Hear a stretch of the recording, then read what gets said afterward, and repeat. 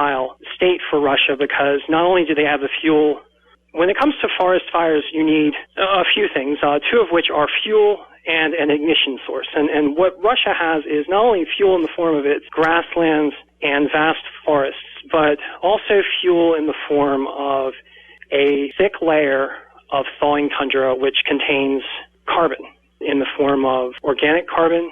Some of it's in a liquid form, what they call liquefied organic carbon. Some of it is in the form of methane.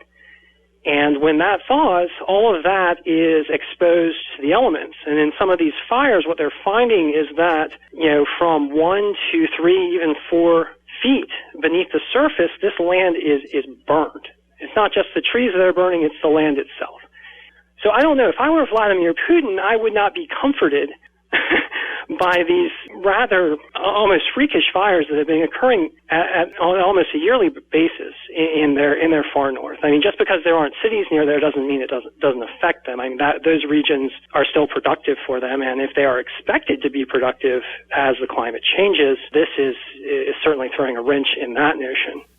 Yeah, we get the same story here, in Canada. People are saying, well, we'll just all move to northern Canada and we'll grow our wheat there with the warmer climate. But I've been to northern Canada. Let me tell you, it's mostly rock and there's big lakes and it's not fertile soil by any means. So that's not going to happen. This is Radio EcoShock. I'm Alex Smith talking with emerging threat analyst and sci-fi author Robert Marston Fanny. And you are aware that the Intergovernmental Panel on Climate Change, the IPCC, has just released a report which spurred the New York Times, the Wall Street Journal, Time magazine to jeer that climate change is just a pussy and not a tiger at all. What's your reaction to what we've seen so far of the early releases of this new IPCC report? My personal opinion is that these news outlets really need to listen hard to the scientists. The scientists, number one, are extraordinarily conservative. If you took a layman like me and read the scientific reports, I have a decent understanding of the scientific reports because of my experience. But when I read the scientific reports, they, in many cases, pretty terrifying. And what you hear from the scientists are qualified, in many cases, reticent explanations of what is going on. And these scientists, they have usually in many cases, large research budgets or grants that require a degree of public support. And so when they produce these reports that come across as being very negative when it comes to climate change, they, in many cases, qualify the results. And in some cases, in the media, they sound almost like they're second-guessing themselves. In truth, they're just trying to cover their bases. If you're from NOAA or NASA and you have this major research grant, you're not going to want to come out and wave the flag, oh, the sky is falling. You're going to do your best to provide as much factual information as possible in a way that is reassuring so as to not result in a negative public response, for the most part. I read an article on this subject written by James Hansen about scientific reticence, which is certainly worth reading by anyone who is interested in the subject. But to these newspapers, I would say look at the meteorologists, look at the scientists who more and more often are becoming very concerned. One of the scientists currently, it was just an article out today, he's a meteorologist, and just declared, you know what? It's too risky. I am not going to use air travel anymore. I need to cut my carbon footprint. And he essentially, for all these meetings, he travels about 75,000 miles a year in an airplane, which results in around 150 tons of carbon dioxide released into the atmosphere due to his consumption. And he says, you know what? It's not worth it. It's too dangerous. I can't keep flying. So where is the New York Times article about this scientist who is so concerned that he cannot keep flying? He's going to go out of his way to do video conferencing and go through the entire major inconvenience, in a way cutting off his access to what is a staple of Western lifestyle in order to try and prevent something that he sees coming down the road. Well, scientists like Michael Mann say the IPCC has dangerously lowballed the polar ice melt and rising seas, but they hardly touch on another possible planetary game changer, which you have called the methane monster. What does sea level rise or even tsunamis have to do with more methane into the atmosphere? Well, there are a number of mechanisms that can release methane into the atmosphere. Recently, a scientific report was published investigating the issue of a link between sea level rise and methane release. And what they found was that as sea level rises, it creates additional pressure on underwater slope structures along the borders of continental shelves. And as this pressure increases, it increases the risk of what they call slope collapse. Now, most of the methane hydrates in the ocean are buried beneath many feet or many tens of feet of mud and sediment. And this cap protects them from rapid release. Should ocean temperatures warm up in that region, not only does it have to penetrate to the surface of the seabed, but also beneath the surface of the seabed to denature methane hydrates. And cause them to start to release. And then even after they denature, they have to find a pathway to reach the surface, get up through the water, and then get into the atmosphere. A number of scientists have poo-pooed the idea of rapid methane release by saying, well, there's really not much in the way of mechanisms that can release all these massive volumes of hydrates that are stored beneath this cap. Well, the recent paper shows that as sea level rises, the pressure increases on these slopes, and it greatly increases the risk of slope collapse, which uncovers the methane, exposes it to warmer seas, and can cause very rapid eruptions of methane from the seabed and to the surface of the ocean and into the atmosphere.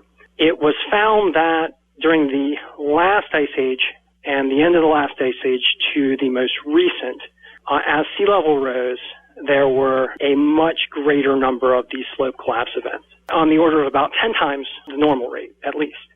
And so the link between slope collapse and methane releases and tsunamis is that when slopes collapse underwater, it's like an earthquake. If you're familiar with the earthquakes that occurred in Indonesia, where you had these large rebound events that created very large tidal waves, slope collapse can create a similar situation, or depending on the volume of the material, something that is worse, because if you have many, many, many hundreds of cubic miles of rock that collapse, then the size of the related displacement of water is massive. And so not only does slope collapse increase the risk of methane release, which can very rapidly increase temperatures above and beyond what we're causing through human emission, but also can result in extraordinary large, potentially even mega tsunamis occurring in regions where we would not normally expect them. A best of Radio EcoShock replay. This is Radio EcoShock, and Robert Marston Fanny, we started out with a confession from your new book, Growth Shock. Would you tell us about that book? Okay. I began writing Growth Shock about 9 years ago. I was not sure if I would ever publish it. It was more of a way for me to hedge my bets. I had began to receive a number of letters, emails, various scientific articles that people were asking me to read about the issues of human overpopulation and related overconsumption, human consumption of rapidly depleting and damaging resources, primarily fossil fuels, and related climate change. What Growth Shock does is it talks about the combination of these three aspects: overpopulation and overconsumption, resource depletion, and climate change as a combined shock to the human system. It reflects on earlier work, some of the work, for example, by other authors. One of the primary works was one that was published in 1972 called The Limits to Growth, which I'm sure the ecologists in your audience are probably familiar with. It takes principles from those works and attempts to expand on them and generate real-world circumstances and scenarios and potential solutions related to those problems. As I wrote Growth Shock, the related problems became worse, especially climate change, which began to ramp up far more rapidly than the IPCC consensus assessment had predicted, especially when you start to look at not just warming, but changes in the Earth's system, such as loss of ice sheets, loss of glaciers, the rate at which the deep ocean is warming, which has very bad ecological effects worldwide. At a point, I felt that it was timely and necessary to publish the work. In my opinion, I am uncertain how many people will read it, but I feel that I add my voice to a growing number who are making similar warnings, and I think the warning at this point must be made. Well, how do people find out more about Growth Shock as a book? Growth Shock is on Amazon, and it is currently only available in ebook form, but if you go to Amazon, you can read the first chapter or so. If it's something that interests you, you can purchase it. The proceeds, I am donating a portion of the proceeds, at least 50%, to 350.org, an organization that I feel has been very effective in both raising awareness and also providing political action to stop the exploitation of the worst resources, that being unconventional fossil fuels. So if you're still interested, you can take a look at robertscribbler.com, and there are a number of blogs on the issue of Growth Shock, and I'll be writing some more as we go. Well, I would be remiss if we didn't check in with your alter ego, the lifetime obsession you have with science fiction writing. Can you just introduce us to Luthiel's song, that series? Well, Luthiel, as a fantasy character, is actually a metaphor for the Earth. The word that I use for Luthiel in the science fiction language that I used for the novel means water through stone, which is a metaphor. When I began writing Luthiel's song, I wanted to both create a story that all people could enjoy, but also sprinkle it with a number of values that I thought were important as we go forward. And so the issues of veganism are brought up in the book, which both me and my wife find to be very important, both from a sustainability aspect and a compassion aspect. The story itself is about a girl who is an orphan raised by elves, and on her 15th birthday is chosen to be a blood tithe to these terrible creatures called Viral who feed on the blood of elves. And so she ends up becoming a blood tithe, a sacrifice to these terrible creatures, and it's about her adventure into the heart of darkness. And your next book, is it coming out or already out, is going to be called The Death of Winter? Yes, the third book is not out yet, but I am currently working on that, and it will be called The Death of Winter. And that ties into a number of issues that I feel are both current and worth exploring in a science fiction apocalyptic or ongoing apocalyptic setting. The concept of the death of winter is that there is this aspect of the world, the fantasy science fiction world of Luthiel's song, in which there is a spirit called First Frost, and without First Frost, the world will burn. And so it is about an assault of the forces of heat and fire and the related forces of greed and empire on this idealized substance that I call First Frost and the threat that its loss presents. Well, getting back to the real world, so to speak, although I think you're still touching on the real world in what you write there, but Robert Fanny, what are you working on next when it comes to emerging threats? Well, as far as future projects, I think that currently the most interesting and terrifying aspect or one of the most interesting and terrifying aspects of climate change is the rate at which we are losing our ice worldwide and how that affects, us as a civilization, as a species, and as a global system. And I think that one of the things the scientists really need to take a look at is what happens when a world such as ours moves from a glacial state to a hothouse state.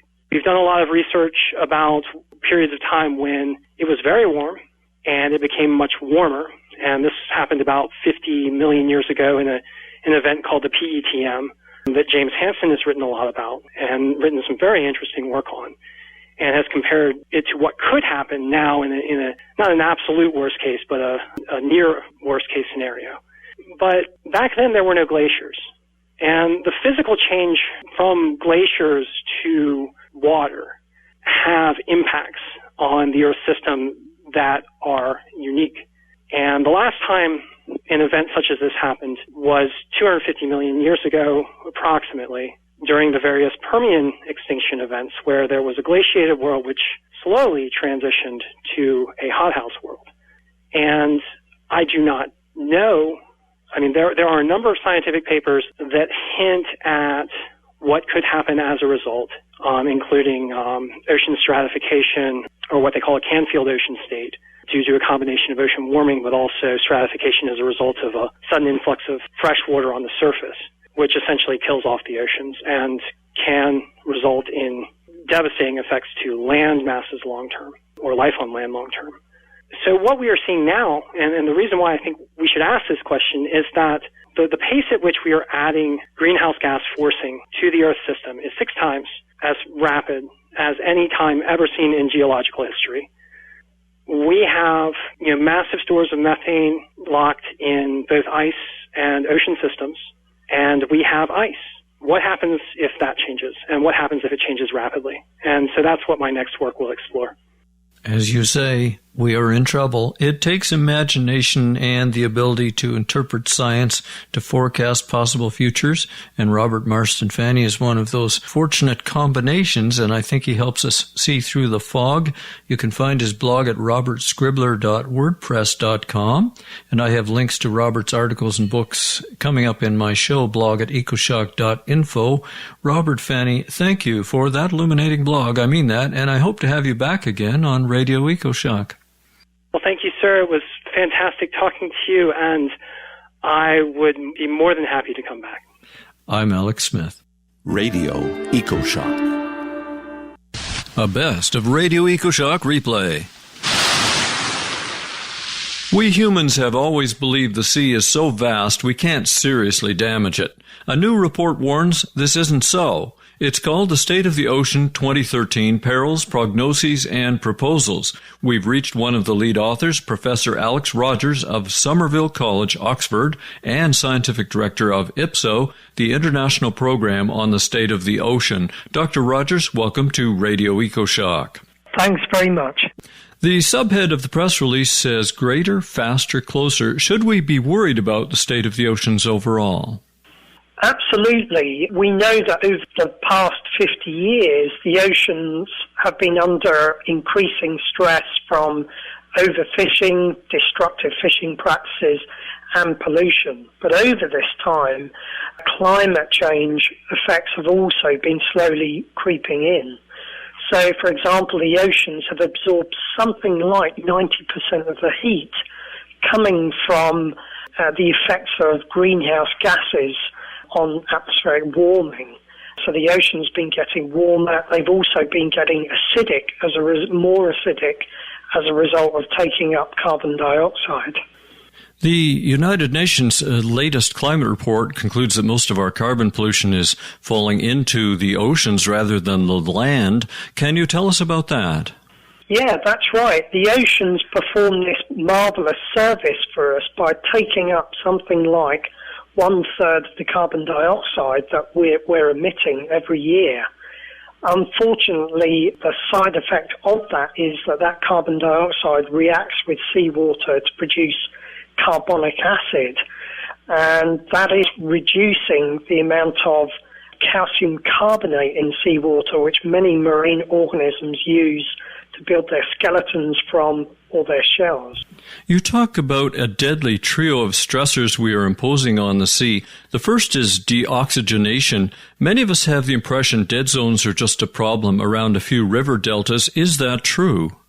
Dead zones are certainly a coastal phenomena, but what we've seen in the wider ocean is an increase in the extent of what are called oxygen minimum zones. So this is a zone found around all of the oceans where oxygen naturally reaches a lower concentration than nearer the surface as a result of bacterial breakdown of organic matter sinking out from surface waters. These dead zones are expanding because of the effect of warming of the ocean, which decreases the mixing of the oceans vertically and also decreases the amount of oxygen that seawater can hold. We've already seen that this is compressing the habitat of large marine fish like marlin, which need high oxygen concentrations to maintain their very high metabolic rates. You've also said that perhaps this will happen more in some areas of the North Pacific and especially in tropical seas. Why those areas, and how could global warming cause that? Well, those areas already naturally have lower concentrations of oxygen associated with them. And as I said, one of the effects of the sea warming is that it can hold less oxygen. So naturally there are low oxygen concentrations in warmer water. This is one reason why, for example, some Antarctic animals, which live in very, very cold water, can reach a giant size compared to their warmer water relatives. And next up on your list is ocean acidification. It's a huge topic, I know, but can you just give us an introduction to what some of the worries are there?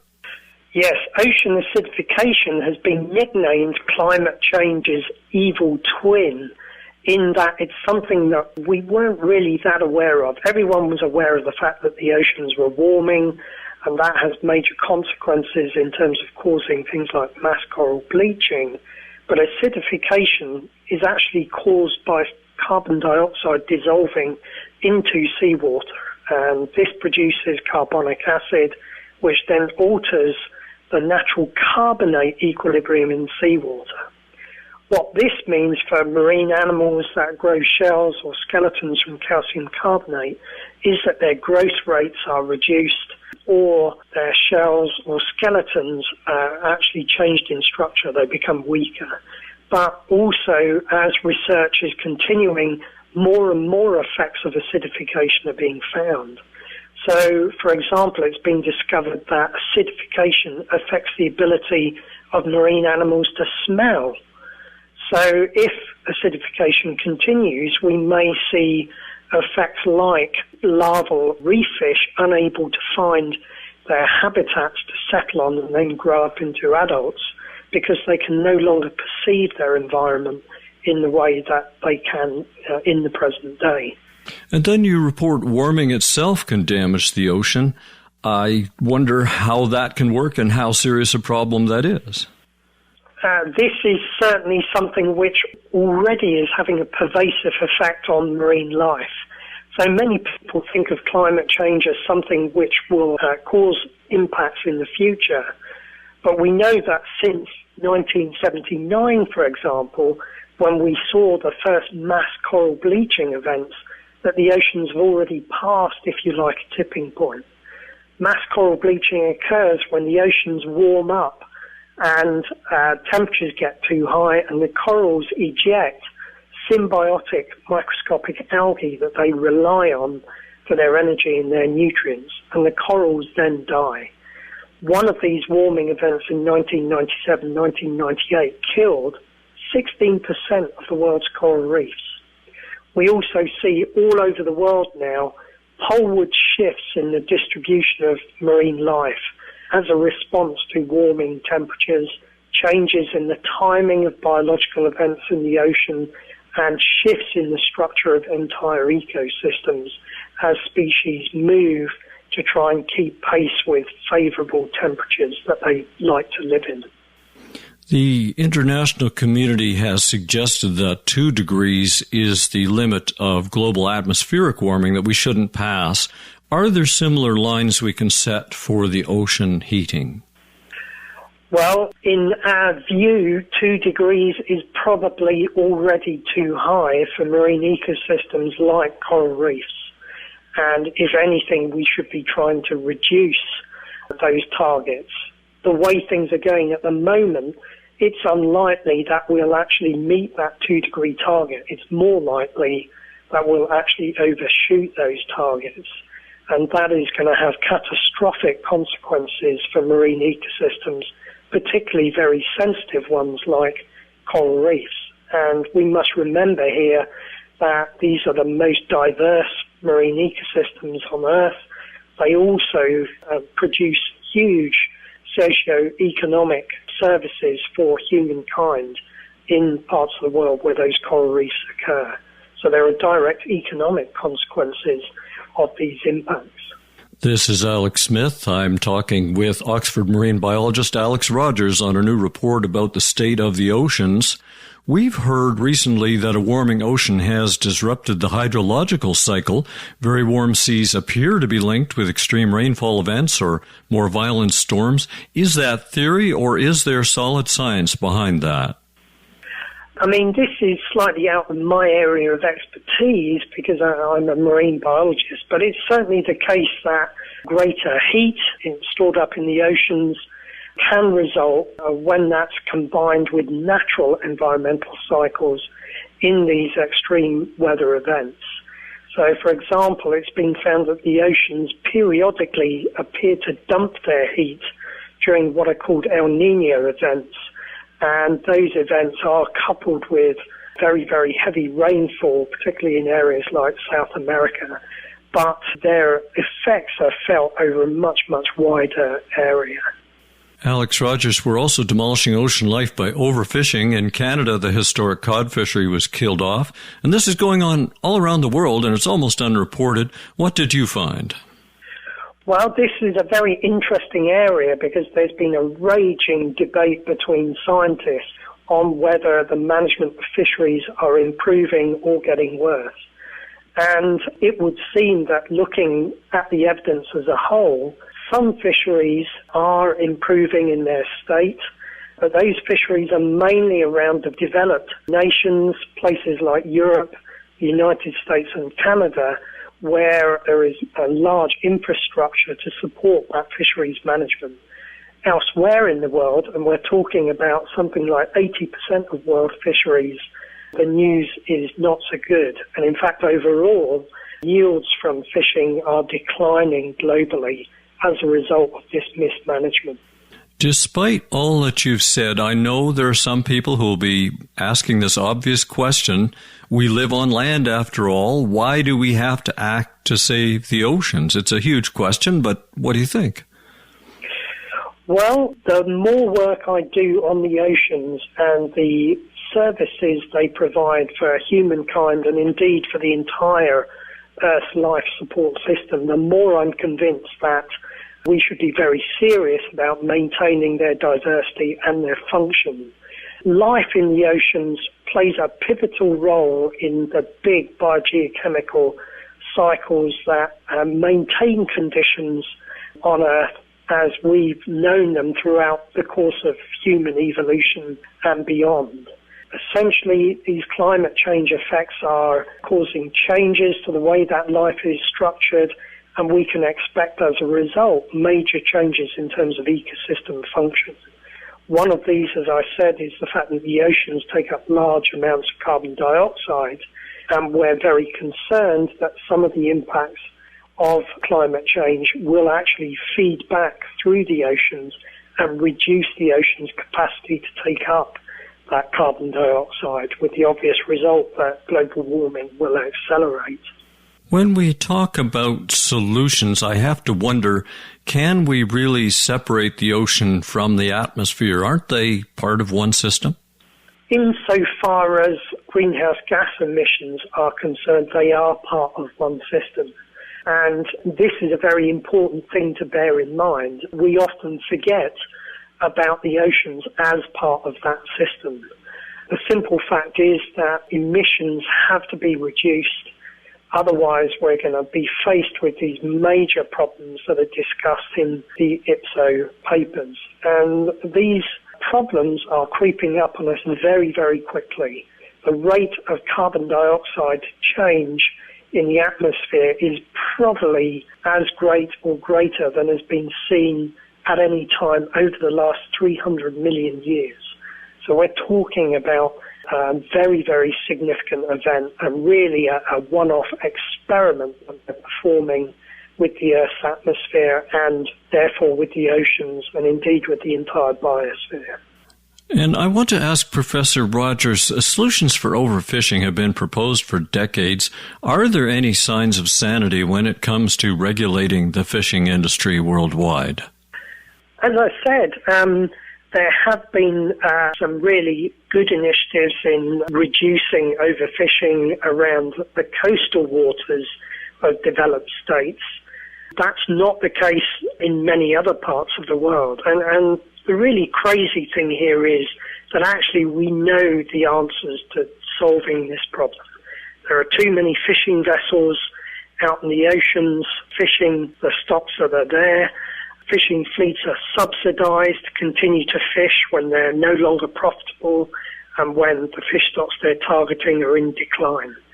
Also, there's a large area of the oceans which we call the high seas, which lie beyond national waters, which are very poorly regulated with regards to fishing.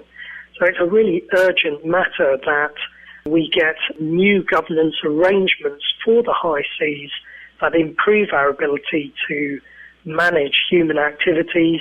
Here we're talking about fishing, but there are also many other activities which take place out on the oceans to make those activities more sustainable and to really improve the supply of fish. Where will the new report be published, and where can my listeners find out more on the web? Well, IPSO has a website which is available at www.stateoftheocean.org. That's State of the Ocean is all one word.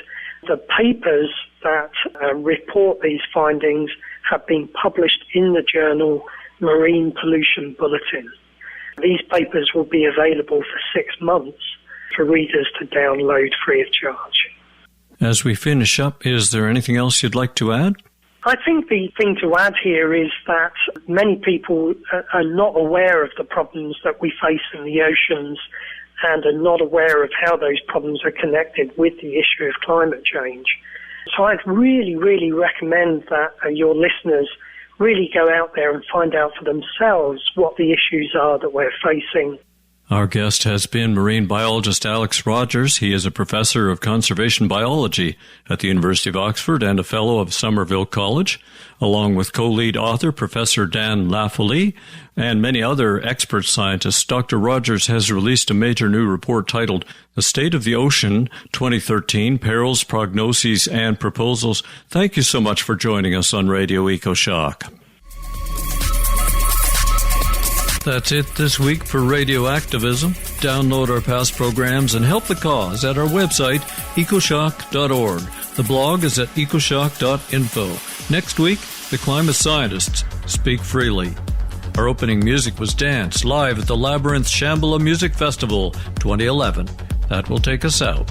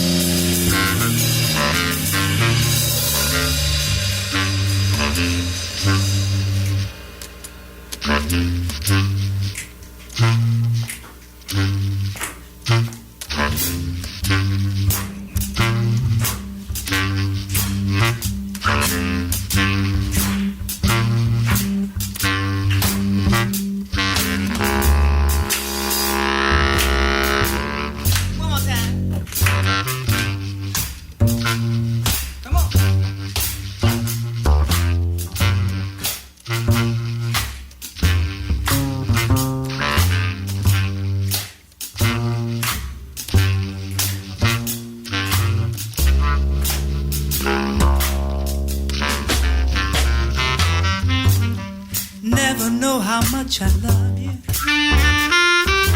Never know how much I care. But when you put your arms around me, I get a fever that's so hard to bear. You give me fever when you kiss me, fever when you hold me tight.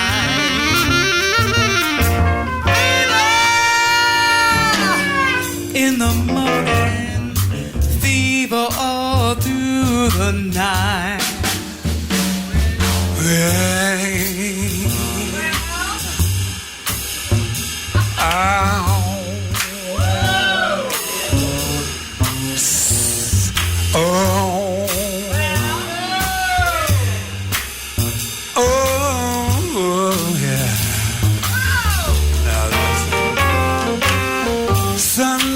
Up the morning,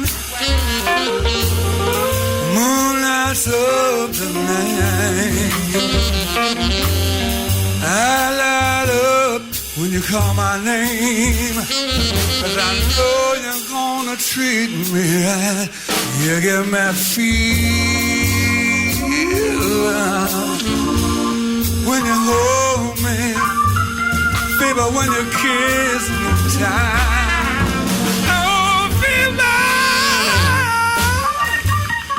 In the evening, fever all through the night. Everybody's got the fever. That is something we all know. Fever isn't something new. Fever started long ago.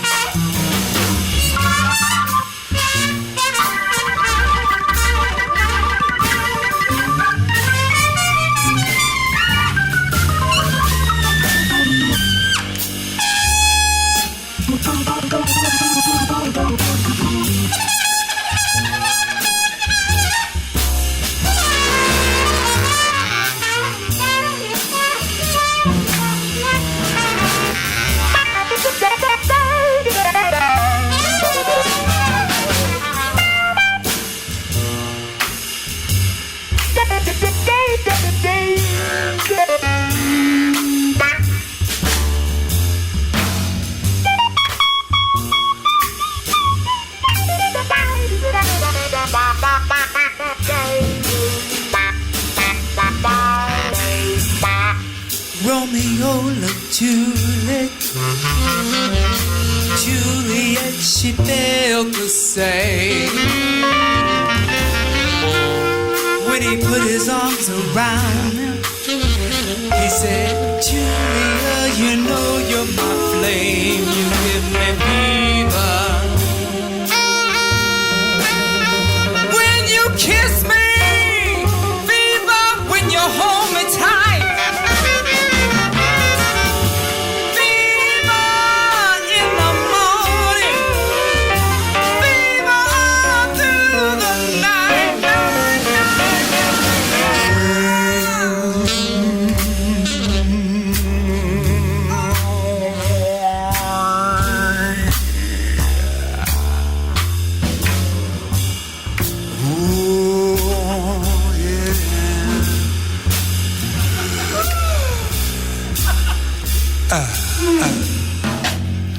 Captain Smith and Pocahontas had a very mad affair. When her daddy tried to kill him, she said, Daddy, don't you dare give out fever. gives me fever when it holds me tight.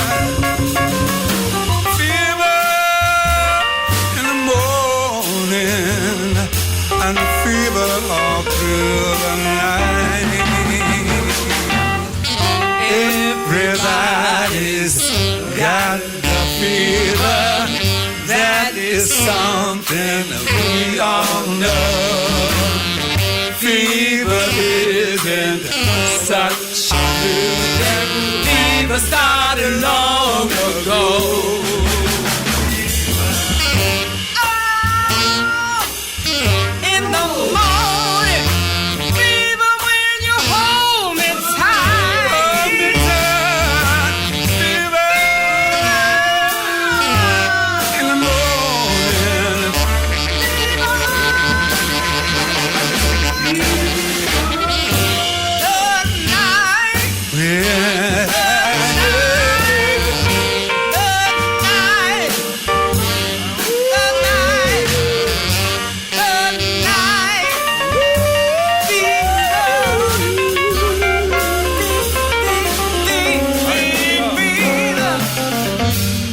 Now you listen to my story.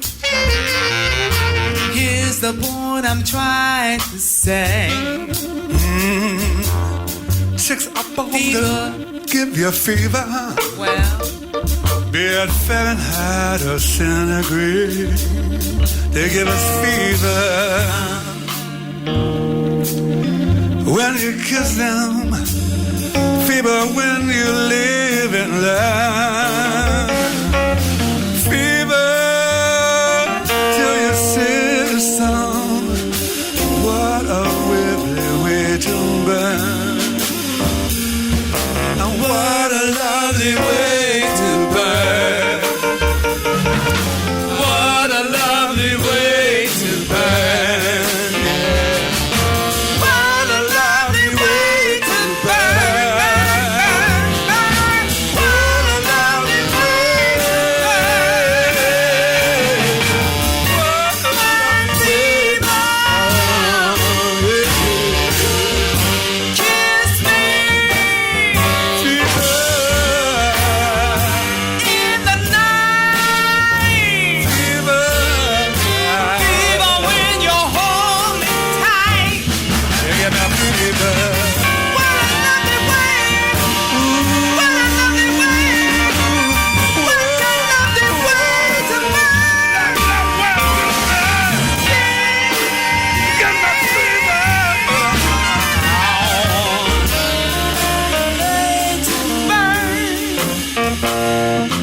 What a lovely way to burn.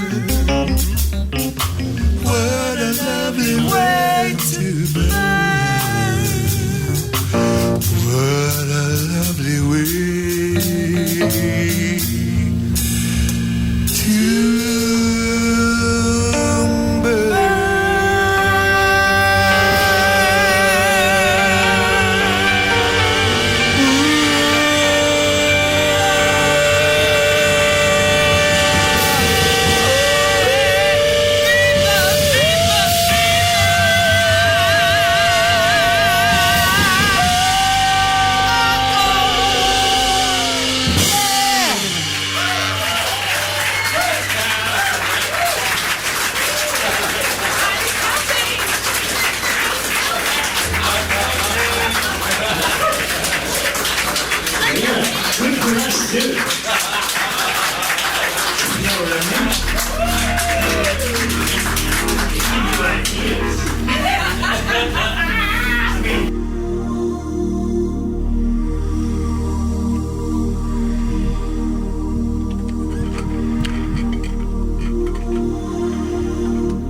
This is from Max Blumenthal, Goliath, Life and Loathing in Greater Israel. Chapter 61, This Belongs to the White Man. The village of Salama had stood against the Mediterranean coast just north of Jaffa since the 16th century. providing generations of residents with an easygoing lifestyle of farming and fishing. But with the arrival of the Zionist settlers, the town and its 4,000 or so Palestinian Arab inhabitants were gradually encircled by the rapidly growing all-Jewish neighborhoods of Tel Aviv, Nev Tzedek, and Nev Sha'anan.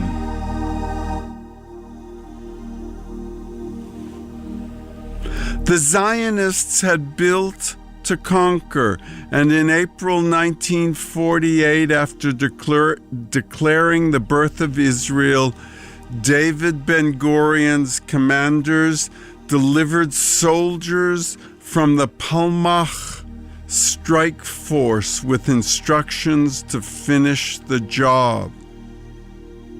Despite having mounted little to no resistance, the villagers of Salma were deemed hostile to the new Jewish state.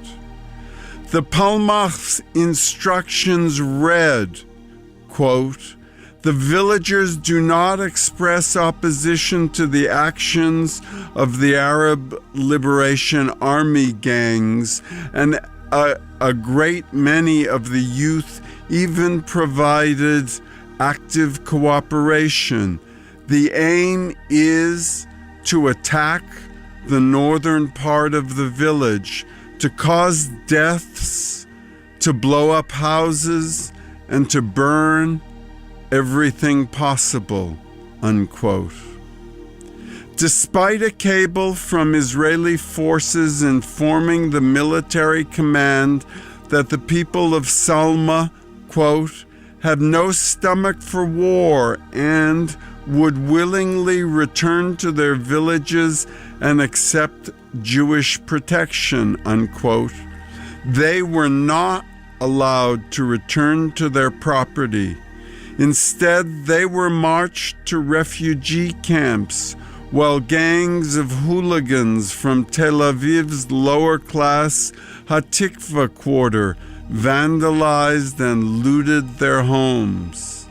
Weeks later, the Israeli government and Jewish agency arranged for the settlement of hundreds of new Jewish immigrants, mostly from Arab countries, in the homes seized from the Palestinians expelled from Salama, or in new developments on those which were destroyed.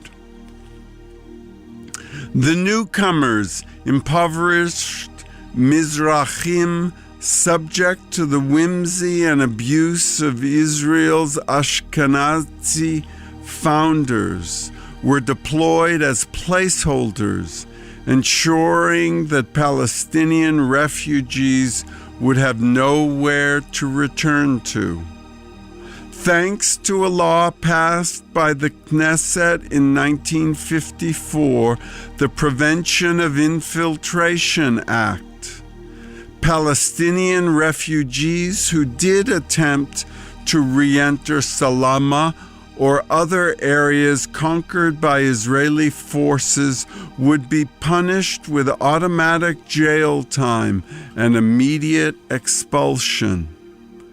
Under the new legal provision, refugees and absentees whose property was confiscated were officially criminalized as infiltrators, enabling the authorization of brutal army raids and roundups to rid the country of the infiltrator presence. What was once the village of Salama became Kfar Shalem, a rough blue-collar neighborhood in Tel Aviv next to the working-class districts of Shapira and Hatikva, and just west of the increasingly gentrified hipster Mecca known as Florentine, the geographical embodiment of the Tel Aviv bubble, where trendy young bohemians maintained a studious apathy toward the myriad injustices taking place all around them. Over the years, the area's Mizrahi population was supplemented with Jewish immigrants from Russia and Bukharin Jews from Central Europe who arrived with less education and democratic immersion than the Ashkenazi middle and upper class to their north. For decades, the neighborhoods of South Tel Aviv remained underserviced and poor, rendering their residents powerless to resist the machinations of wealthy developers. In the early 1980s, the Tel Aviv municipality began demolishing homes in the area to make room for more profitable ventures, from luxury condos to more affordable office space.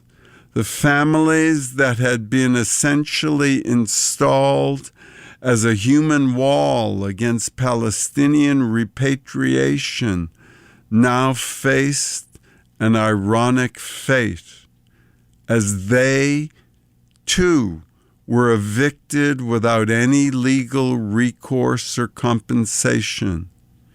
In 1982, a local activist named Shimon Yehoshua was killed by Israeli police when he attempted to defend his property against demolition. The evictions accelerated on the watch of Ron Huldai, the Tel Aviv mayor whose electoral campaigns depended on handsome financial backing from real estate developers and bankers, practically drooling at the prospect of gentrifying South Tel Aviv. In 2007, Israeli police expelled 30 families from Kfar Shalem before the bulldozer was brought in to destroy their homes, which stood on the future site of an upscale housing development, Avi Harati. A 32-year-old father of three protested as he watched the bulldozer trundle toward what once had been his home. Quote, Ben-Gurion put my wife's grandfather and grandmother here, he protested. But unlike his grandparents, whose presence helped prevent the return of Palestinian refugees, Harati had become superfluous. One of the few Israelis able to make the connection between the Nakba and the present-day struggle of South Tel Aviv was Maya Guarnieri, a freelance journalist, much of whose work focused on the working-class area of the city. The area's current problems were, quote, about 1948, Guarnieri wrote. It's about internal class struggle and divisions and inequality between Mizrahim and Ashkenazim. For some activists on the far left, it can open up the difficult question of supporting people who live in the homes of dispossessed Palestinians. For the Zionist left, a place like Kfar Shalem, forces consideration of ethnic cleansing on Israel's history. It might make those of us who live within the Green Line wonder if we aren't another kind of settler. In 2005, the crisis in South Tel Aviv deepened when African asylum seekers fleeing violence and genocide in Sudan's Darfur region and other war-ravaged areas began crossing into Israel through Egypt's Sinai Desert. Among them was Jacob Berry, a refugee in his late 20s who fled the genocide in Darfur, traveling through the Sinai to Israel. After crossing the border, Berry was captured by the Israeli army. He recalled in an interview with David Sheen, "One day they released me from a detention center and took us to Beersheba, a city in the south, then told us, 'Go home now.' I was saying, 'Where is home?' I knew nothing about Israel, and where I came from, there was no television. So we came to Tel Aviv, and also we didn't know where Tel Aviv was." By 2007, as the southern Tel Aviv neighborhood of Shapira filled up with African asylum seekers like Berry, right-wing activists began holding meetings at the local community center about, quote, kicking out the Kushim, blacks. David Sheen, my journalistic associate, attended one meeting where he was shouted down for protesting the disturbing implications of expelling Africans on the basis of their ethnicity. He told me, quote, respectable-looking people, grown adults in suits and ties in the middle of a community meeting, not riffraff, would get up and shout at me and others, dirty leftists, you F Arabs. But at that point, it wasn't that scary to be in the room. Leftists could shout back. You didn't feel like you would get your throat slit afterwards. But that day was coming. The number of African refugees in South Tel Aviv had swelled to around 20,000 by 2010, with most settling around the central bus station, while others wound up in southern development towns like Ashkelon and Eilat, a resort city on the Red Sea. Convinced that the government had deliberately burdened them with the refugees, and not without some justification, impoverished Mizrahi Jews already struggling against evictions in neglected neighborhoods had an additional cause for indignation.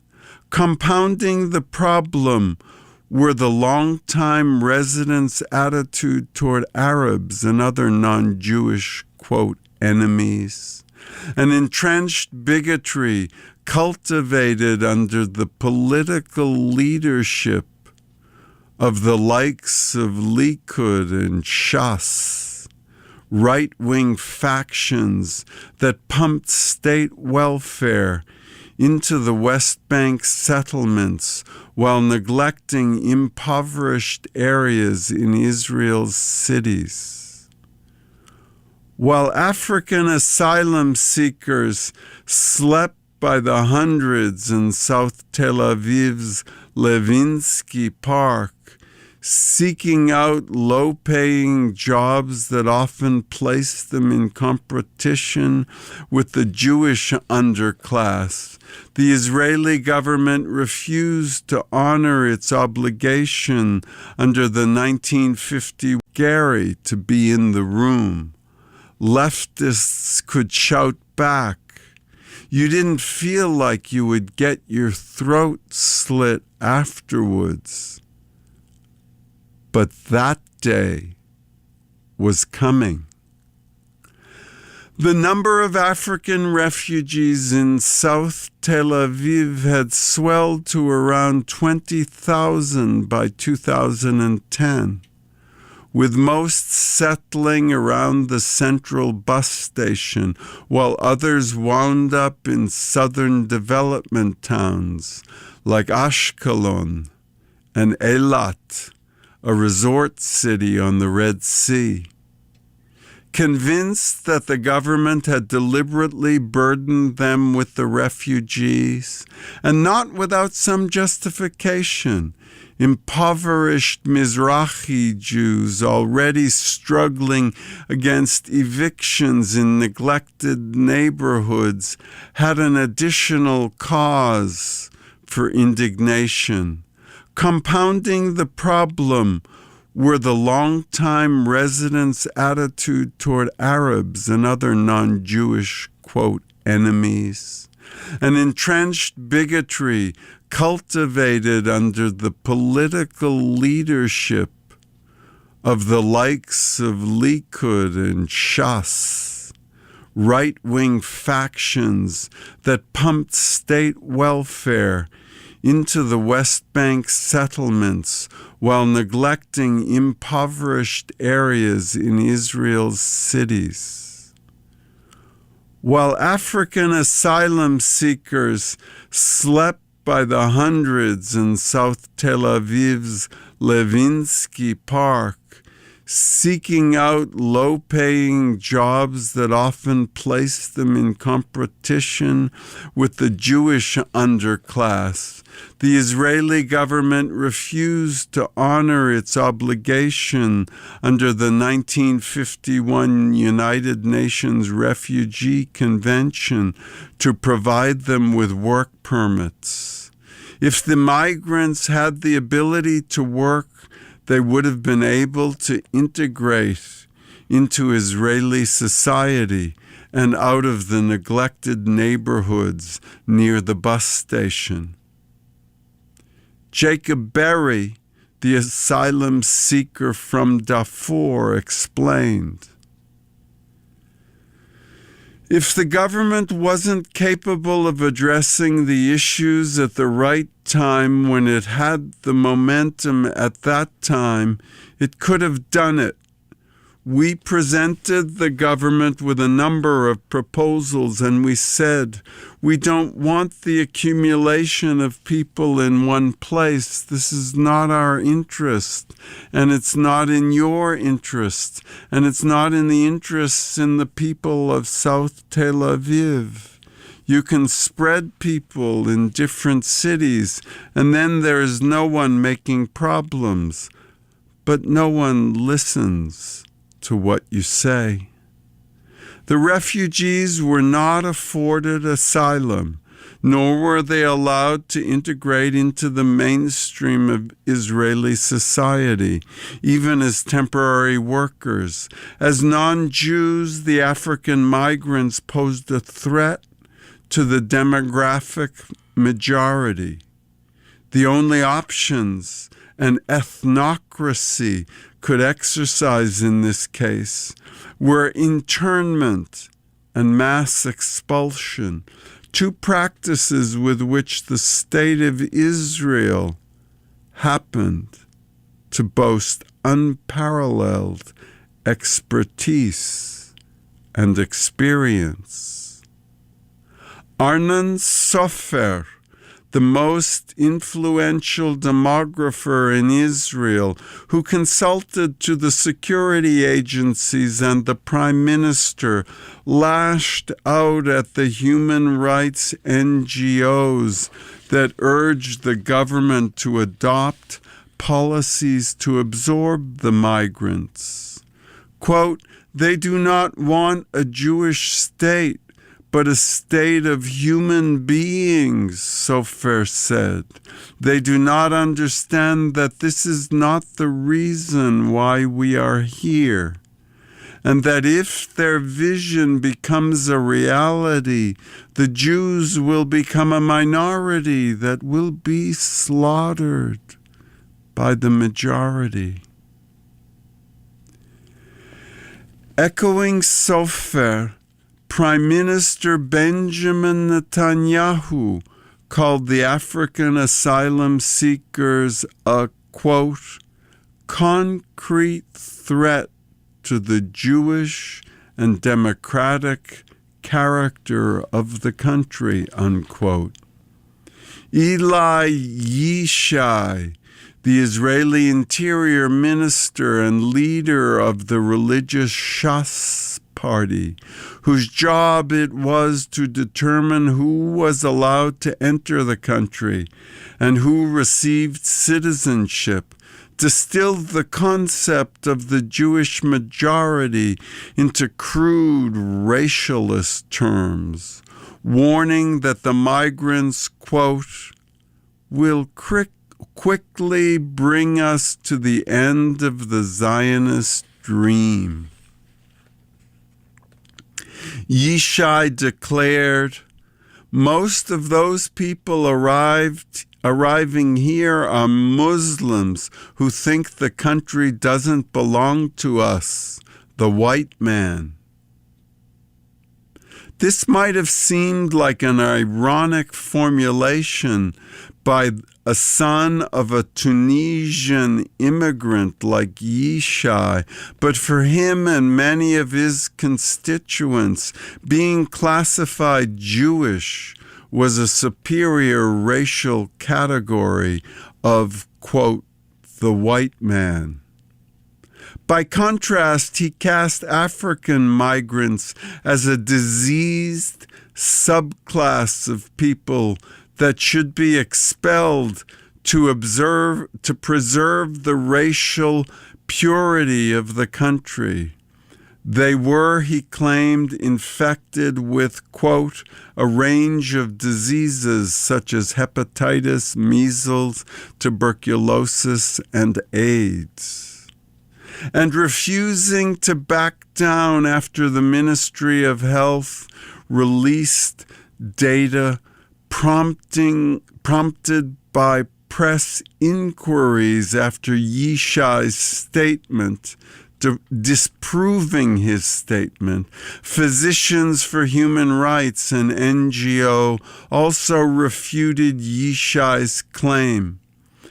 Quote, "We have 24,000 patient files, and we keep records of every visit," said Dr. Ido Luri, medical director of its clinic. "If there was pervasive evidence that infiltrators and asylum seekers bring in diseases, we would be able to tell. But there is nothing that I know that confirms that fear."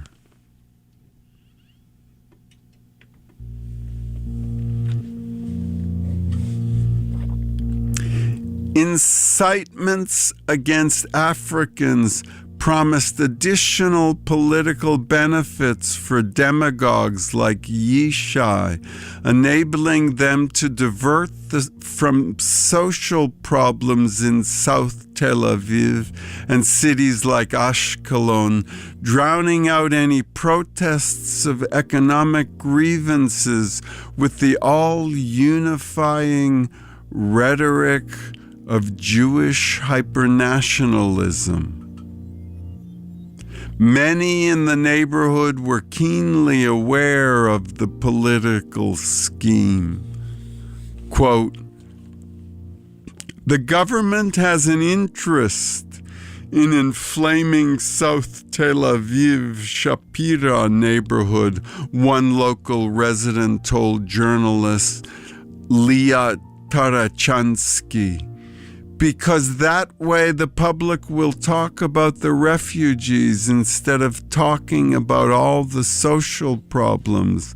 Another local remarked, people like Michael Ben-Ari come here and they incite all this anger not against the government or its planning, but against the refugees, and they are already suffering. But others in the area were easily susceptible to the backlash populism of Yishai, who now competed with other rightist ministers for the title of the most forceful advocate for expelling Africans. Quote, given a choice between being called an enlightened liberal without a Jewish and Zionist state and being called a benighted racist but a proud citizen, I choose the latter, Yishai proclaimed. The era of slogans is over. The era of action has begun.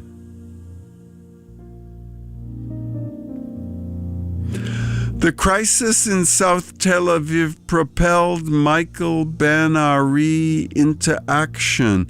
His bearded visage had become a ubiquitous sight at anti-African rallies throughout 2011. Unlike Yishai, a slight figure who rarely appeared in public without an entourage and security detail, Ben-Ari appeared to be a genuine man of the street. He spoke charismatically with the rhetorical skill of a veteran rabble-rouser and was known to mingle in the crowds of commoners alone and without a phalanx of burly guards. In his style and strategy, Ben-Ari followed in the footsteps of his mentor, Mayor Kahane. I go into the neighborhoods, Kahane explained, to the poor, to the people who have nothing and are not interested in anything, and I offer them action. There is drama here. It is interesting because it opens new vistas for a bitter, frustrated people full of problems. David Sheen documented the anti-African demonstrations closely.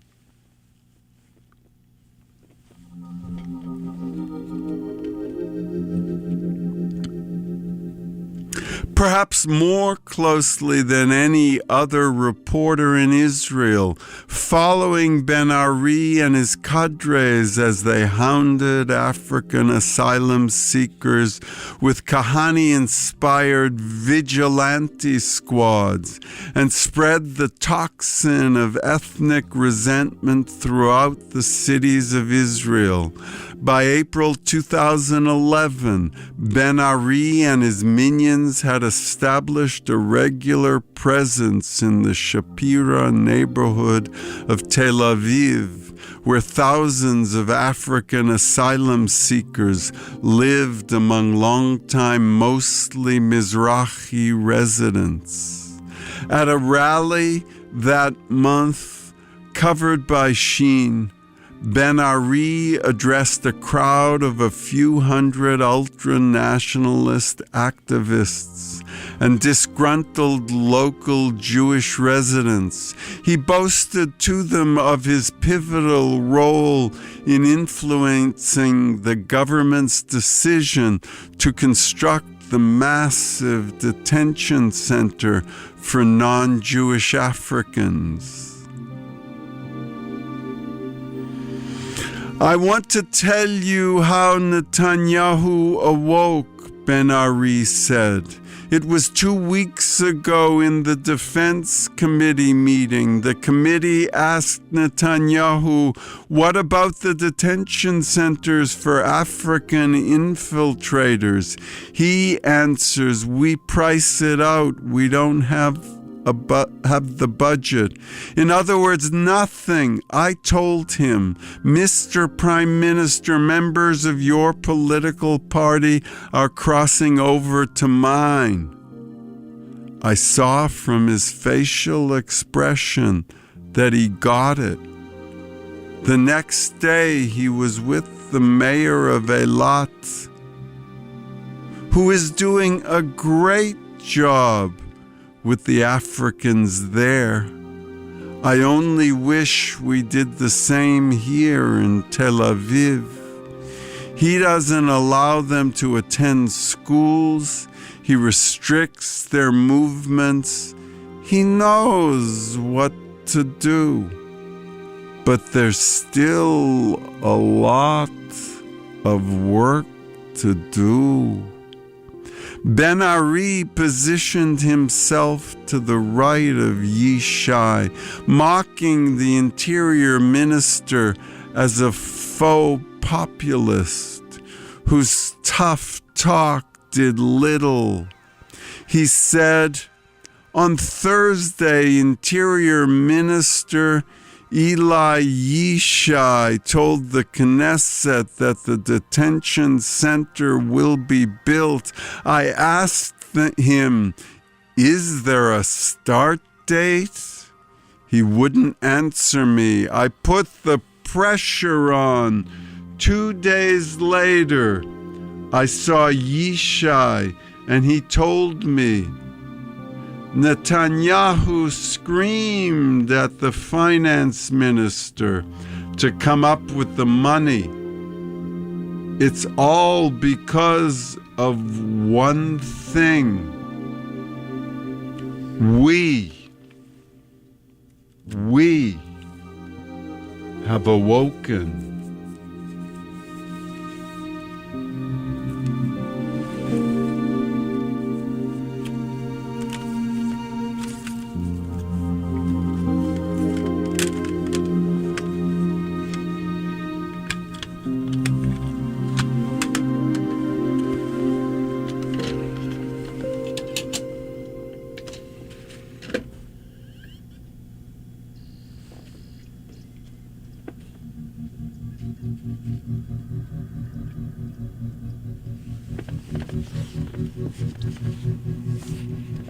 It's all because of one thing. We have awoken. Following a raucous ovation from a street crowd, he led it on a provocative march through the neighborhood beside the dwellings of African asylum seekers and through Levinsky Park, the grassy field abutting Tel Aviv's central bus station, where the migrants picnicked and often slept. Tel Aviv is for the Jews, Sudan for the Sudanese, the marchers chanted. We have come to expel the darkness. When a small group of Africans and Jewish leftists gathered nearby chanting, "Enough with the racism," they were set on by the furious local residents. Disgusting, why should my son go to school with 30 Sudanese in a class? A middle-aged woman shrieked at the counter-demonstrators. And he won't speak Hebrew, he'll speak English, right? Let's see you take them Africans home to your neighborhood, and we'll see you complain that your property values are dropping. Another Shapira resident, a balding middle-aged man, addressed the leftists. Go F yourselves, you sons of bees. You are the cancer of this country. You're 2% of the population, you sons of bee. Leave the effing country. And another shouted, their place is in Sudan, not here. This is a Jewish state. And finally, a long-haired 20-something man. You celebrate May Day along with Hitler. Damn you, you Holocaust deniers. Have you no shame? You killed the Jewish people. You're a murderer. You represent the worst of the human race.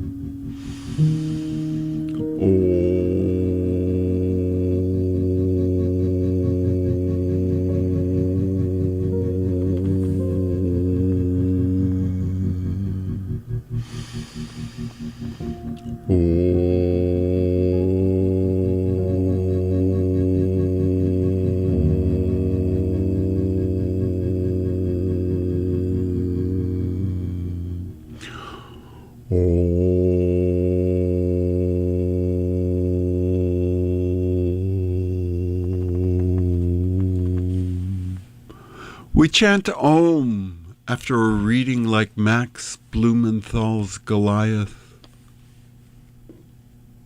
To change the feng shui. To sit with the truth. He's describing the truth. He's quoting. He's on the ground. He saw it with his own eyes. And we Jews, we are ashamed. 1,000 years of persecution. We suffered only to make others suffer. Netanyahu, Michael Ben Ari. These are a disgrace to the Jewish people. A disgrace to Yiddishkeit, Menschlichkeit, a scapegrace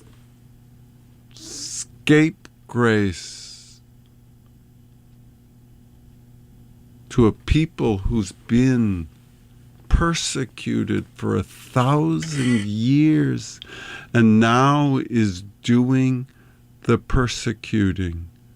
It makes me sad. It hurts me to be a Jew.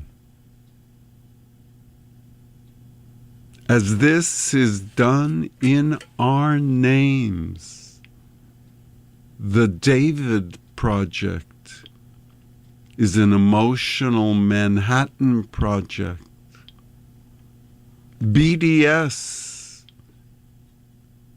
boycott, divest, sanction. Netanyahu and the settlements, the Gaza massacres, the Mavi Marmara. We can only change the feng shui. You channel the rage. You reviscerate the rage. You Tonglin the outrage. It's all any single Landsman can do. Dayenu, it has to be enough for us. Kushim, they called him. Schwarze, please. You have to take a deep breath. Enter at the center of gravity. Because here at the epicenter,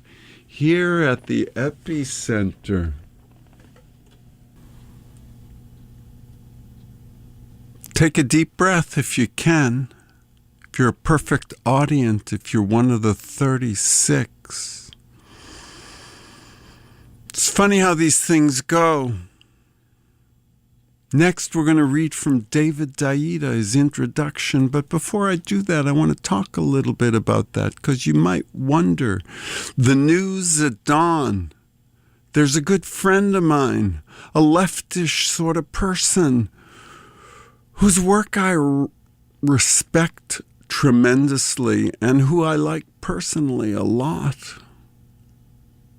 And who's listened to my program, and he said, I can't really pass it on as news, because this kind of stuff, this David Daida stuff, this Nisargadatta stuff, the other stuff, some of the other stuff, all that music, it's not really news, and I don't want to mislead the people who would listen to me.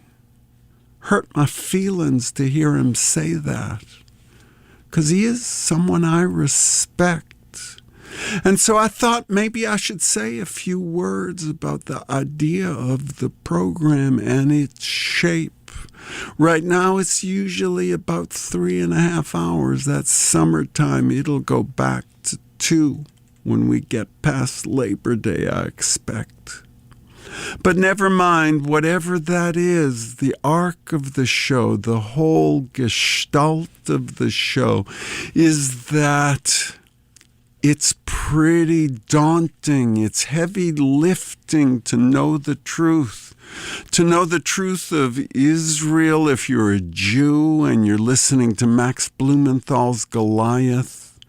To listen to Radio EcoShock and realize that Extinction 2112 is a definite possibility. A certainty, I'm thinking, that we have to grieve, that we have to be afraid of, that we don't have to do anything. So if you're not going to just slit your wrists or call the Good Samaritans and have them talk you out of it, you need something else. You need an antidote. Enlightenment is the antidote. In my book, enlightenment is the antidote. And I read TPP, that's Tantric Practice Partnership. And if you're lucky, if you find yourself in a 36, maybe you'll be double lucky and find yourself with a beshert, a chabibi, a beloved, Schwarze, please.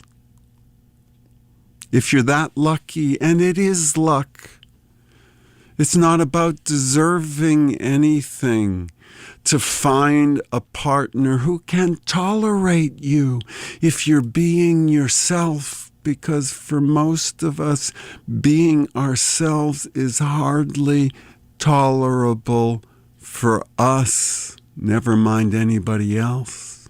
And so many things to say and secrets to keep. How do you maintain relations? And in particular, how do you maintain relations that include synesthesia, that include inside you, babe? It's copacetic. You do it inside out. It's practices. You practice intention and intuition. And you practice above and beyond the call of duty and booty.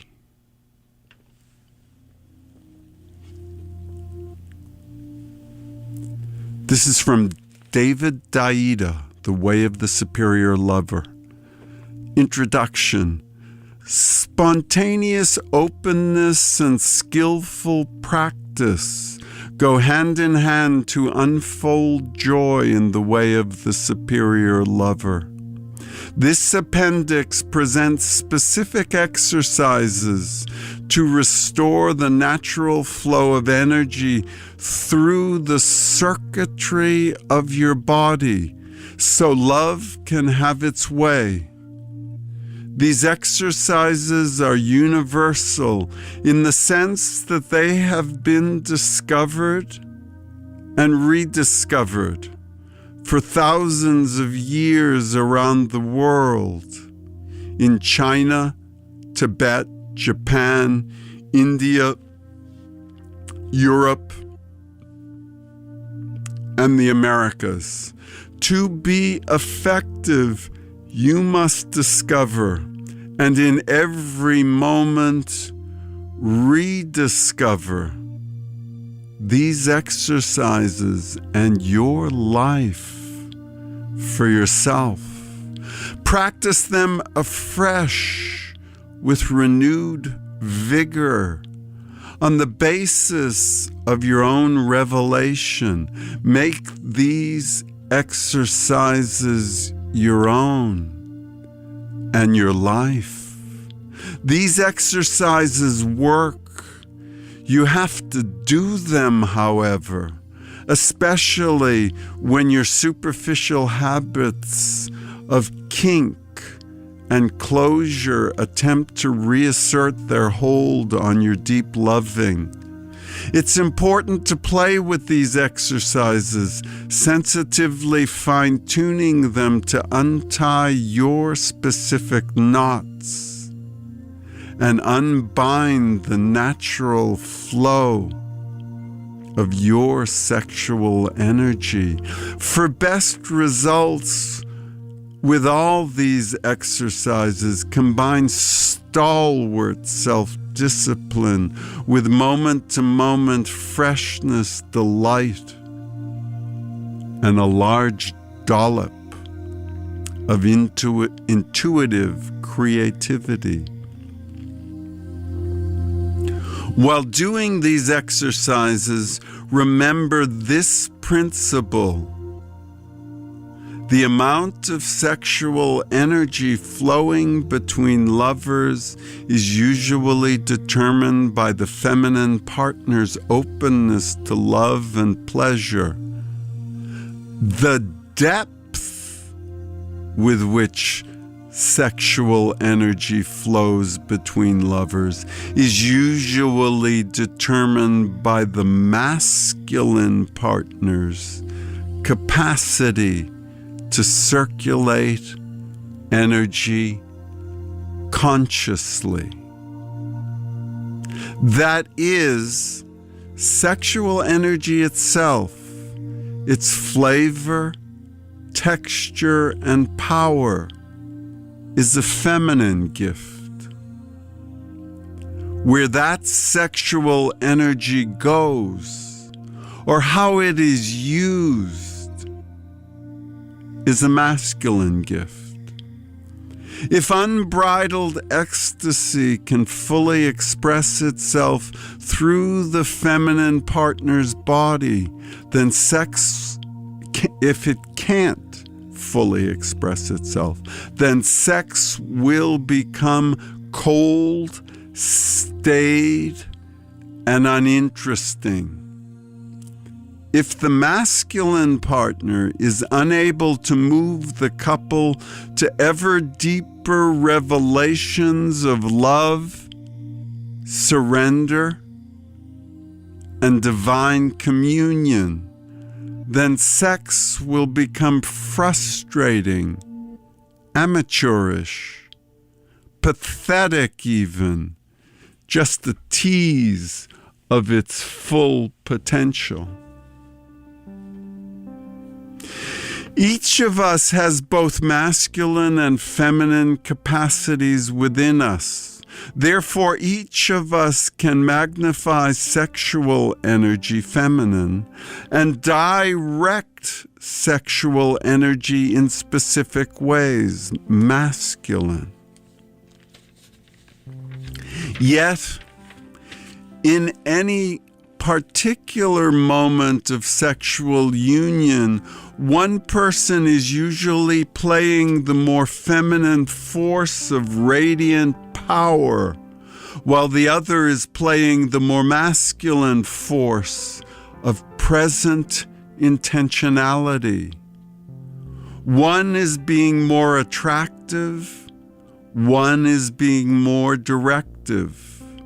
If this sexual polarity is denied or repressed, in homosexual or heterosexual relationships, lovemaking tends to lose passion and depth.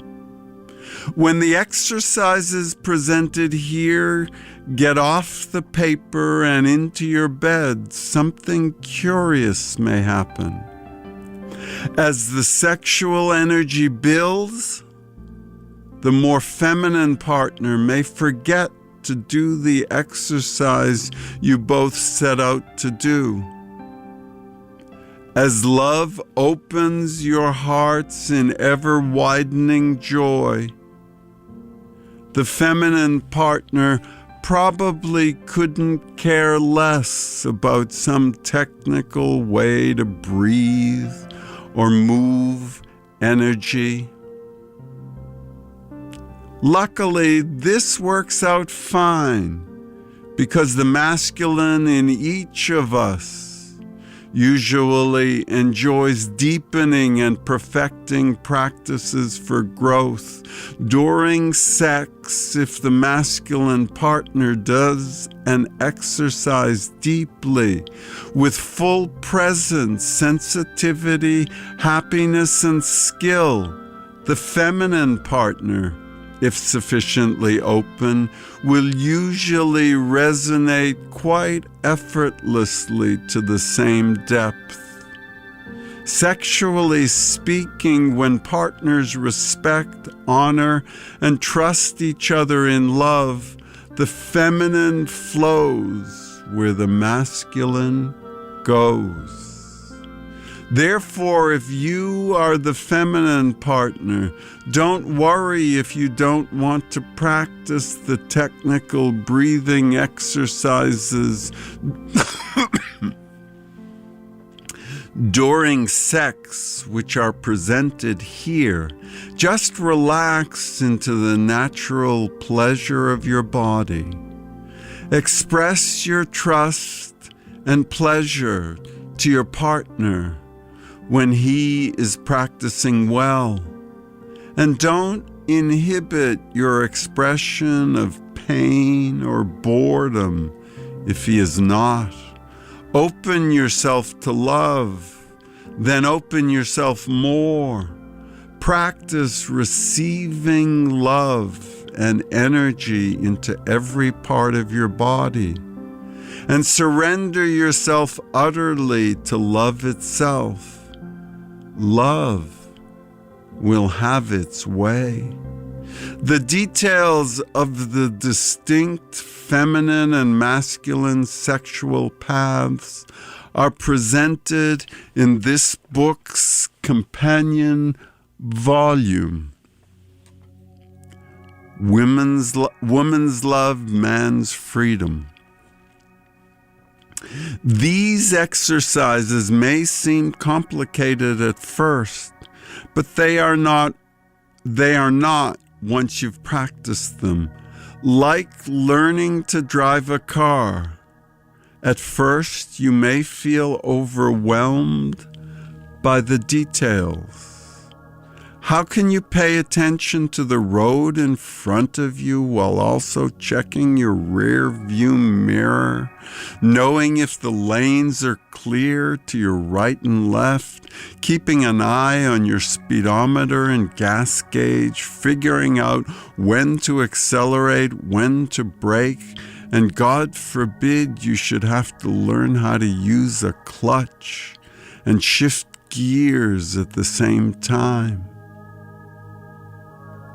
But with a little practice, what first seems complicated becomes virtually effortless. And so it is with these sexual energy practices. Practice as much of each exercise as you can remember. Then review it again before your next opportunity to practice. Practice and review. Practice and review. In time, you will be ready to expand beyond the fundamental practices described here, because they will seem so easy and so effortlessly blissful.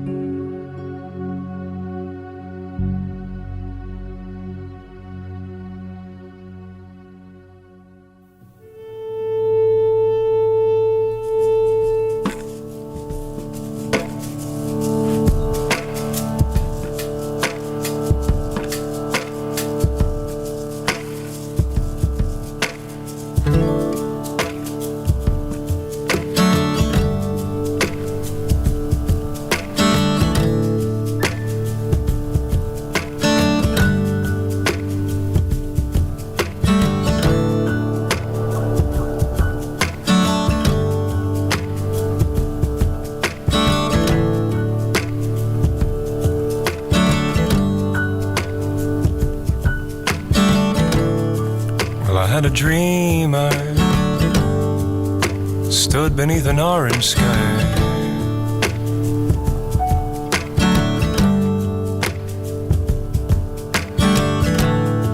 Yes, I had a dream, I stood beneath an orange sky,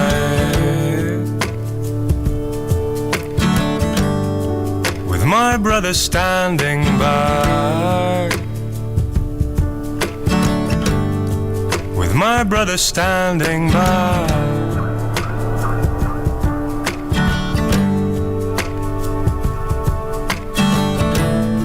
I said, brother, you know,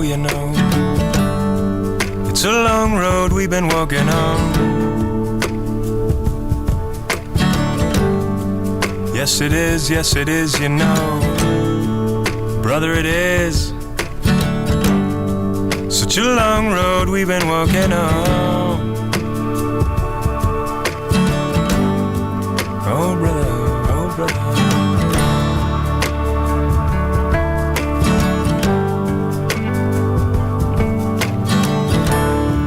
And I had a dream, I stood beneath an orange sky, with my sister standing by, with my sister standing by.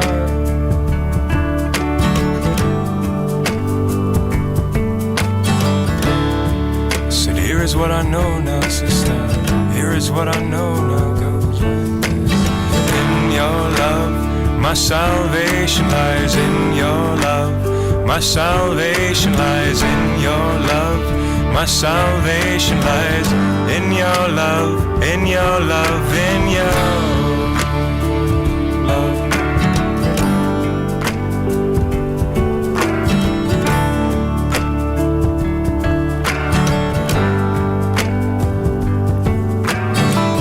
Oh, but you know I am so weary. And you know my heart's been broken now. Sometimes my mind is too strong to carry on. Too strong to carry on.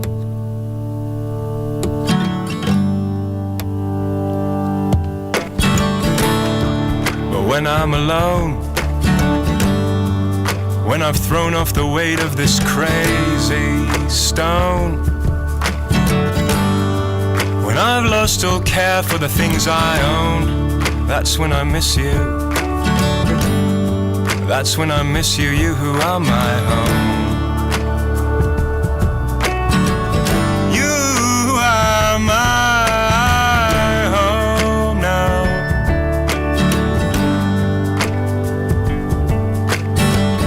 Here's what I know now, brother.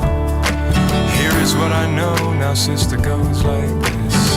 In your love, my salvation lies. In your love, my salvation lies. In your love, my salvation lies. In your love, my salvation lies. In your love, my salvation lies. In your love, my salvation lies. In your love, my salvation lies.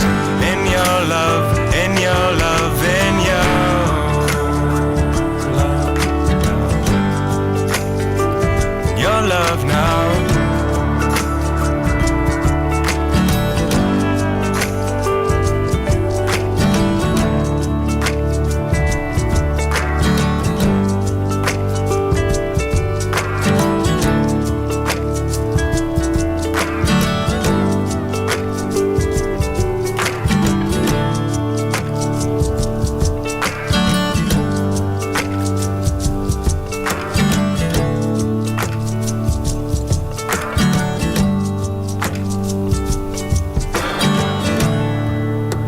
A dream, I stood beneath an orange sky, with my brother and my sister standing by, with my brother and my sister standing by now, with my brother and my sister standing by.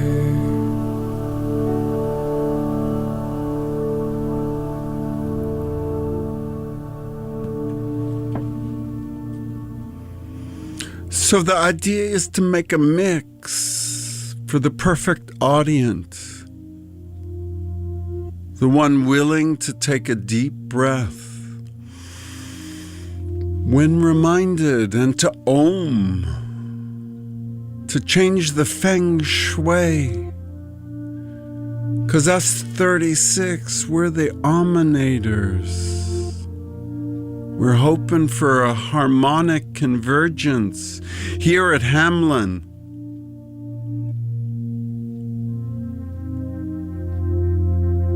At the Buddhist artists' home for the hospiceless.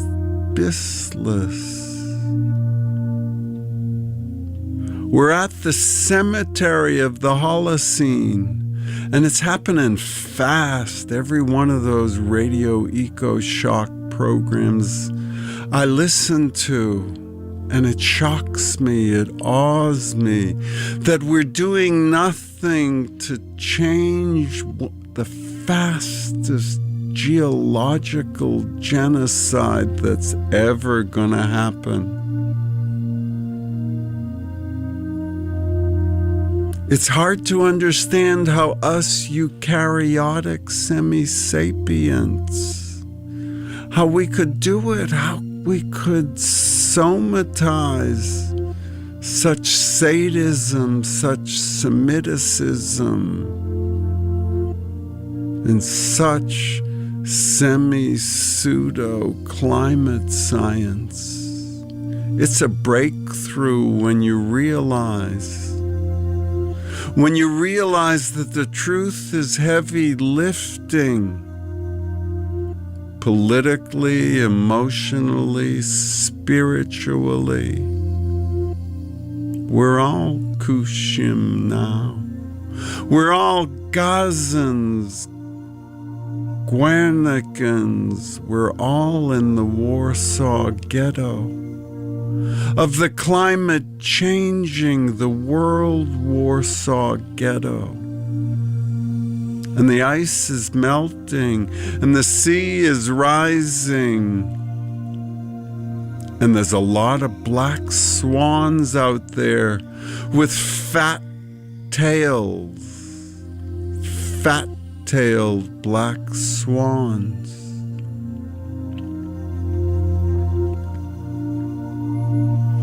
And yet we live Okie-dokie. That was a movement in the Netherlands, 1940, 41, 42, Okie-dokie. Doike, that movement, that's means in Yiddish the here-nowness, the Okie-dokie. Dorten, there, here. And those people in those ghettos, they weren't stupid. They could see that the Nazis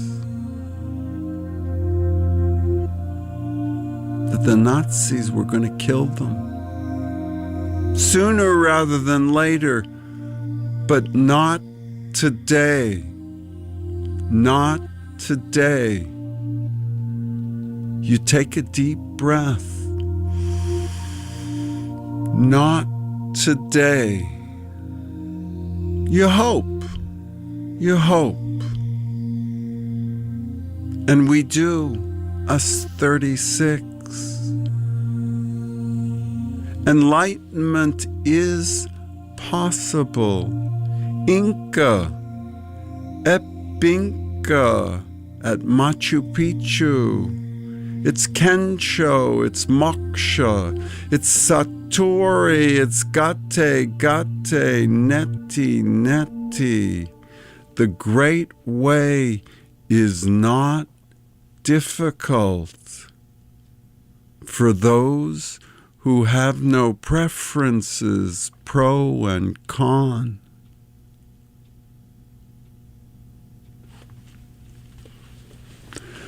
We're going to read something from another tradition now, because in order to keep our spirits up for today, to get through the day and do our practices, it's nice to be inspired. And I'm inspired by this, and that's why I share it to you, to bring inspiration for all that heavy lifting, the paying the rent, the keeping the lights on, the dealing with the heat that you're all going to have to do today, me included.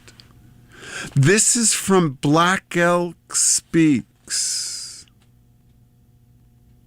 He's describing greasy grass, which, as you may or may not know, in the English language is called Little Bighorn. It's in the middle of the Battle of Little Bighorn. By now, a big cry was going up all around the soldiers up there, and the warriors were coming from everywhere, and it was getting dark with dust and smoke. We saw soldiers start running downhill right towards us. Nearly all of them were on foot, and I think they were so scared that they didn't know what they were doing. They were making their arms go as though they were running very fast, but they were only walking. Some of them shot their guns in the air. We all yelled, "Hoka-hey!" and charged toward them, riding all around them in the twilight that had fallen on us. I met a soldier on horseback, and I let him have it. The arrow went through from side to side under his ribs, and it stuck out on both. Nice to be inspired. And I'm inspired by this, and that's why I share it to you, to bring inspiration for all that heavy lifting, the paying the rent, the keeping the lights on, the dealing with the heat that you're all going to have to do today, me included. This is from Black Elk Speaks. He's describing greasy grass, which, as you may or may not know, in the English language is called Little Bighorn. It's in the middle of the Battle of Little Bighorn. By now, a big cry was going up all around the soldiers up there, and the warriors were coming from everywhere, and it was getting dark with dust and smoke. We saw soldiers start running downhill right towards us. Nearly all of them were on foot, and I think they were so scared that they didn't know what they were doing.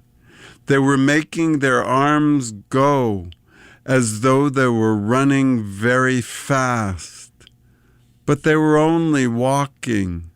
Some of them shot their guns in the air. We all yelled, "Hoka-hey!" and charged toward them, riding all around them in the twilight that had fallen on us. I met a soldier on horseback, and I let him have it. The arrow went through from side to side under his ribs, and it stuck out on both sides. He screamed and took hold of his saddle horn and hung on, wobbling, with his head hanging down. I kept along beside him, and I took my heavy bow and struck him across the back of the neck. He fell from his saddle, and I got off and beat him to death with my bow. I kept on beating him a while after he was dead, and every time I hit him, I said, "Hawana." I was mad because I was thinking of the women and the little children running down there, all scared and out of breath. These Wasichus wanted it, and they came to get it, and we gave it to them. I did not see much more. I saw Brings Plenty kill a soldier with a war club. I saw Red-Horn Buffalo fall. There was a Lakota riding along the edge of the gulch, and he was yelling to look out, that there was a soldier hiding in there. I saw him charge in and kill the soldier and begin slashing him with a knife. Then we began to go towards the river, and the dust was lifting so that we could see the women and children coming over to us from across the river. The soldiers were all rubbed out there and scattered around akimbo.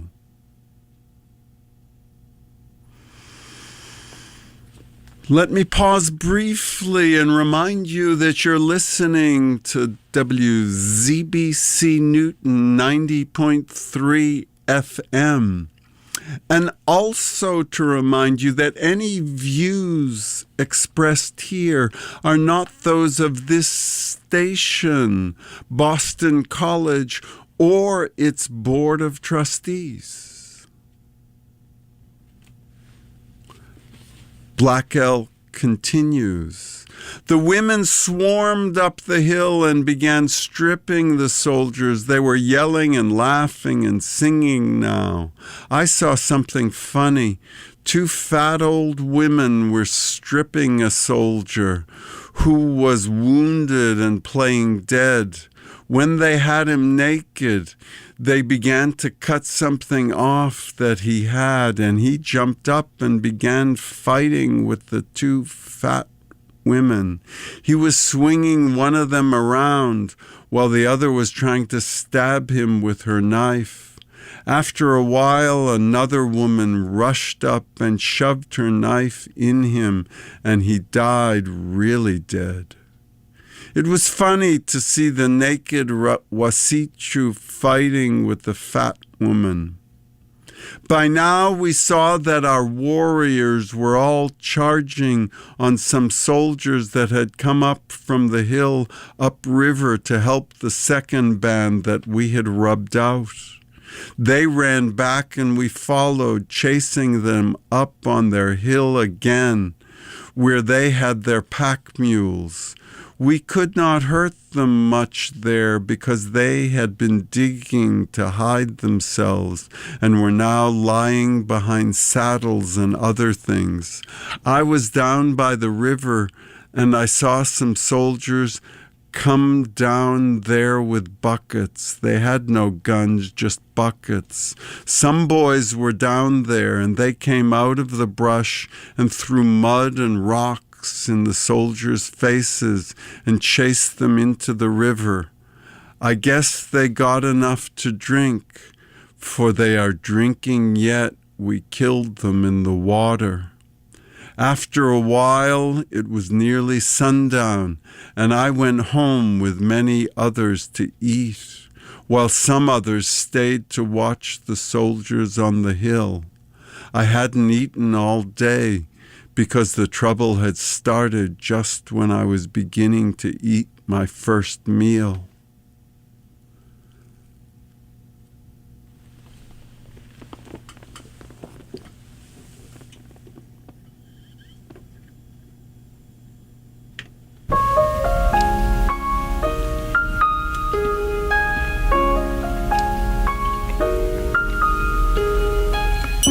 Here comes the sun, little darling.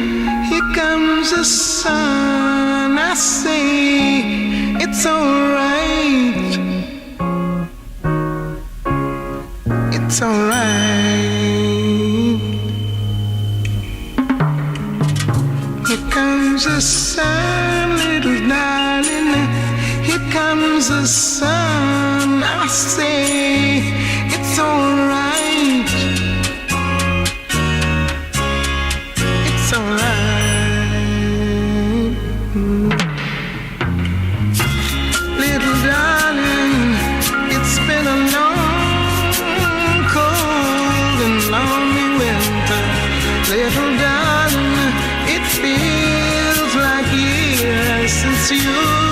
here.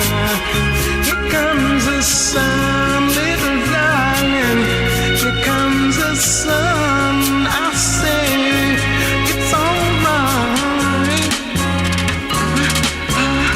It's alright. Little darling, the smiles are returning to the faces now. Little darling, it seems like years since you've been here. Little darling, it's been a long, cold, lonely winter. Little darling, feels like years since you've been here. Here comes the sun. I'm so glad to see it. I see it's alright.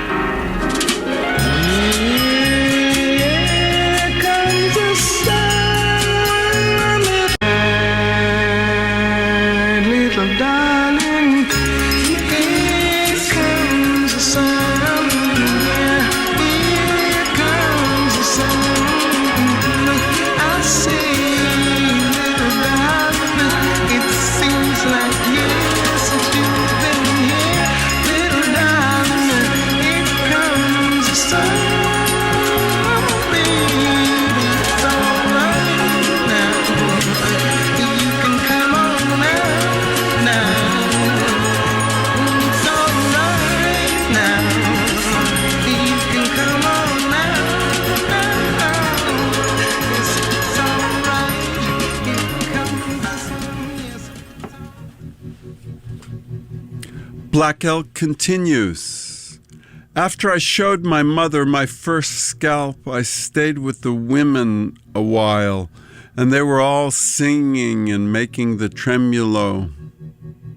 We could not see much of the battle for the big dust, but we knew there would be no soldiers left. There were many other boys about my age and younger up there with their mothers and sisters, and they asked me to go over to the battle with them. So we got on our ponies and started. While we were riding downhill toward the river, we saw gray horses with empty saddles stampeding toward the water. We rode over across the greasy grass to the mouth of the gulch that led up through the bluff to where the fighting was. Before we got there, the Wasichus were all down, and most of them were dead, but some of them were still alive and kicking. Many other little boys had come up by this time, and we rode around shooting arrows into the Wasichus. There was one who was squirming around with arrows sticking in him, and I started to take his coat, but a man pushed me away and took the coat for himself. Then I saw something bright hanging on this soldier's belt, and I pulled it out. It was round and bright and yellow and very beautiful, and I put it on me for a necklace. At first it tickled inside, and then it did not anymore. I wore it around my neck a long time before I found out what it was and how to make it tick again. Then the women all came over and we went to the top of the hill. Gray horses were lying dead there, and some of them were on top of dead Wasichus, and dead Wasichus were on top of them. There were not many of our own dead there because they had been picked up already, but many of our men were killed and wounded. They shot each other in the dust.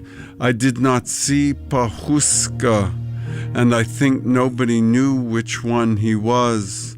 There was a soldier who was raising his arms and groaning. I shot an arrow into his forehead, and his arms and legs quivered.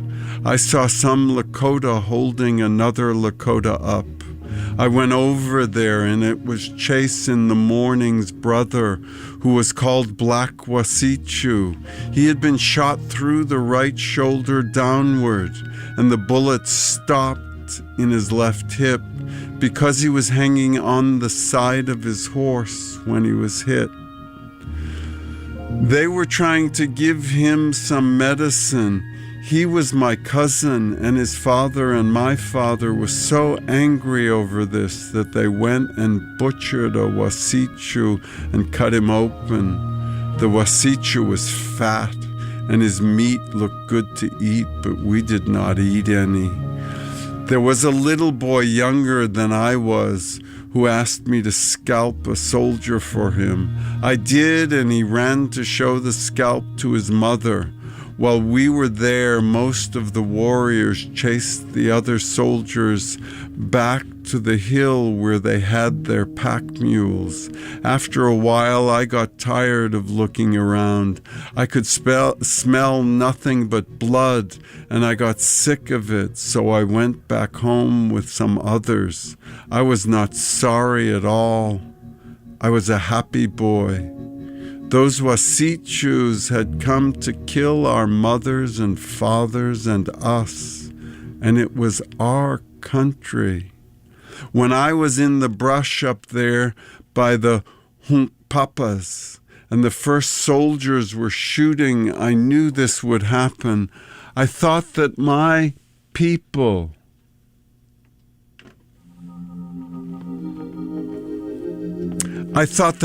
people were relatives to the thunder beings of my vision, and that the soldiers were very foolish to do this. Everybody was up all night in the village.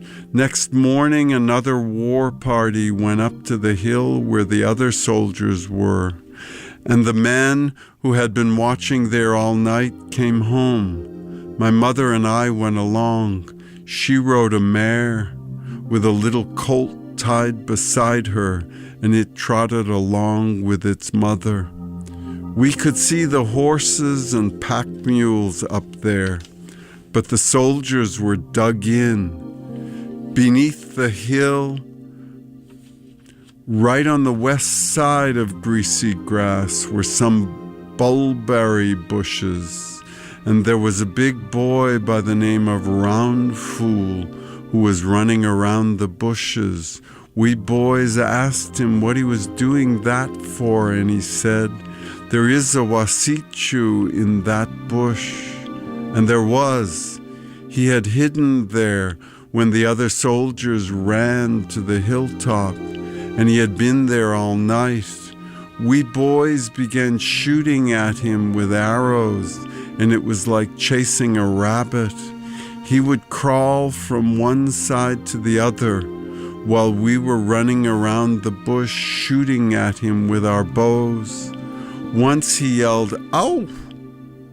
After a while, we set fire to the grass around the bushes, and he came out running. Some of our warriors killed him. Once we went up the back of the hill where some of our men were and looked over. We could not see the Wasichus who were lying in their dug-ins, but we saw the horses and pack mules, and many of them were dead. When we came down and crossed the river again, some soldiers shot at us and hit the water. Mother and I galloped back to the camp, and it was about sundown. By then, our scouts had reported that more soldiers were coming upstream, so we all broke camp. Before dark, we were ready, and we started up the Greasy Grass, heading for Woodlouse Creek in the Bighorn Mountains. We fled all night, following the greasy grass. My 2 younger brothers and I rode in a pony drag, and my mother put some young pups in with us. They were always trying to crawl out, and I was always putting them back in, so I didn't sleep much. By morning, we reached the little dry creek and made camp and had a big feast. The meat had spots of fat in it, and I wish I had some of it right now. When the day was full, we started again and came to Woodlouse Creek at the foot of the mountains and camped there. A badly wounded man by the name of Three Bears had fits there, and he would keep saying, "Janene, Janene." I do not know what he meant. He died, and we used to call that place the camp where Janene died. That evening, everybody got excited and began shouting, "The soldiers are coming." I looked, and there they were, riding abreast right toward us.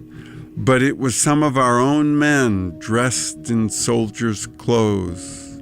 They were doing this for fun. The scouts reported that the soldiers had not followed us and that everything was safe now. All over the camp there were big fires and kill dances all night long. I will sing you some of the kill songs that our people made up and sang that night. Some of them went like this. Long Hair has never returned, so his woman is crying, crying. Looking over here, she cries. Long Hair, guns I had none. You brought me many, I thank you. You make me laugh. Long Hair, horses I had none. You brought me many, I thank you. You make me laugh. Long Hair, where he lies nobody knows. Crying, they seek him. He lies over there. Let go your holy irons. You are not men enough to do any harm. Let go your holy guns. After a while, I got so tired dancing that I went to sleep on the ground right where I was. My cousin, Black Wasichu, died that night.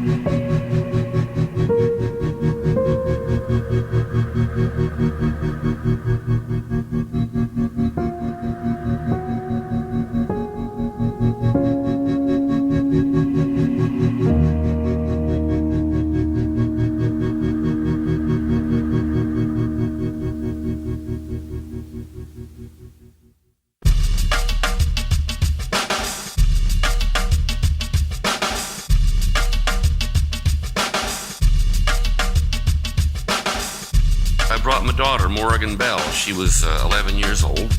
Brought her back east during the summer. We traveled around a good bit here and there. And again, it was the sort of thing where she had never traveled with me at all. It was quite different. She's quiet, lighthearted, but she doesn't need to be entertained all the time. She can really take care of herself. I wanted her to particularly meet her godmother, Dorothea Brownell, in Saratoga Springs, who she and Harriet, her sister, elegant Victorian women, befriended me many years ago in Saratoga and always gave me a place to stay. They were antiquarians of the first order, antique women of the first order. And it was delightful going to Greenwich, Connecticut while Dorothea was in the country because they had to give up the big house when Harriet died. But looking out the window, seeing Dorothea, who was 83, and Morrigan, my daughter, on the bench there, and watched Dorothea start teaching her how to make lace. She's a wonderful artist and makes beautiful lace. Well, Dorothea's in the hospital right now. I'm going to visit her on Wednesday before I go over to Amherst, to the Pioneer Valley. A fine teacher. Now, you see, I'm a constant source of embarrassment to my daughter. Why are teenage kids so conservative? I don't do that to them. We don't do that to them, do we? I mean, what? I act out a lot, see, and I mortify her in public places, and I don't mean to, but she sure gets mad at me. I carry things around with me to kind of rag people.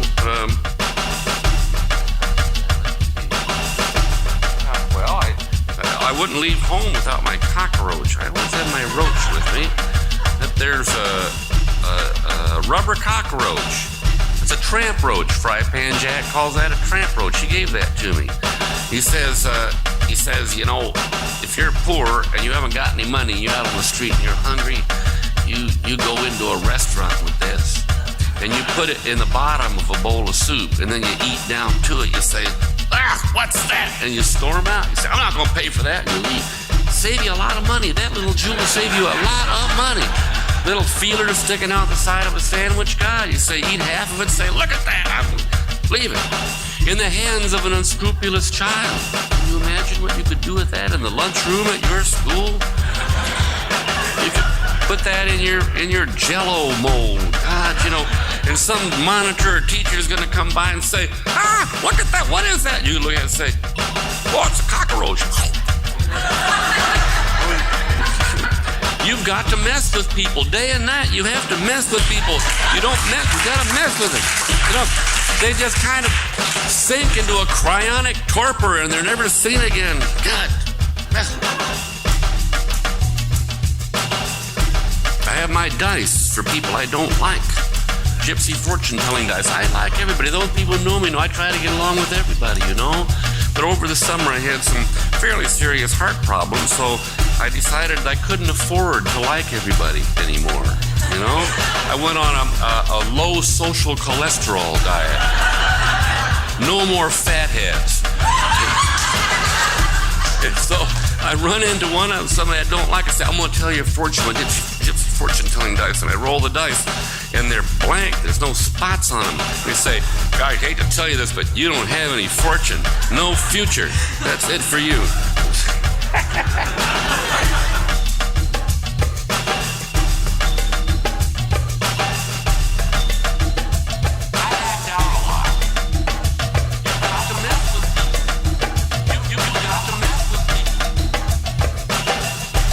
We were in the Grand Union supermarket getting some food over by Greenwich or Cambridge, one or the other, with old Dorothea Brownell, Oregon's godmother. Now, this is education.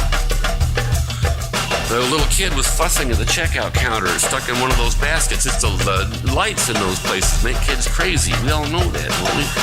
Well, and the kid was fussy, and the parents were ragging on the kid. And they said, so I knows kids. I've always nosed kids. And they get them to laugh, and the parents laugh, and the checkout person laughs, and everybody is feeling marginally better about the whole proposition. So I put on the nose. Morrigan started punching me in the side. He said, yelling at me, said, why can't you be normal? And old Miss Brownell rapped Morgan on her shin rudely with her cane and said, "He is normal. What you meant to say is average."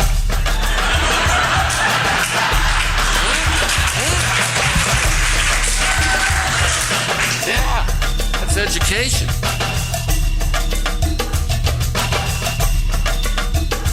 You've got to mess with people. You've got to mess with people. You've got to mess with people day and night.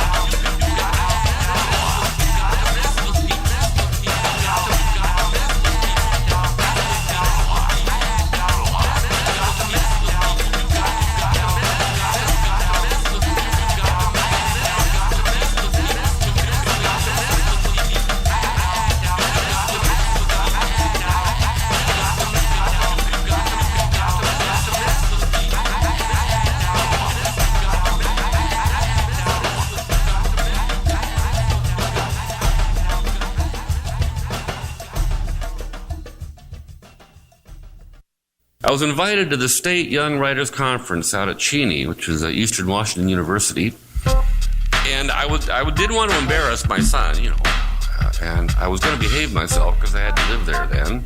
But sure. But I got on the stage. It was an enormous auditorium. There are 2,700 young faces out there, none of them with any prospects anybody could detect. And off to the side of the stage was the suit and tie crowd of people from the school district and the principals, and the main speaker following me was from the Chamber of Commerce. Well, something inside of me snapped. And I got to the microphone and I looked out over that multitude of faces and I said something to the effect of, "You're about to be told one more time that you're America's most valuable natural resource. Have you seen what they do to valuable natural resources?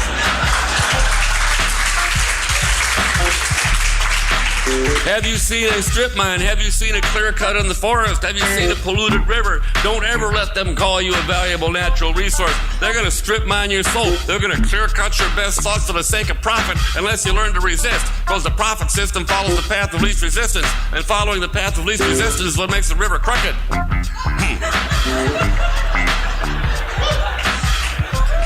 Well, there was great gnashing of teeth and rending of garments.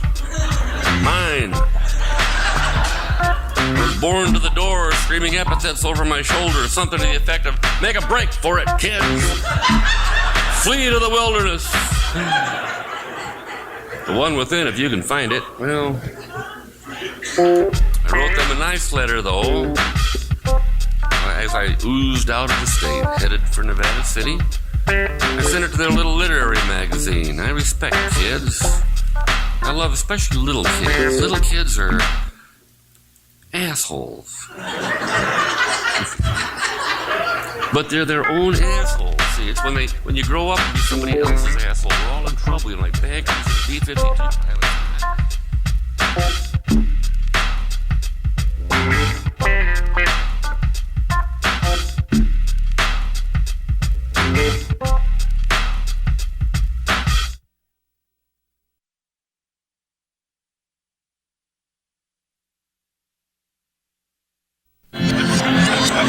At the onset, those of you who may have heard me should probably turn to those who may have not and calmly reassure them that this is in fact what happens when I sit on a stage. Not much more. This is about it.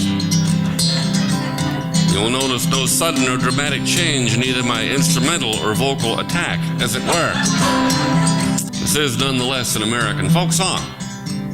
Did you recognize it as such? Of course you would. I mean, you're folkies. You don't hear them much anymore. Don't hear them on your AM radio, huh? Folk singers hardly ever sing them. That's because they're boring. Folk music is boring. Whack, fall the dido, blowy winds, hi-ho, hell, that's boring. But I am a folk singer. This is a folk music organization. You are ostensibly the folk, n'est-ce pas? That means we own this song together, right? We have thereby incurred certain social obligations which we will faithfully discharge, right? We're going to sing this damn song together, boring or not.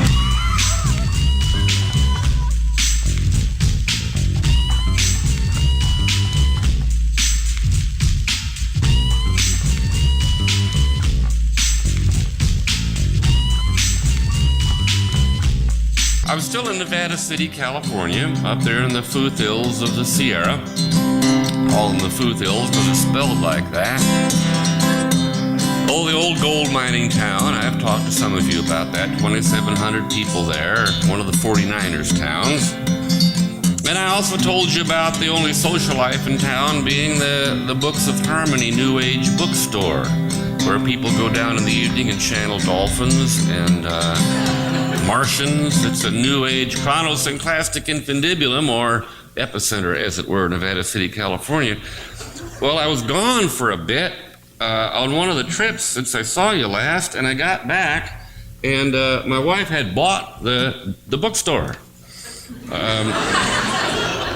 So I am now ostensibly part proprietor of a New Age bookstore in Nevada City, California. Can you picture that?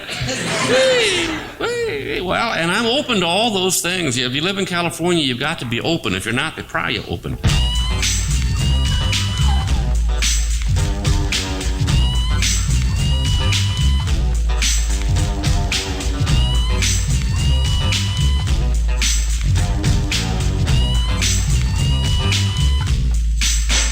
And I read as much as I can. She's got all the new men's literature in there. Most of my men friends belong to Robert Blythe men's drumming circles. We do that here. It's healthy. They're out in the wilderness, caterwauling and flailing away at those things and dragging their scrotums through the underbrush. It's healthy, I suppose.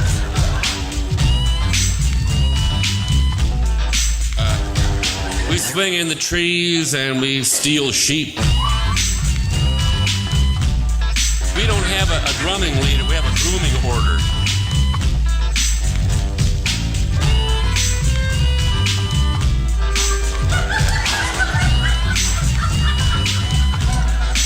Robert Bly came by on one of his workshop trips to teach us how to drum. We ate him.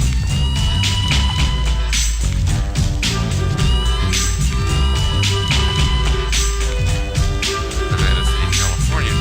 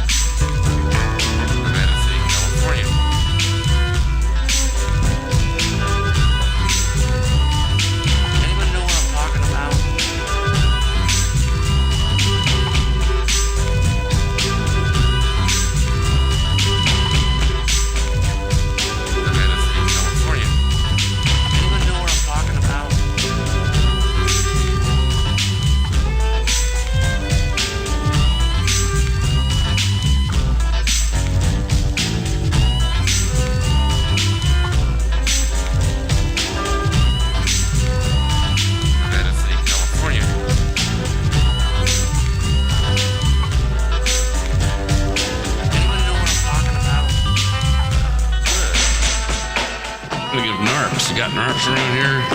New age rural professionals. Nevada City, California. Out cruising the back roads in their old green carryalls with their car stereos, blaring meditation music out into the wilderness. It's a caution. Whole place lightning struck by the peripatetic ruminations of the Tibetan ruling class in exile. A lot of Buddhists around there. Meanwhile, this very minute, old Jesse McVeigh, the well digger, nobody knows how old he is, lived in that county all his life, is sitting at the bar of the National Hotel this very minute, looking at the freaks out in the street and muttering under his breath, no matter how new age you get, old age gonna kick your ass. Anybody know what I'm talking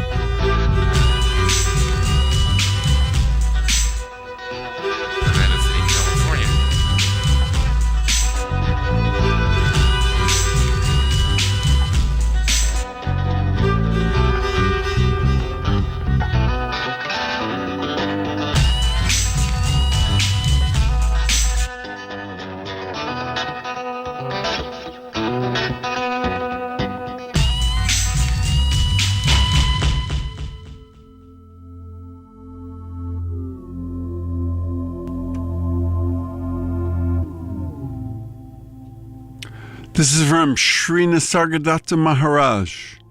Questioner, once I had a strange experience. I was not, nor was the world. There was only light, within and without, and immense peace. This lasted for 4 days, and then I returned to the everyday consciousness. Now I have a feeling that all I know is merely a scaffolding, covering and hiding the building under construction. The architect, the design, the plans, the purpose, nothing I know. Some activity is going on. Things are happening, that's all I can say. I am that scaffolding. Something very flimsy and short-lived. When the building is ready, the scaffolding will be dismantled and removed. The I am and what I am are of no importance, because once the building is ready, the I will go as a matter of course, leaving no questions about itself to answer. Maharaj, are you not aware of all this? Is not the fact of awareness the constant factor?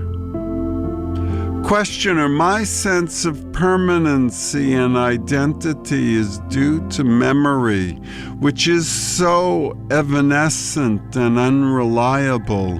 How little I remember even of the recent past.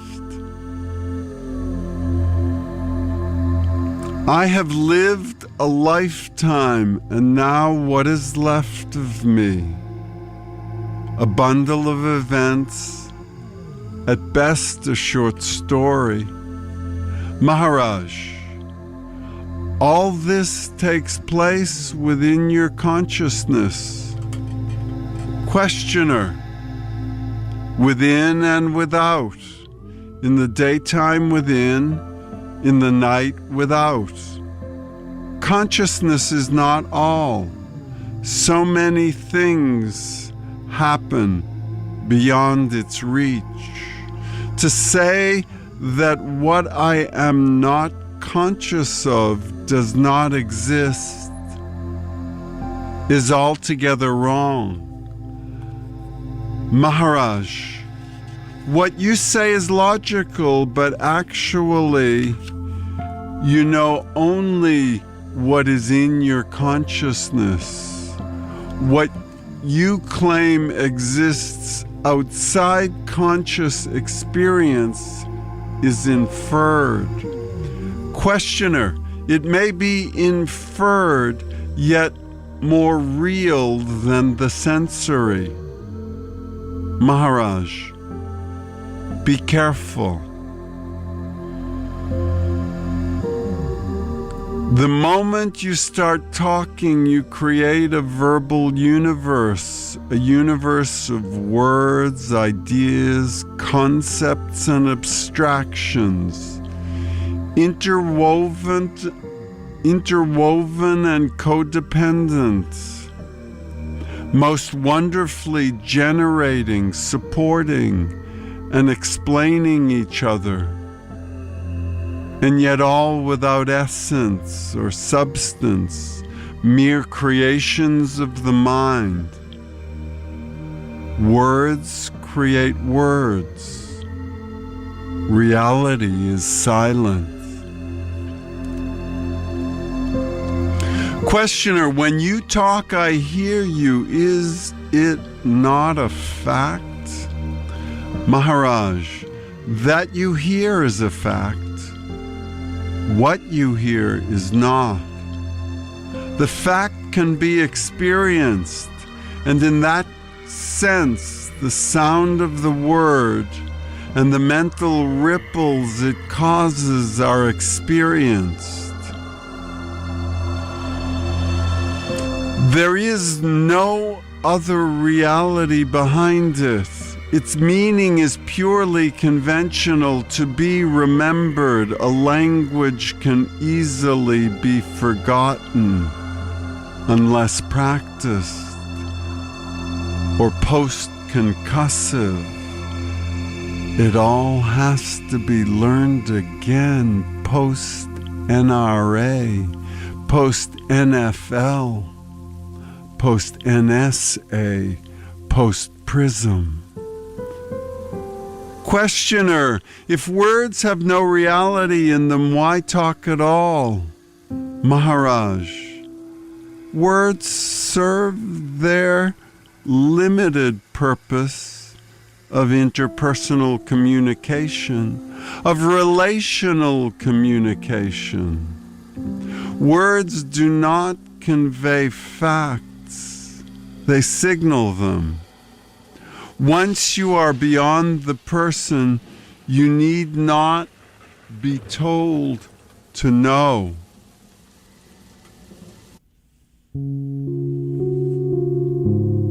Questioner, what can take me beyond the personal?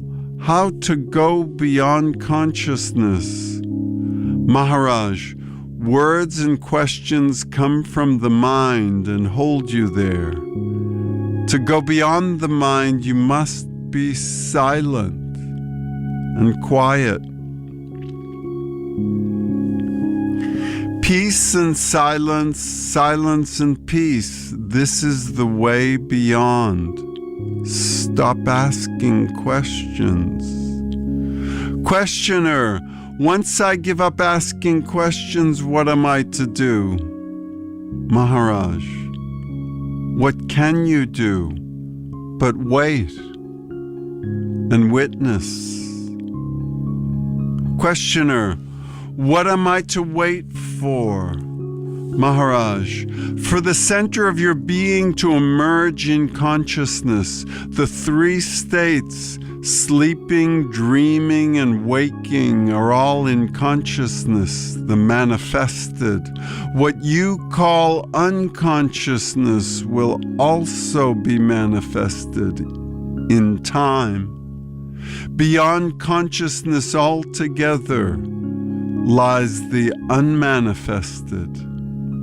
And beyond all and pervading all is the heart of being which beats steadily, manifested, unmanifested, saguna, nirguna. Questioner, on the verbal level, it all sounds right.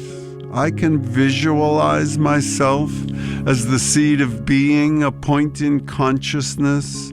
With my sense, I am pulsating, appearing and disappearing alternately. But what am I to do to realize it as a fact?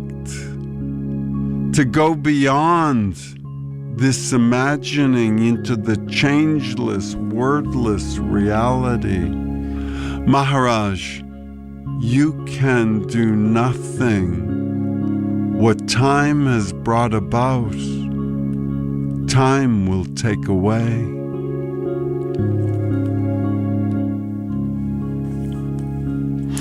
Questioner, why then all these exhortations to practice yoga and seek reality? They make me feel empowered and responsible, while in fact it is time that does all. Maharaj, this is the end of yoga, to realize independence. All that happens in and to the mind, not to the source of the I am. Once you realize that all happens by itself, call it destiny or the will of God or mere accident, you remain as witness only, understanding and enjoying but not perturbed. Questioner, if I cease trusting words altogether, what will be my condition? Maharaj, there is a season for trusting and for distrusting. Let the seasons do their work. Why worry? Questioner, somehow I feel responsible for what happens around me. Maharaj, you are responsible only for what you can change. All you can change is your attitude. There lies your responsibility. Questioner, you are advising me to remain indifferent to the sorrows of others?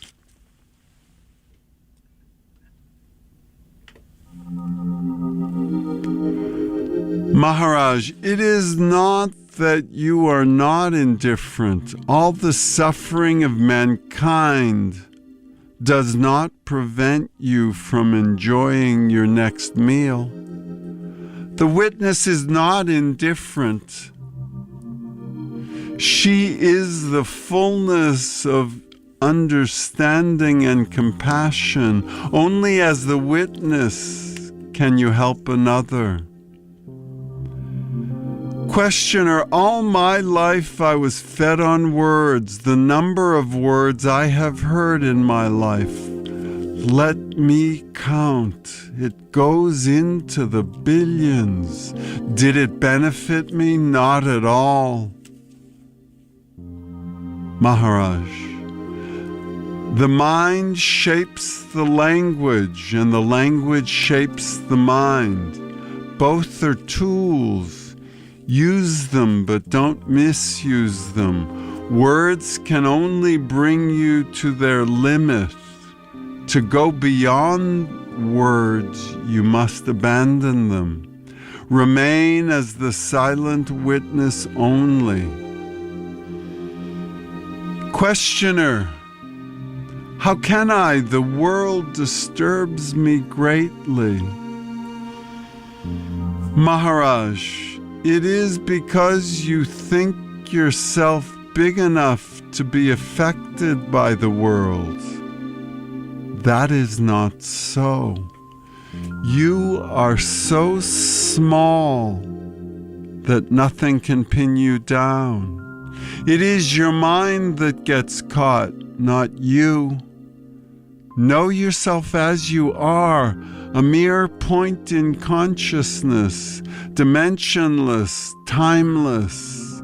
You are like the point of the pencil. By the mere contact with you, the mind draws its picture of the world. You are single and simple. The picture is complex and extensive. Don't be misled by the picture. Remain aware of the tiny point, which is everywhere in the picture. What is can cease to be, what is not can come to be, but what neither is nor is not, but on which being and non-being depend, is unassailable. Know yourself to be the cause of desire and fear, itself free from both. Questioner, how am I the cause of fear? Maharaj, all depends on you. It is by your consent that the world exists. Withdraw your belief in its reality and your attention, and it will dissolve like a dream. Time can bring down mountains, much more you, who are the timeless source of time. For without memory and expectation, there can be no time.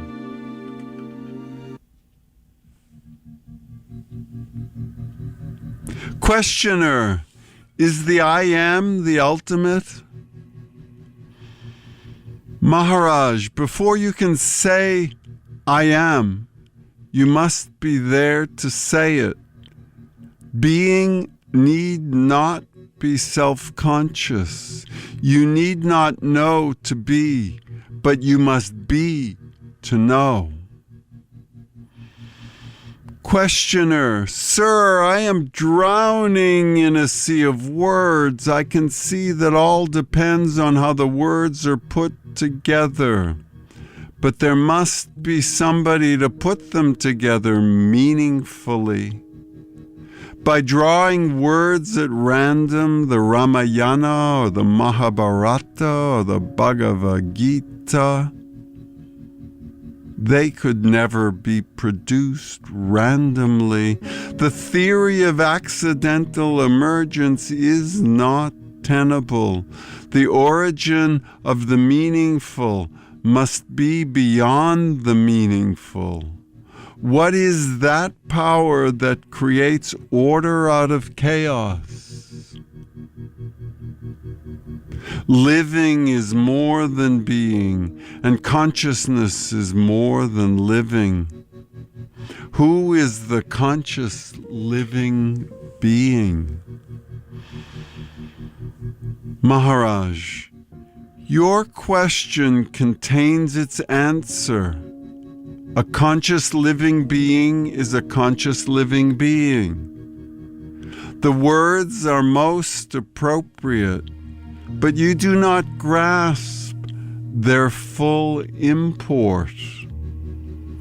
Go deep into the meaning of the words, being, living, conscious, and you will stop running in circles, asking questions but missing answers.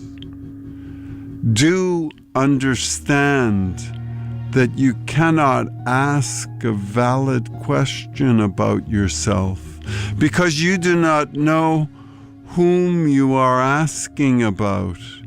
In the question, who am I? The I is not known, and the question can be worded, I do not know what I mean by I. What you are, you must find out. I can only tell you what you are not. You are not of the world. You are not even in the world. The world is not. You alone are. You create the world in your imagination like a dream. As you cannot separate the dream from yourself, so you cannot have an outer world independent of yourself. You are independent, not the world.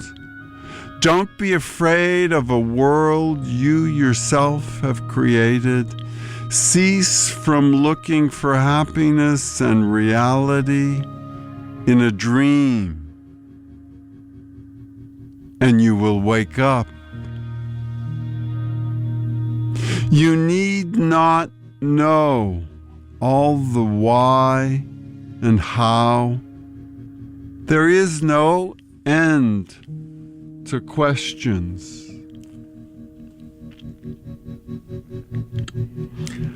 Abandon all desires and keep your mind silent, and you shall discover.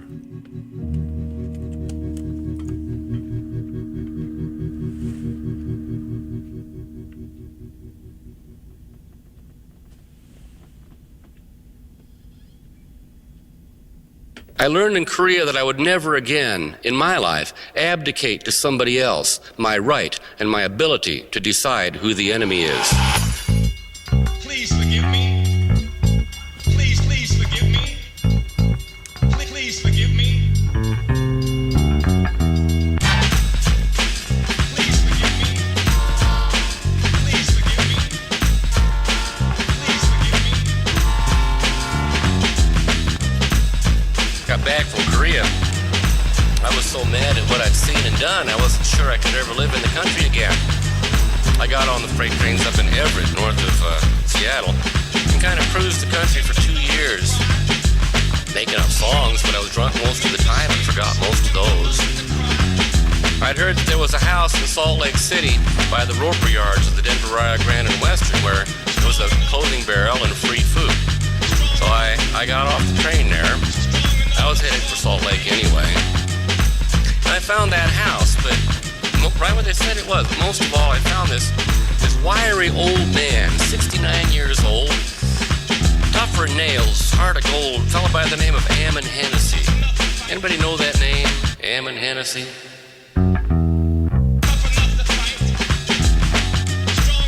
One of Dorothy Day's people, the Catholic workers, during the 30s, they started houses of hospitality all over the country. There are about 80 of them now.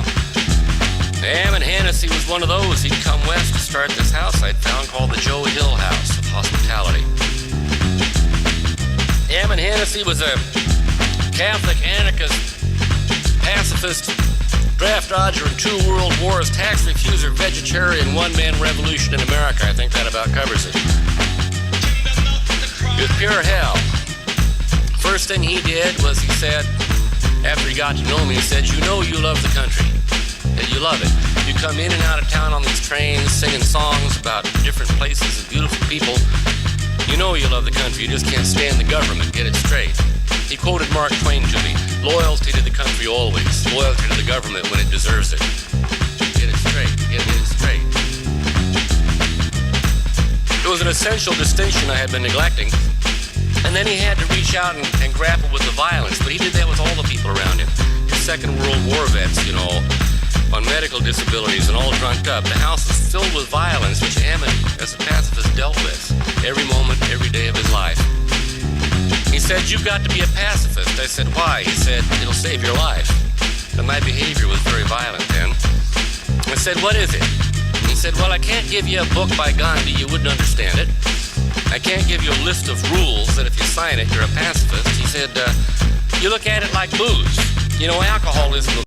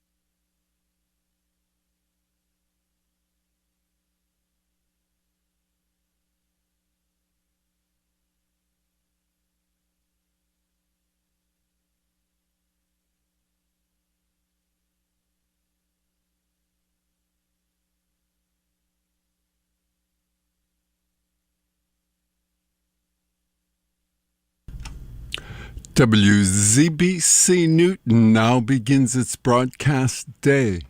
WZBC is a Class A non-commercial radio station broadcasting at 90.3 megahertz with 1,000 watts effective radiated output in stereo.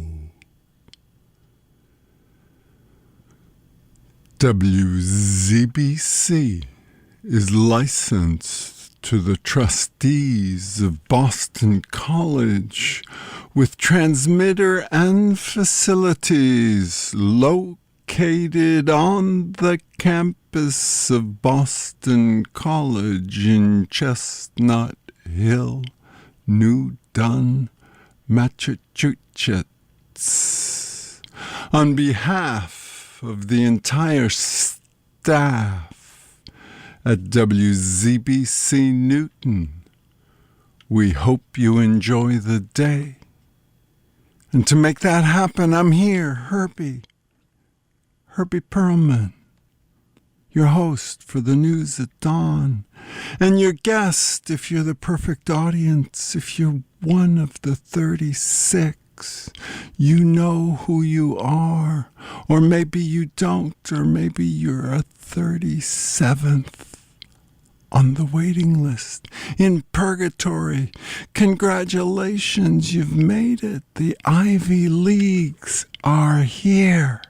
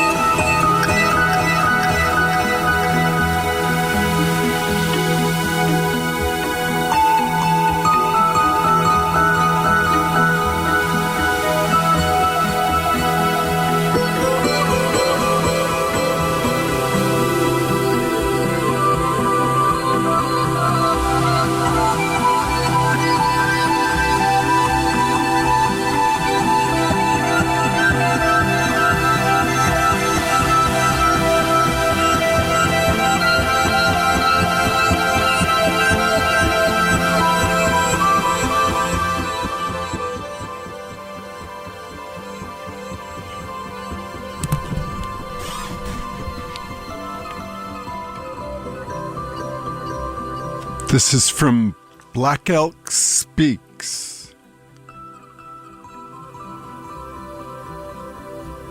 Walking the Black Road.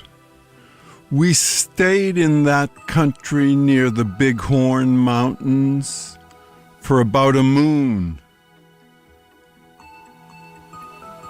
Maybe a little more.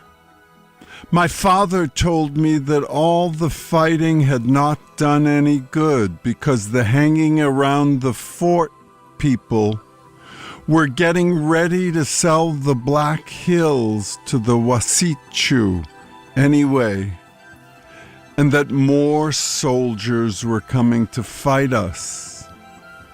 He said the 3 Stars was on Goose Creek, and that many other soldiers were coming up on the Yellowstone, and that these would come together and have us between them. Some of our people had been leaving us, a few at a time, and going in to live at the agencies the Wasichus had made. But there were many of us left, and so we started with all our ponies to get away from the soldiers. We traveled in a very long line down the Rosebud and camped where the river flows, through between high bluffs. Then we moved on downstream to where we had a big sun dance before the rubbing out of long hair. The soldiers had come through that way, and the holy place was all cut up with shod hoofs and made dirty with horse droppings. Then we moved on downstream to a sacred place where there is a big rock bluff right beside the water, and high up on this bluff pictures used to appear, foretelling something important that was going to happen soon. There was a picture on it then of many soldiers hanging head downward, and the people said it was there before the rubbing out of the long hair. I do not know, but it was there then. And it did not seem that anybody could get up that high to make a picture. We moved over to the Tongue River and camped a little while. When we were there, scouts came in and said that the big fireboat had come up the Yellowstone with a load of corn for the soldiers' horses, and that it was piled on the other side of the river. Some of our young men went to see, and one of them, Yellow Shirt, got killed by the fireboat's soldiers over there. But the others brought corn home, and they gave us some. We parched it, and it was good. At this time in the moon of black cherries, August, the scattering of the people began, because by now we learned that the soldiers were coming again. Dull Knife and the Shayelas went over to Willow Creek in the Bighorn Mountains. Many of the Lakotas stole away in small parties and started for the agencies. The rest of us, still a great many, started east, and the soldiers of 3 Stars followed us. Our people set fire to the grass behind as we went, and the smoke back there was wide as the day, and the light of the fire was wide as the night. This was to make the soldiers' horses starve. Then it began to rain, and it kept on raining for days while we traveled east. Our ponies had to work hard in the deep mud, and it must have been bad for the soldiers' horses back there with nothing to eat. Sitting Bull and Gull, with some people, left us and started for grandmother's land, Canada. And other people were going away from us all the time. But Crazy Horse would not leave the country that was ours. In the moon of the Black Calf, September, we were camping near the head of the Grand River when American Horse, with many teepees, had a fight with the soldiers of 3 Stars by the Slim Buttes on Rabbit Creek.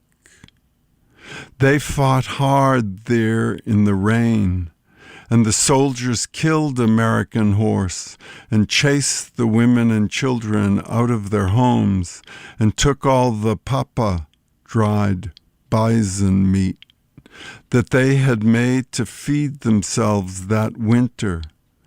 Then Crazy Horse went over there with a band of our warriors and chased the soldiers through the rain. They fled southward toward the Black Hills, and many of their horses died in the deep mud. He followed them a long way and made them fight as they fled. Wherever we went, the soldiers came to kill us. And it was all our own country.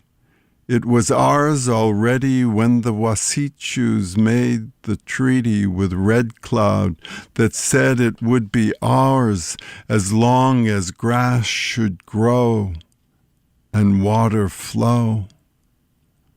That was only 8 winters before, and they were chasing us now because we remembered. And they forgot. After that, we started west again, and we were not happy anymore because so many of our people had untied their horses' tails and gone over to the Wasechus. We went back deep into our country, and most of the land was black from the fire, and the bison had gone away. We camped on the Tongue River where there was some cottonwood for the ponies, and a hard winter came on early. It snowed much. Game was hard to find, and it was a hungry time for us. Ponies died, and we ate them. They died because the snow froze hard, and they could not find the grass that was left in the valleys, and there was not enough cottonwood to feed them all. There had been thousands of us together that summer, but there were not 2,000 now. News came to us that there in the moon of the falling leaves, November, that the Black Hills had been sold to the Wasechus, and also all the country west of the hills, the country we were in then. I learned when I was older that our people did not want to do this. The Wasechus went to some of the chiefs alone and got them to put their marks on the treaty. Maybe some of them did this when they were crazy from drinking the Minnewakan, holy water, whiskey. The Wasechus gave them. I have heard this. I do not know.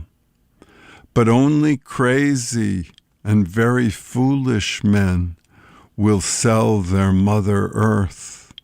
Sometimes I think it might have been better if we had stayed together and made them kill us all.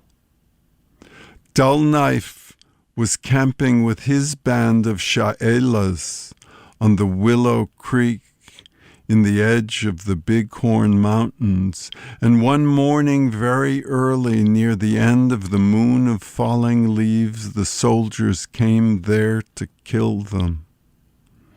The people were all sleeping. The snow was deep and it was very cold. When the soldiers began shooting into the teepees, the people ran out into the snow, and most of them were naked from their sleeping robes. Men fought in the snow and cold with nothing on them but their cartridge belts. And it was a hard fight, because the warriors thought of the women and children freezing. They could not whip the soldiers, but those who were not killed and did not die off from the cold got away and came to our camp on the tongue. I can remember when Dull Knife came with what was left of his starving and freezing people. They had almost nothing, and some of them had died on the way.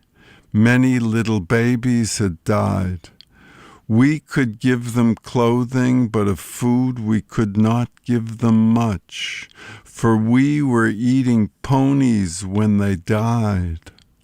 And after a while, they left us and started for the soldiers' town on White River to surrender to the Wasichus. And so we were all alone there in that country that was ours and had been stolen from us. After that, the people noticed that Crazy Horse was queerer than ever. He hardly ever stayed in the camp. People would find him out alone in the cold, and they would ask him to come home with them. He would not come, but sometimes he would tell the people what to do. The people wondered if he ate anything at all. Once my father found him out alone like that, and he said to my father, "Uncle, you have noticed me the way I act, but do not worry. There are caves and holes for me to live in, and out here the spirits may help me. I am making plans for the good of my people." Crazy Horse was always a queer man, but that winter he was queerer than ever. Maybe he had seen that he would soon be dead and was thinking how to help us when he would not be with us anymore. It was a very bad winter for us, and we were all sad. Then another trouble came. We had sent out scouts to learn where the soldiers were, and they were camping at the mouth of the Tongue, early in the moon of frost in the teepee, January. Some of our scouts came in and said that the soldiers were coming up the Tongue to fight us, and that they had 2 wagon guns, cannon, with them. There was no better place to go, so we got ready to fight them. And I was afraid, because my father told me we had not much ammunition left. We moved the village a little way off upstream, and our warriors were ready on a high bluff when the walking soldiers and their wagons came in the morning. The soldiers built fires and ate their breakfast there in the valley while our people watched them and were hungry. Then they began shooting with the wagon guns that shot twice because the iron balls went off after they fell. Some of them did not go off, and we boys ran after one of these and got it. Then the walking soldiers started up the bluff, and it began to snow hard. and they fought in the blizzard. We could not stop the soldiers coming up because we had not much ammunition. The soldiers had everything, but our men used spears and guns for clubs when the soldiers got there, and they fought hand to hand a while, holding the soldiers back until the women could break camp and get away with the children and ponies. We fled in the blizzard southward up the Tongue and over the Little Powder River. The soldiers followed us a while, and there was fighting in our rear. We got away, but we lost many things we needed. And when we camped on the Little Powder, we were almost as poor as Dull Knife's people were the day they came to us. It was so cold that the sun made himself fires, and we were eating our starving ponies. Late in the moon of the dark red calf, February, or early in the moon of the snowblind, March, Spotted Tail, the Brule, with some others came to us. His sister was Crazy Horse's mother. He was a great chief and a great warrior before he went over to the Wasichus. I saw him, and I did not like him. He was fat with Wasichu food, and we were lean with famine. My father told me that he came to make his nephew surrender to the soldiers because our own people had turned against us. And in the spring, when the grass was high enough for the horses, many soldiers would come and fight us, and many Shoshones and Crows, and even Lakotas, and our old friends, the Shayelas, would come against us with the Wasichus. I could not understand this, and I thought much about it. How could men get fat by being bad and starve being good? I thought and thought about my vision, and it made me very sad, for I wondered if maybe it was only a queer dream after all. And then I heard that we would all go into the soldiers' town when the grass should appear, and that Crazy Horse had untied his pony's tail and would not fight again. In the moon of the grass appearing, April, our little band started for the soldiers' town ahead of the others, and it was early in the moon when the ponies shed, May, that Crazy Horse came in with the rest of our people, and the ponies that were only skin and bones. There were soldiers and Lakota policemen in lines all around him when he surrendered at the soldiers' town. I saw him take off his war bonnet. I was not near enough to hear what he said. He did not talk loud, and he said only a few words. And then he sat down. I was 14 years old. We had enough to eat now, and we boys could play without being afraid of anything. Soldiers watched us, and sometimes my father and mother talked about our people who had gone to grandmother's land with Sitting Bull and Gull, and they wanted to be there. We were camped near Red Cloud's agency, which was close to the soldiers' town. What happened that summer is not a story.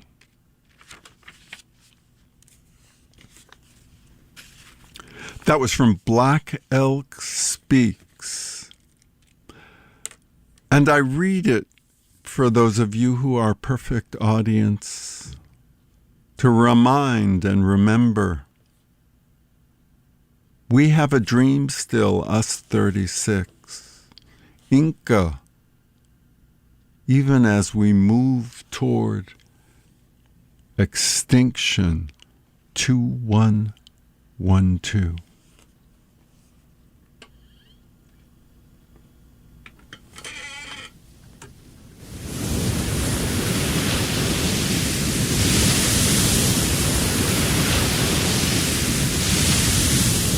Station May.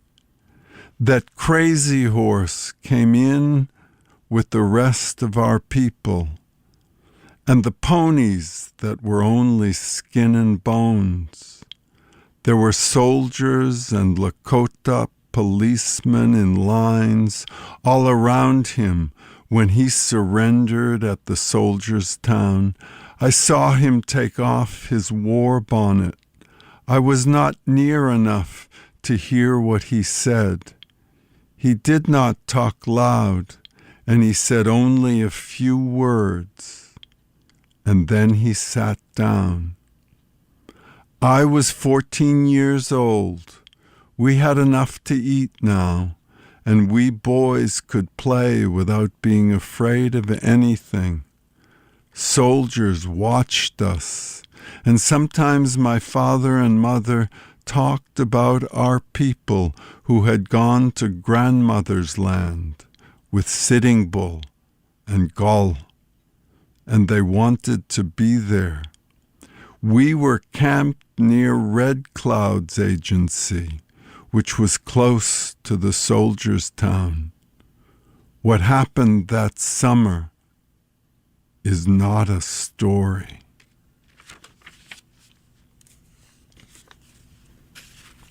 That was from Black Elk Speaks.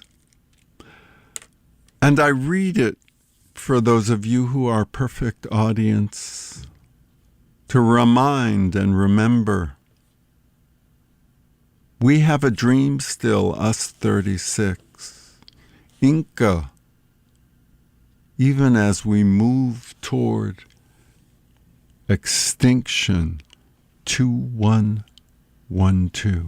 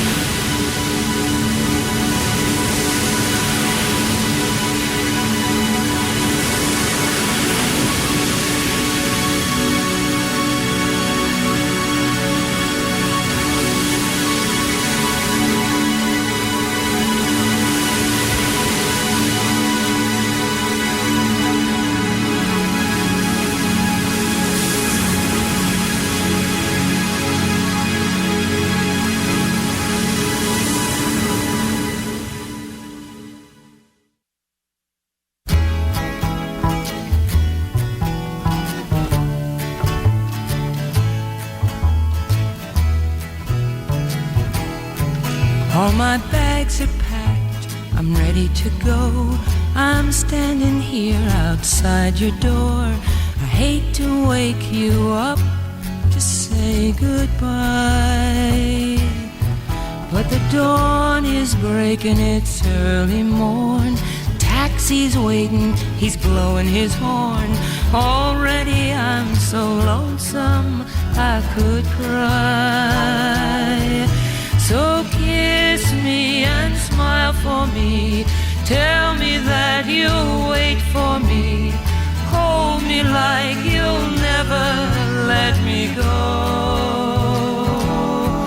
I'm leaving on a jet plane. I don't know when I'll be back again. Oh, babe, I hate to go. There's so many times I've let you down, so many times I've played around. I tell you now, they don't mean a thing. Every place I go, I think of you. Every song I sing for you. When I come back, I'll wear your wedding ring. So kiss me and smile for me. Tell me that you'll wait for me. Hold me like you'll never let me go. I'm leaving on a jet plane. I don't know when I'll be back again. Oh, babe, I hate to go. Now the time has come to leave you. One more time, let me kiss you. Then close your eyes, I'll be on my way. Dream about the days to come when I won't have to leave alone. About the time I won't have to say. Kiss me and smile for me. Tell me that you'll wait for me. Hold me like you'll never let me go. I'm leaving on a jet plane. I don't know when I'll be back again. Leaving on a jet plane. I don't know when I'll be back again. Leaving on a jet plane. I don't know when I'll be back again. Oh, babe, I hate to go.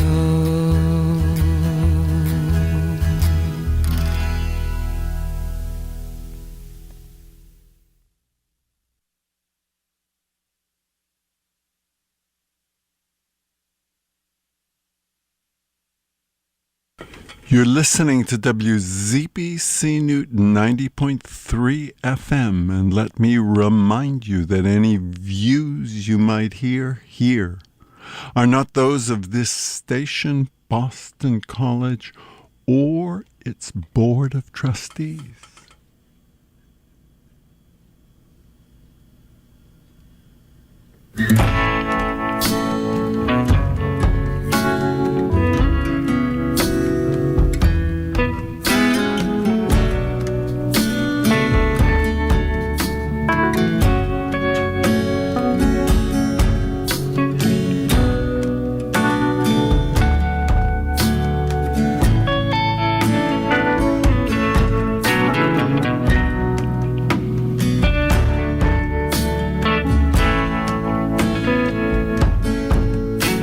I know that fan is moving air.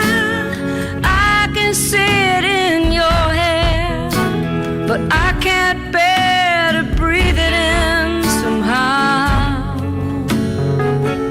I'll rise and fall with you, 'cause you can't fail me now. I'll rise and fall with you, 'cause you can't fail me now. Salt is sweet upon my mouth, and dark throws sparks against my house. The stain of love's a smudge upon my brow, but you see through me, and you can't fail me now. You see right through me, you can't fail me now. Bit off more than I can chew. It's something that I tend to do when fewer words are what we need and how. You bite my tongue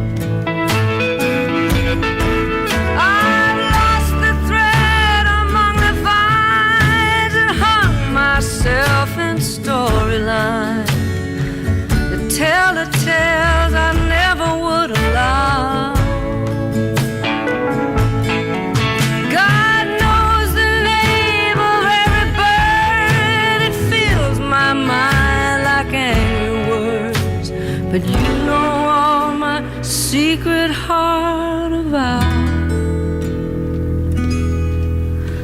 We're taught to love the worst of us, and mercy more than life, but trust me, mercy's just a warning shot across the bow. I live for yours, and you can't fail me now. I live for your mercy,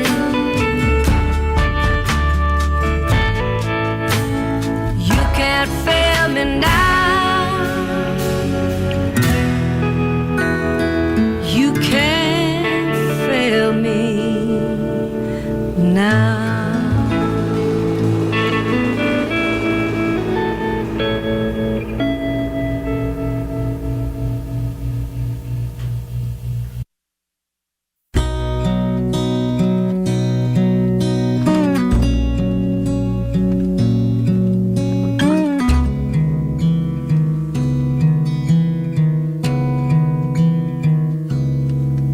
Well, I'm calling you 'cause you deserve to know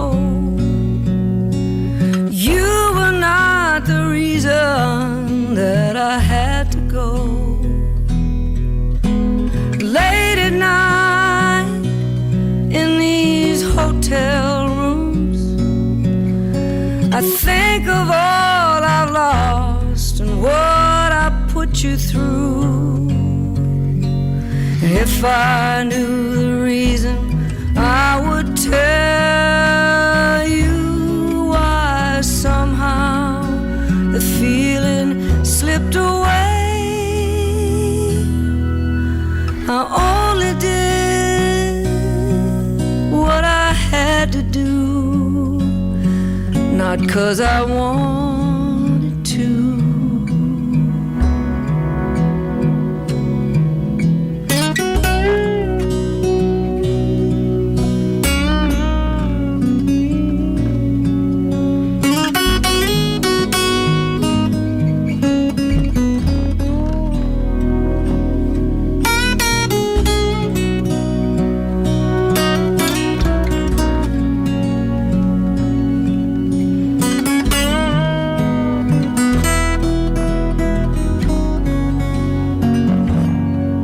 I've got a guilty heart and a troubled mind. No matter where I go, they're never far behind. I'd like to think that you've forgiven me, but forgiveness ain't enough to wash my conscience clean. Oh, and if I knew the reason, I would tell you why somehow the feeling slipped away. I only did what I had to do, not 'cause I wanted to.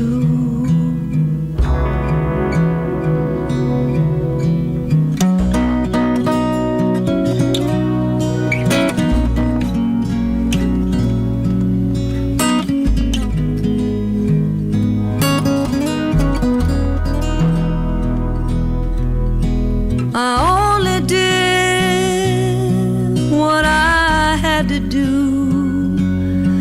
not 'cause I wanted to.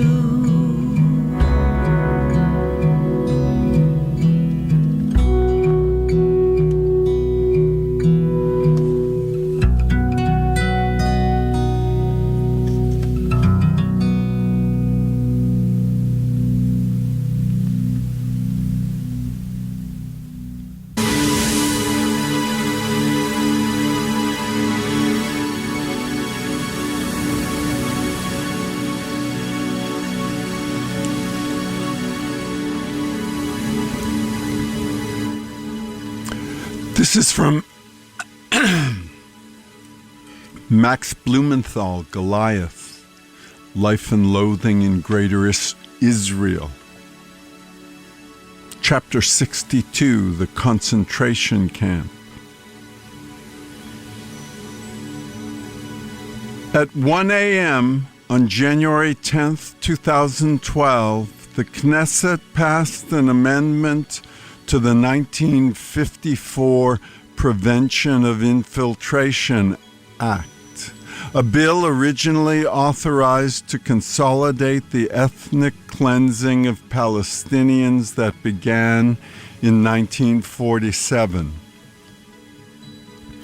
The new law authorized the government to arrest and hold anyone the government deemed an infiltrator, namely non-Jewish asylum seekers and migrants, in internment camps for a period as long as 3 years and without being charged or receiving trial.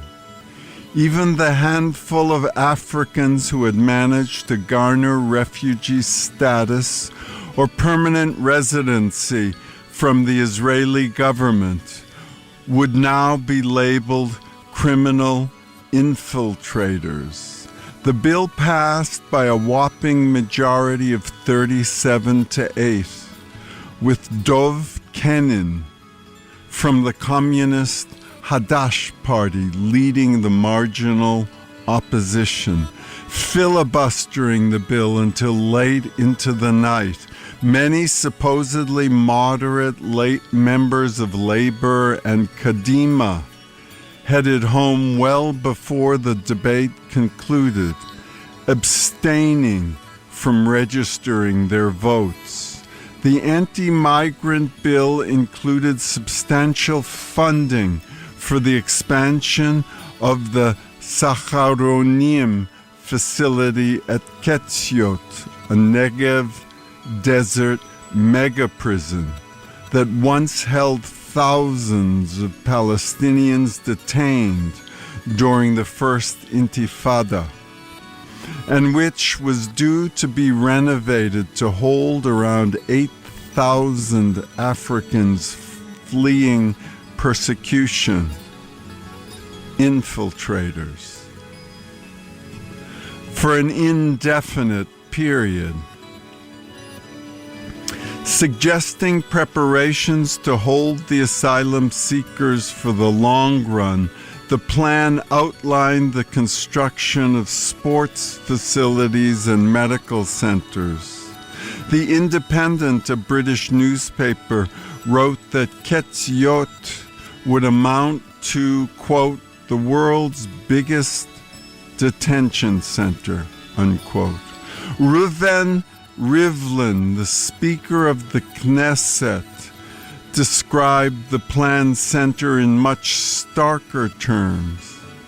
Quote, as a Democrat and a Jew, I have a hard time with concentration camps where people are warehoused, he remarked.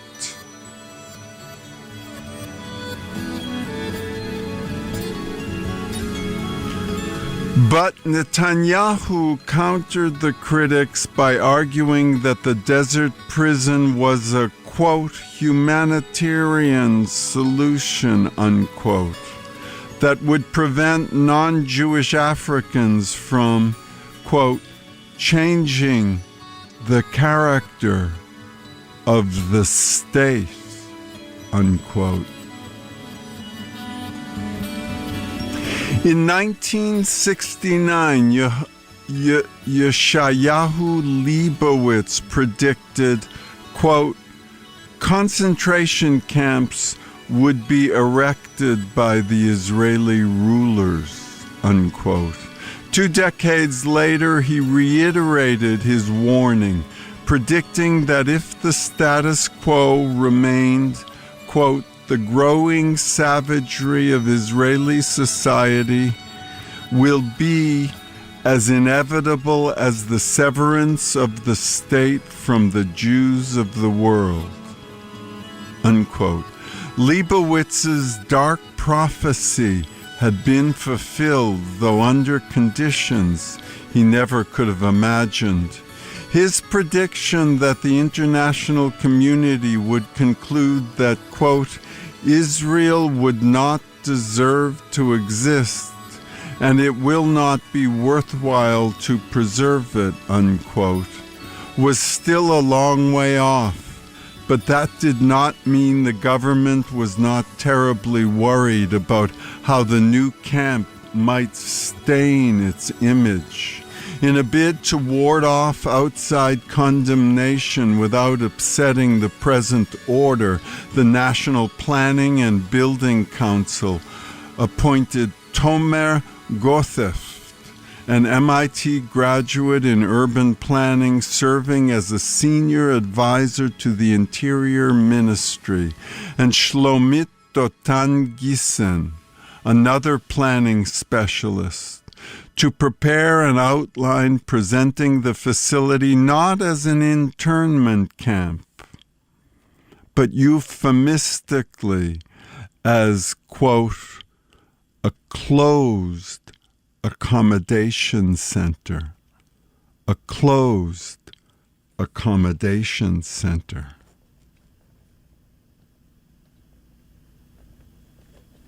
In a leaked government document, the planners wrote, quote, the difference between the two terms is not as great as it may seem.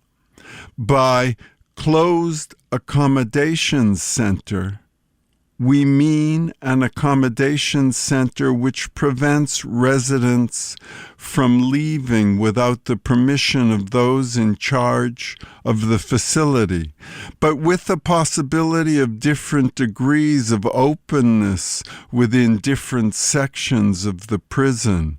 And between the living quarters and the public areas, the degree of openness within the facility will be determined through accumulated experience of its operation. Closed accommodation centers. Closed accommodation centers. It's a term that kind of sticks in your craw.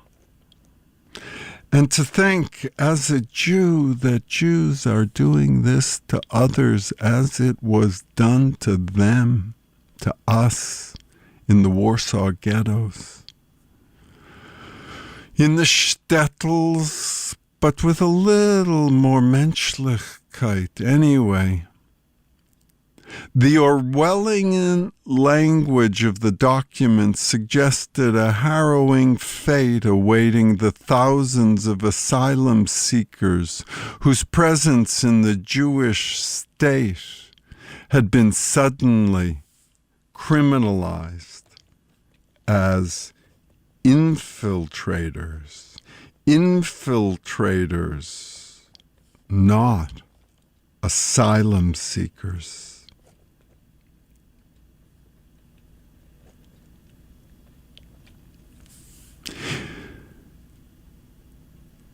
Indeed, if the state did not wish to obscure the true nature of the camp at Ketziot, it would not have needed to rely on such sophistry. In the end, the popular demand to expedite construction of the camp forced the government to abandon the original master plan altogether, erecting a massive tent city with no sewage or health facilities in the place at all.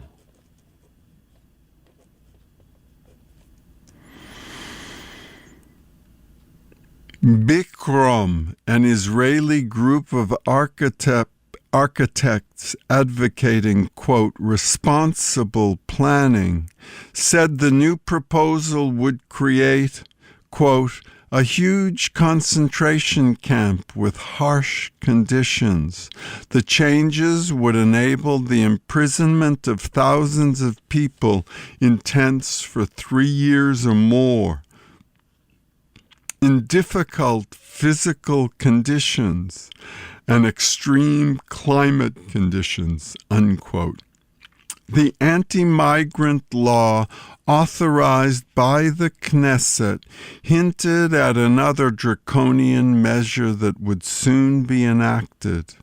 With funding in the bill for the construction of a massive wall stretching 241 kilometers across Israel's border with Egypt, Israel was planning to erect another demographic Maginot Line, this time to halt the migrant menace.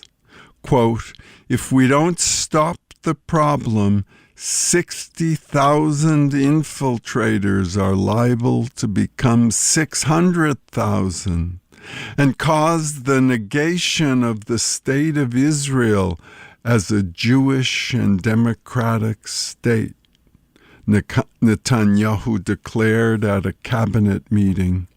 He added that it was also imperative, quote, to physically remove the infiltrators. We must crack down and mete out tougher punishments, unquote.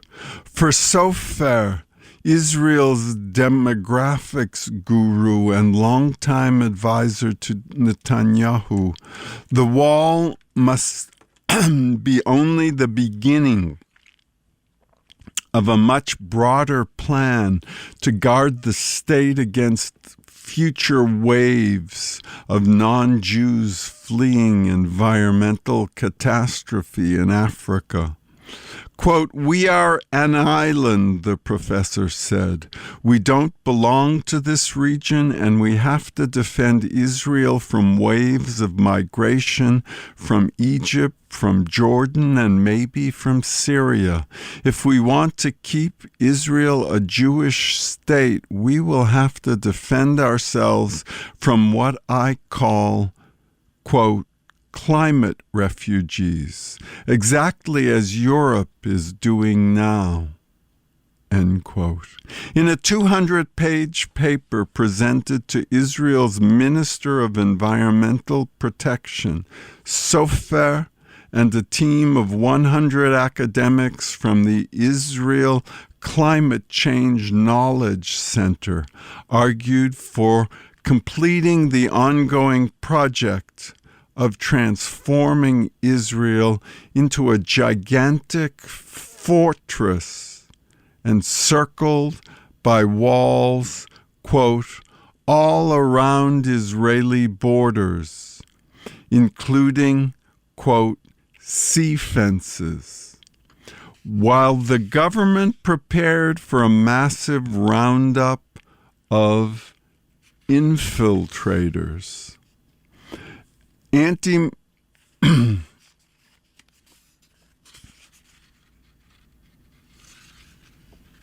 While the government prepared for a massive roundup of infiltrators, a small group of Israelis gathered on a busy Tel Aviv boulevard to protest the newly passed anti-migrant legislation.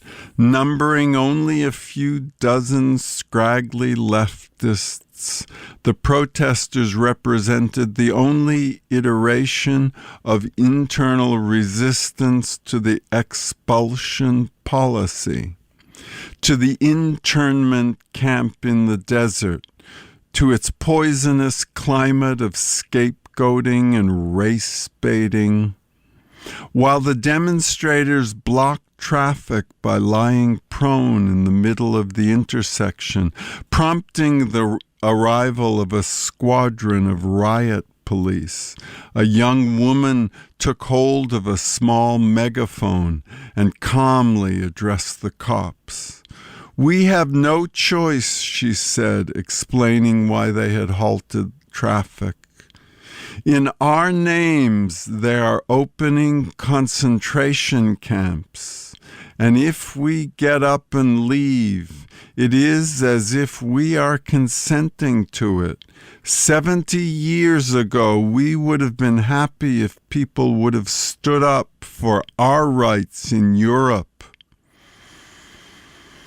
And if they would have blocked streets for and for our grandfathers and grandmothers. We have no choice but to do this.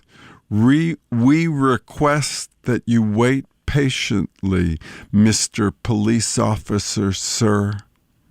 But the police ignored the appeal to conscience. They were, after all, just cops.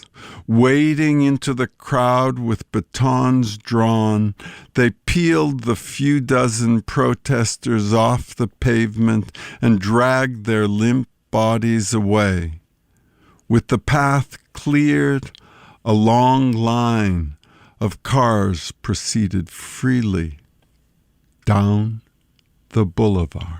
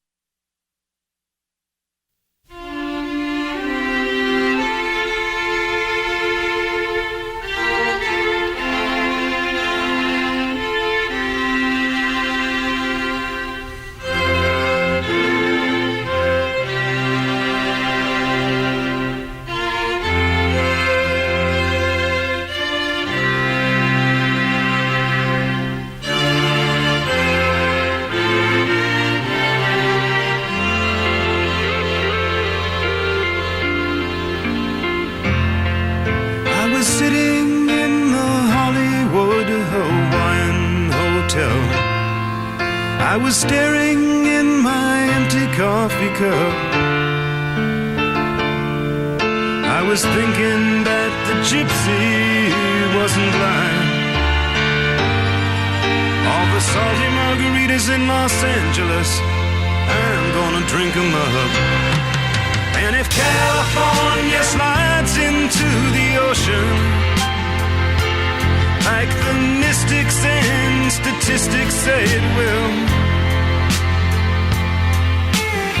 I predict this motel will be standing until I pay my bill.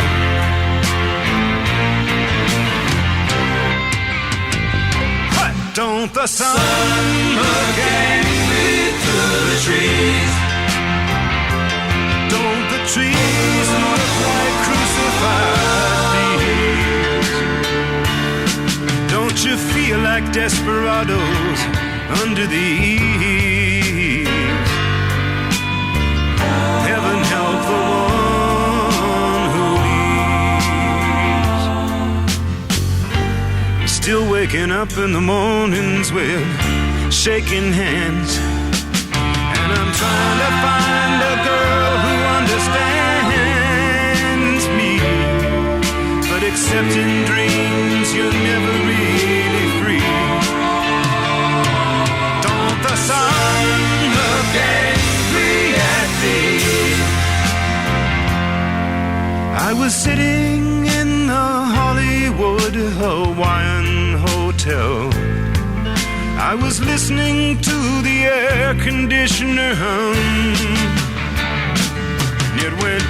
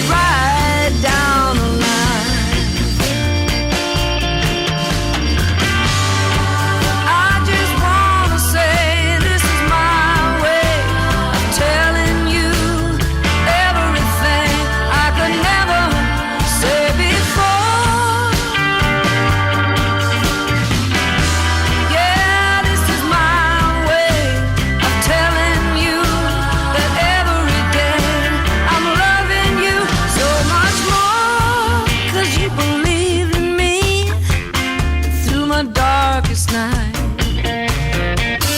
Put something inside of me. You brought me into the light.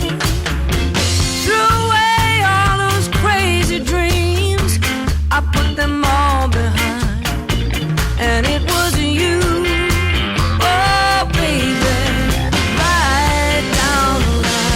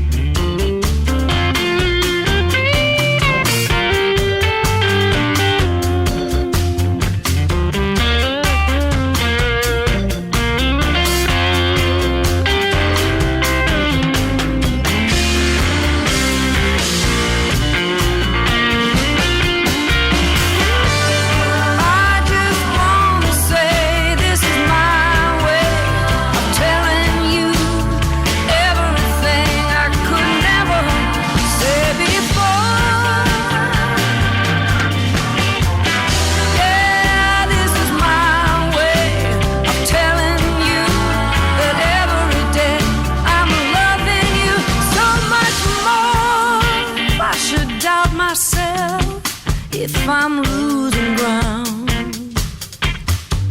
I won't turn to someone else. They'd only let me down. When I wanted you to share my life, I had no doubt in my mind. And it's been you, oh baby, right down the line. It's been you.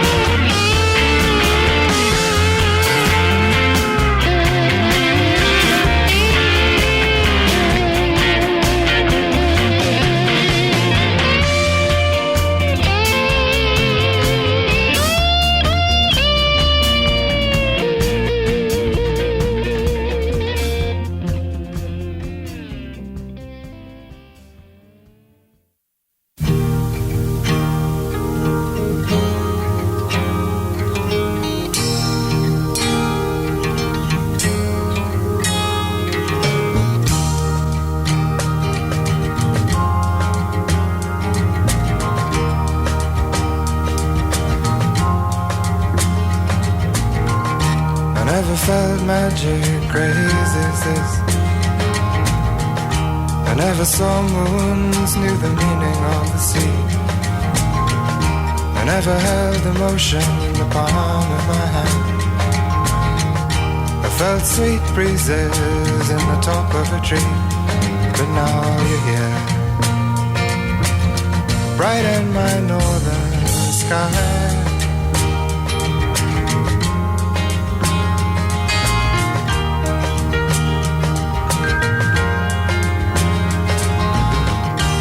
Been a long time that I'm waiting. It's been a long time that I'm blown. It's been a long time that I've wandered, but through the people I have known. Oh, if you would and you could straight in my new mind's eye.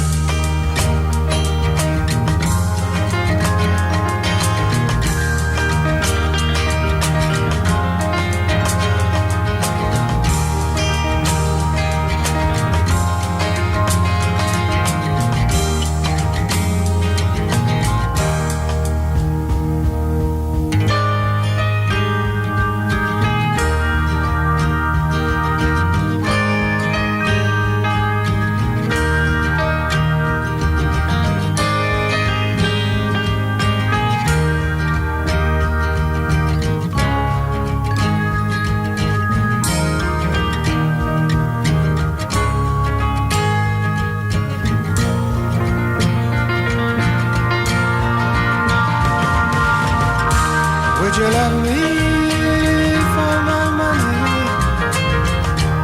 Or would you love me for my head? Or would you love me through the winter? And would you love me till I'm dead? Oh, if you would and you could, come blow your horn on high.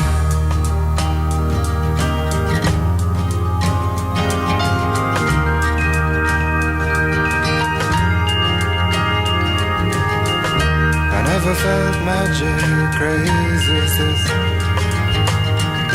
I never saw moons, knew the meaning of the sea. I never held emotion in the palm of my hand. I felt sweet breezes in the top of a tree. But now you're here, bright in my northern sky.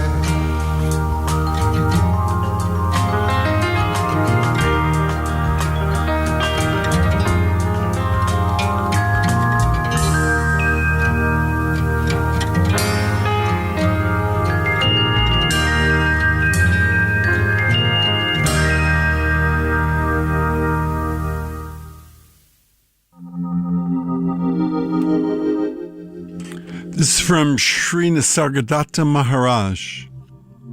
Questioner, do you experience the three states of waking, dreaming, and sleeping just as we do? Or is it otherwise? Maharaj, all the three states are sleep to me. My waking state is beyond them. As I look at you, you all seem asleep, dreaming up worlds of your own. I am aware, for I imagine nothing. It is not samadhi, which is but a kind of sleep. It is just a state unaffected by the mind, free from past and future. In your case, the mind is distorted by desire and fear, by memories and hopes. In mine, it is as it is, normal. To be a person is to be asleep. Questioner, between the body and pure awareness stands the inner organ, Antakarana, the subtle body, the mental body, whatever the name. Just as a whirling mirror converts sunlight into a manifold pattern of streaks and colors, so does the subtle body convert the simple light of the shining self into a diversified world. Thus have I understood your teaching. What I cannot grasp is how did this subtle body arise in the first instance? Maharaj, it is created with the emergence of the I am idea, the two are one. Questioner, how did the I am appear? Maharaj, in your world everything must have a beginning and an end. If it does not, you call it eternal. In my view, there is no such thing as beginning or end. These are all related to time.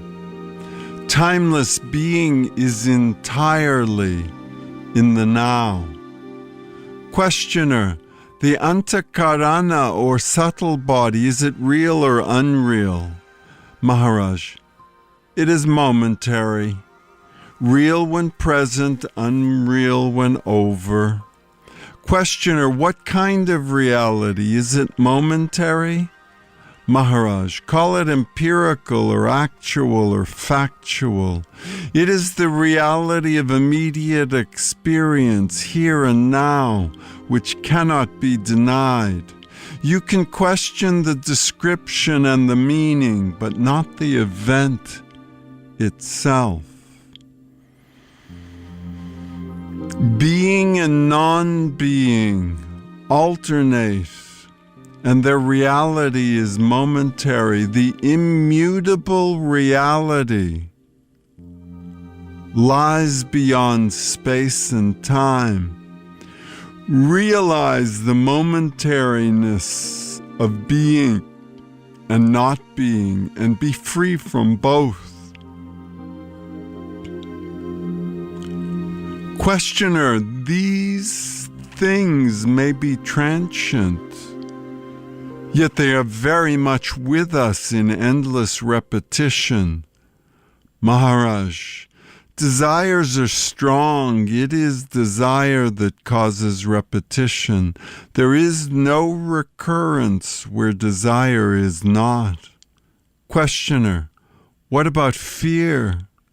Maharaj, desire is of the past, fear is of the future, the memory of past suffering, and the fear of its recurrence make one anxious about the future. Questioner, there is also the fear of the unknown. Maharaj, who has not suffered is not afraid. Questioner, we are condemned to fear. Maharaj, until we can look at fear and accept it as the shadow of personal existence, as persons we are bound to be afraid.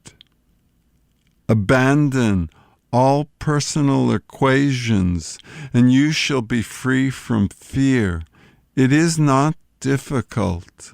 Desirelessness comes on its own when desire is recognized as false. You need not struggle with desire. Ultimately, it is an urge to happiness, which is natural as long as there is sorrow. Only see that there is no happiness in what you desire. Questioner, we settle for pleasure. Maharaj, each pleasure is wrapped in pain. You soon discover that you cannot have one without the other. Questioner, there is the experiencer and there is his experience. What created the link between the two? Maharaj, nothing created it. It is. The two are one.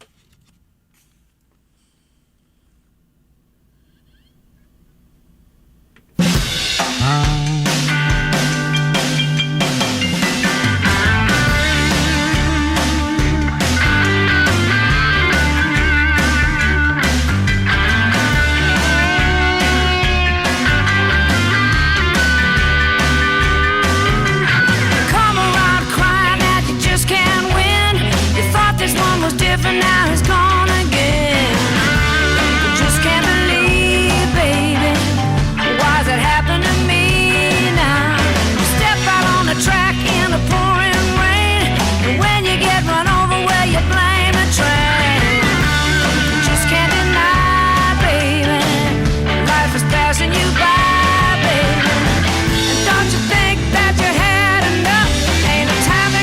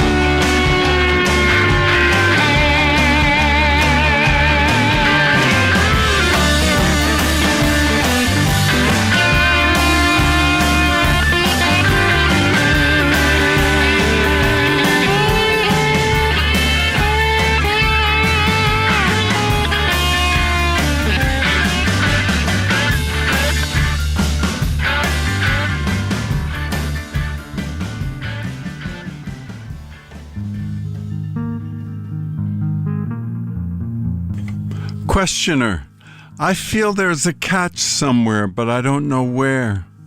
Maharaj, the catch is in your mind, which insists on seeing duality where there is none.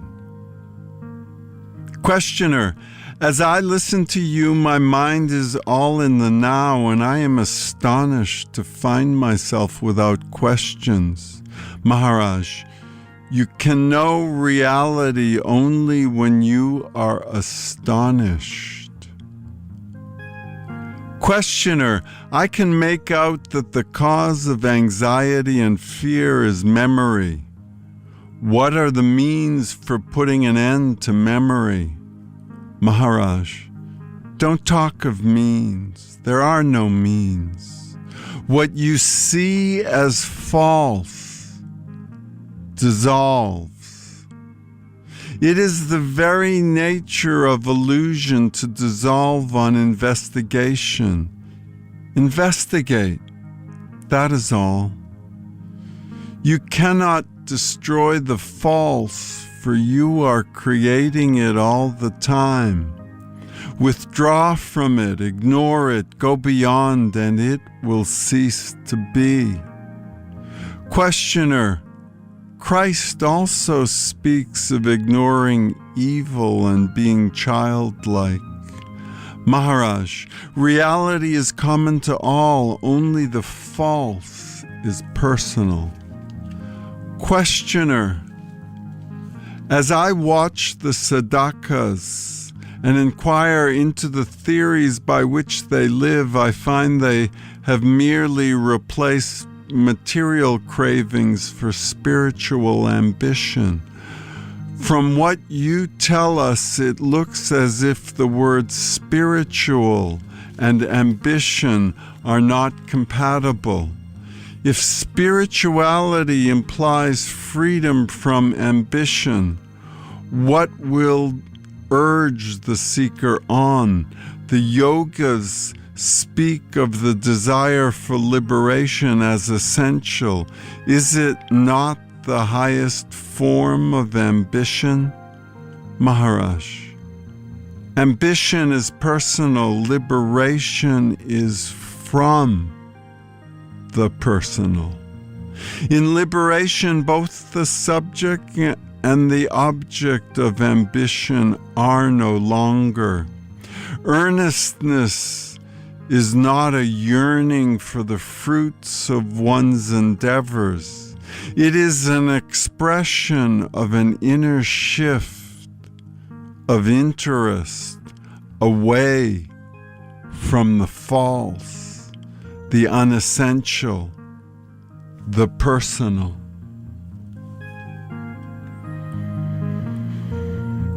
Questioner, you told us the other day that we cannot even dream of perfection before realization, for the self is the source of all perfections and not the mind. If it is not excellence in virtue that is essential for liberation, then what is? Maharaj, liberation is not the result of some means skillfully applied, nor of circumstances.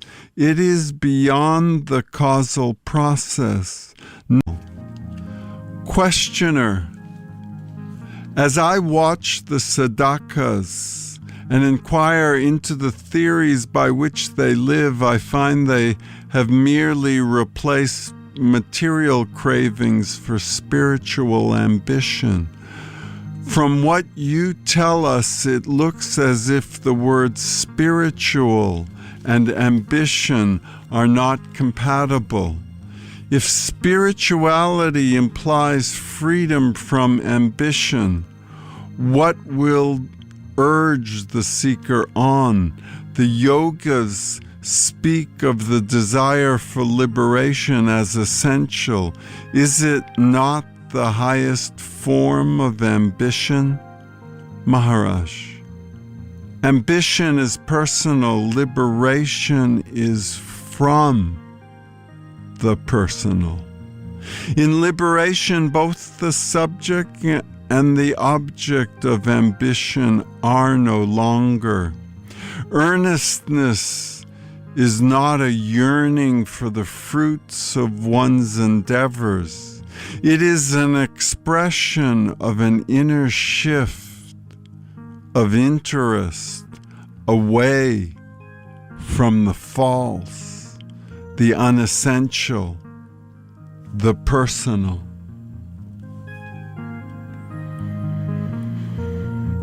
Questioner, you told us the other day that we cannot even dream of perfection before realization, for the self is the source of all perfections and not the mind.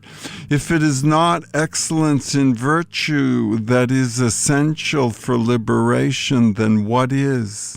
Maharaj, liberation is not the result of some means skillfully applied, nor of circumstances. It is beyond the causal process. Nothing can compel it. Nothing can prevent it.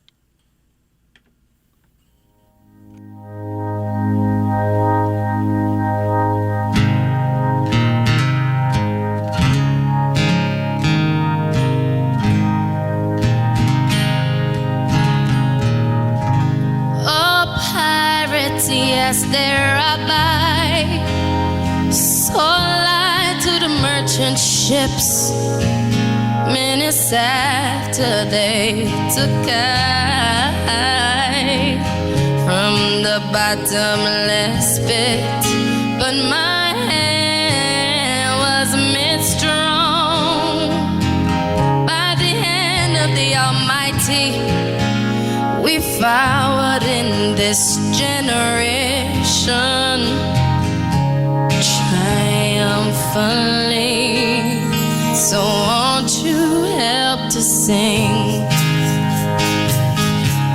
these songs of freedom? That's all I ever had. Redemption songs, redemption songs. Emancipate yourself from mental slavery. None but ourselves can free our minds. Have no fear for atomic energy, 'cause none of them can stop at the dime. How long shall they kill our prophets while we stand aside and look? Some say it's just part of it. We've got to fulfill the book. So won't you help me sing these songs of freedom? That's all I ever had. Hey, redemption songs. That's all I ever had. Redemption songs. These songs of freedom. Redemption songs. These songs of freedom.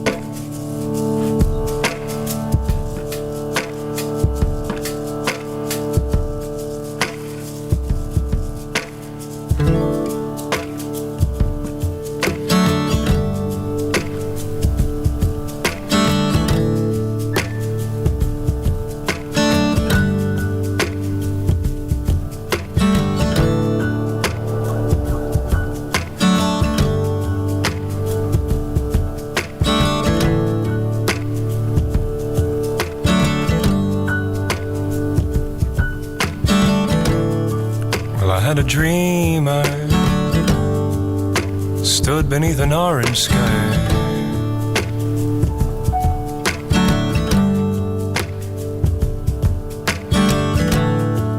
Yes, I had a dream. I stood beneath an orange sky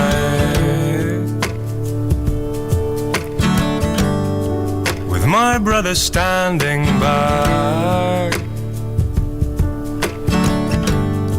With my brother standing by.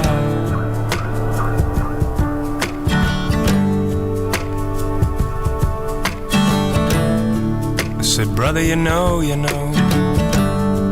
it's a long road we've been walking on. Yes, it is, you know. Brother, it is. Such a long road we've been walking on. Oh, brother, oh, brother.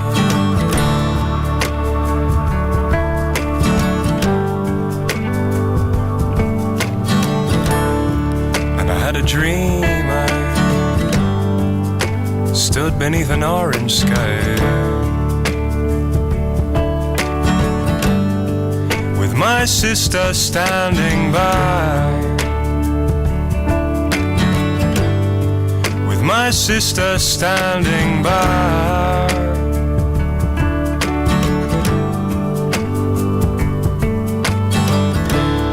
I said, here is what I know now, sister. Here is what I know now goes like this. In your love, my salvation lies. In your love, my salvation lies. In your love, my salvation lies. In your love, in your love, in your love.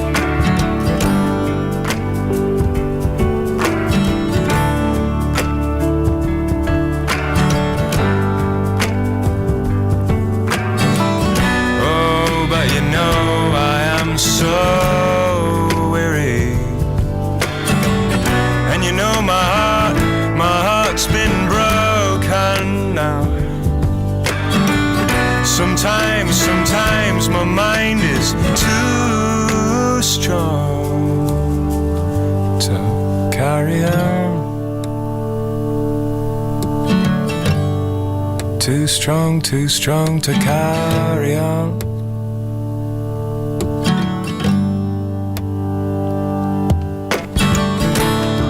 But when I'm alone, when I've thrown off the weight of this crazy stone,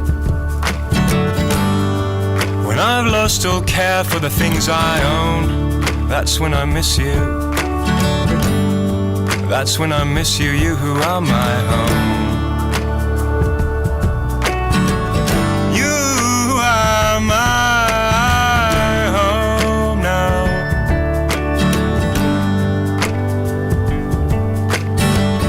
Here's what I know now, brother.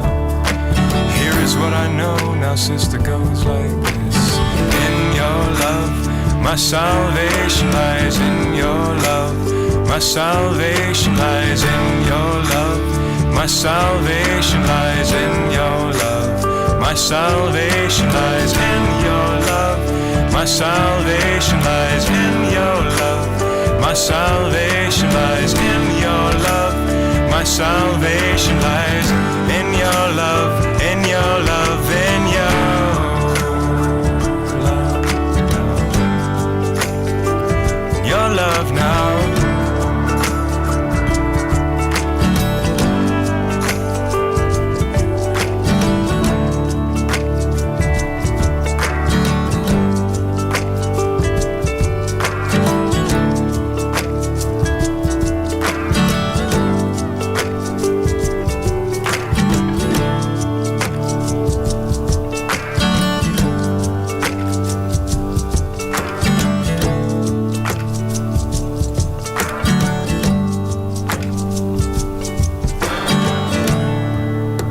A dream, I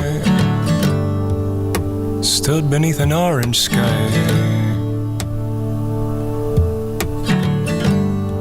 with my brother and my sister standing by.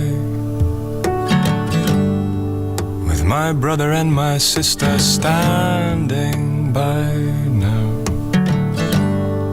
With my brother and my sister standing by.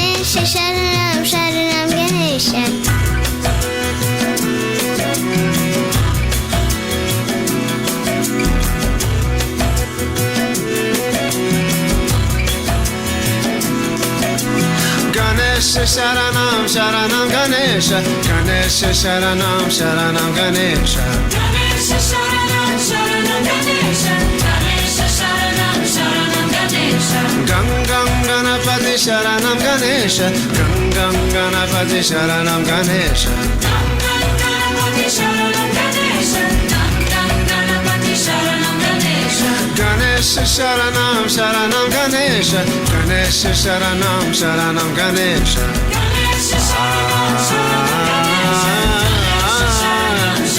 Ganesha Gam Gam Ganapati Sharanam Ganesha Gam Gam Ganapati Sharanam Ganesha Gam Gam Ganapati Sharanam Ganesha Gam Gam Ganapati Sharanam Ganesha Jai Ganesha Jaya Jaya Gananatha Jai Ganesha Jaya Jaya Gananatha Jai Ganesha Jaya Jaya Gananatha Jai Ganesha Jaya Jaya Gananatha Ganesha Sharanam Sharanam Ganesha Ganesha Sharanam Sharanam Ganesha Ganesha Sharanam Sharanam Ganesha Ganesha Sharanam Sharanam Ganesha Gam Gam Ganapati Sharanam Ganesha Gam Gam Ganapati Sharanam Ganesha Gam Gam Ganapati Sharanam Ganesha Jai Ganesha Jaya Jaya Gananatha Jai Ganesha Jaya Jaya Gananatha Jai Ganesha Jaya Jaya Gananatha Jai Ganesha Jaya Jaya Gananatha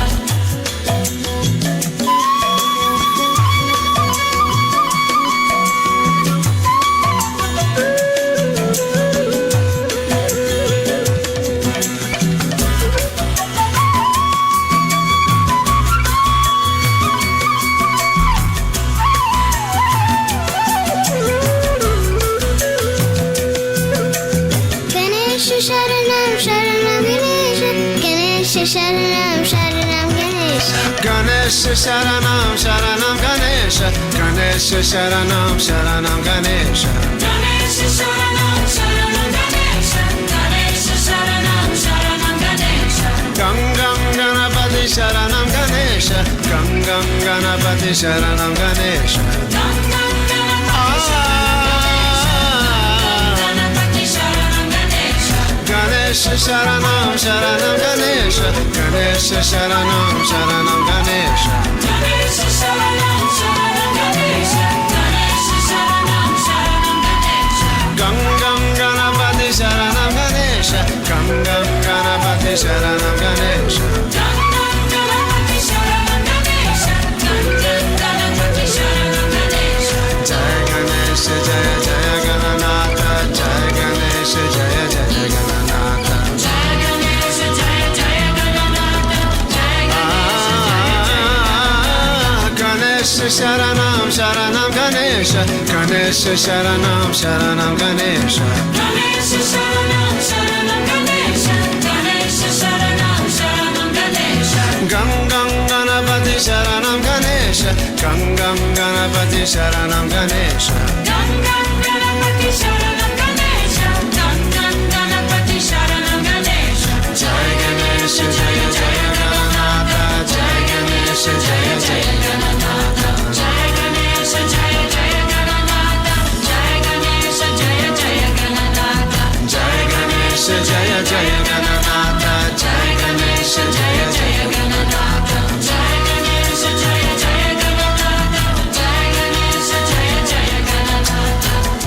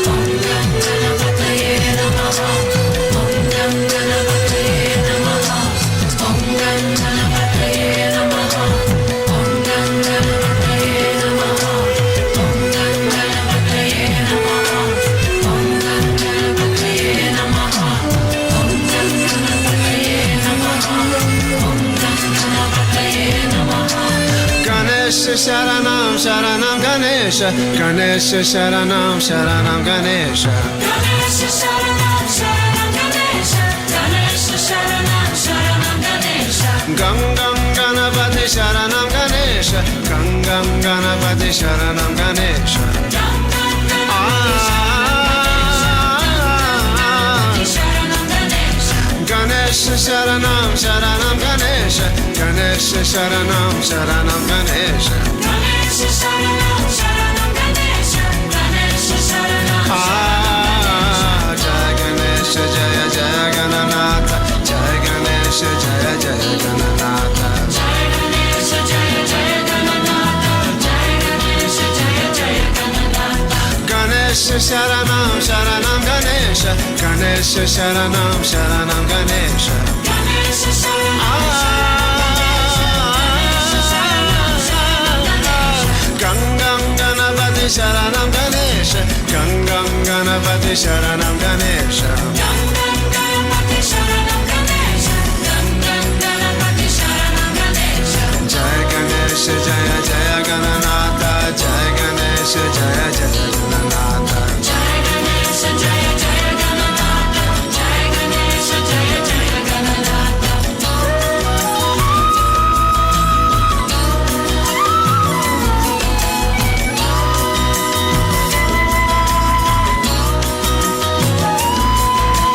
Jaya Ganesha Jaya Jaya Gananatha Jaya Ganesha Jaya Jaya Gananatha Jaya Ganesha Jaya Jaya Gananatha Jaya Ganesha Jaya Jaya Gananatha Jaya Ganesha Jaya Jaya Gananatha Jaya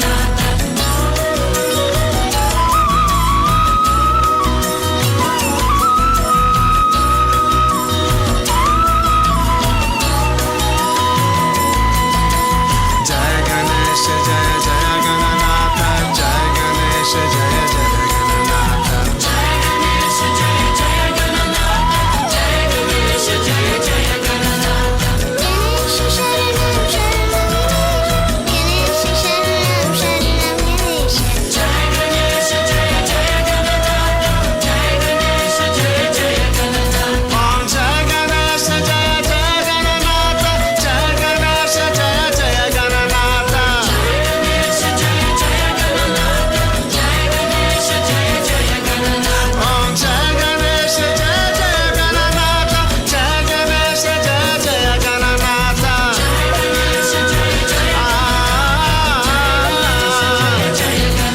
Bola Jaya Ganesha Jaya Ganesha Jaya Ganesha Jaya Jaya Jaya Jaya Bola Jaya Ganesha Jaya Jaya Ganesha Jaya Jaya Ganesha Jaya Jaya Ganesha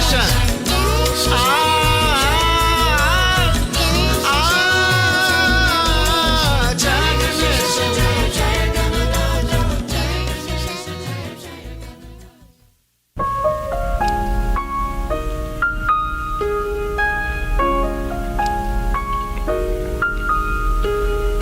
Here comes the sun, little darling. Here comes the sun. I say it's alright. It's alright. Here comes the sun, little darling. Here comes the sun. I say it's alright. It's alright.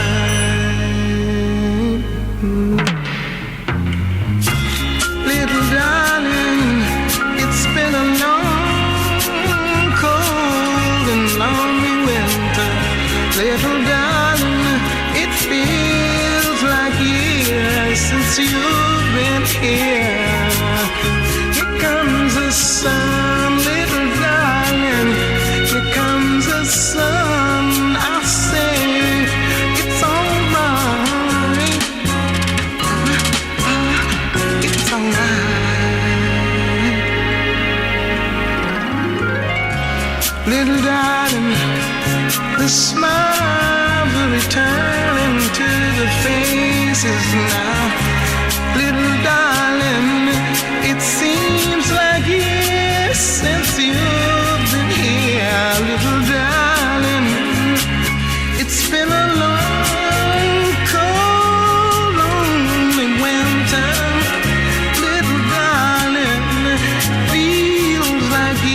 since you've been here.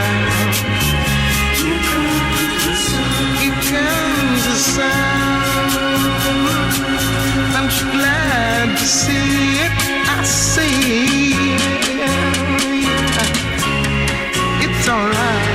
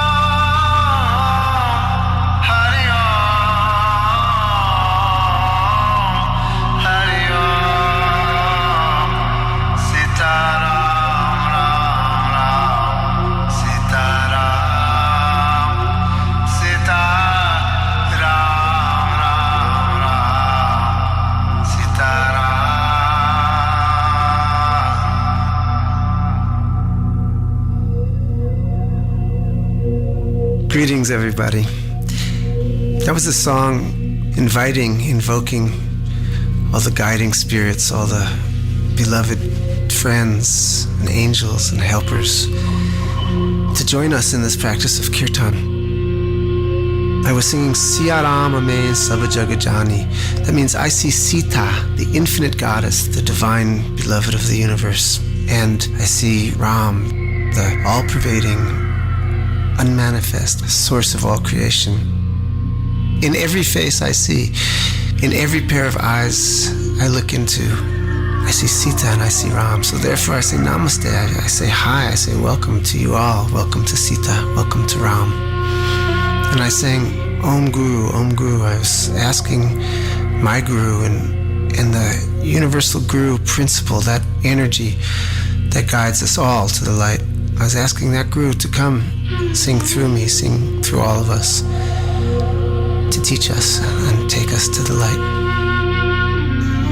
Many, many centuries ago in India, great beings who were called rishis or knowers developed systems to bring the human being into direct contact with higher planes of existence, as well as to bring them into harmony with this plane of existence, with their own bodies, own minds, own lives. And these systems were called yoga. There were practices to harmonize the energies of the body, to become more in tune with nature, the natural forces, and to calm the mind, and to tune the mind, and to focus the breath. And most of these practices have been lost. Nowadays, people think of yoga as a system of exercises, but it was much, much more than that. The yogis of old recognized that one of the big components of a human being is their heart, the center of emotions. We can tune our body like crazy, we can become super smart, but what about the emotions? They seem to rise and fall, they seem to go like waves of the sea. We never know what's going to happen with our emotions. We try to control them, we try to suppress them. But the yogis, those old yogis, knew that that wasn't really the way. They knew that these emotions were a crucial part of bringing the human being to divine consciousness. They knew that these emotions were not a mistake. And they said, rather than getting rid of them, use these emotions. These are your fuel, these are your energy. This is what God gave you to speak to God. And they created Bhakti Yoga. Bhakti is usually defined as devotion, but I think that in the West we have a very narrow vision of what that means.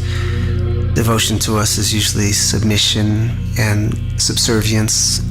But in India, where this tradition comes from, the word bhakti, I would say it would be more accurate to define it as relationship, as one's relationship with the divine, one's relationship with one's soul, one's relationship with the infinite universe. And all the emotions that come into play in that relationship are perfectly valid emotions to be utilized in Bhakti Yoga.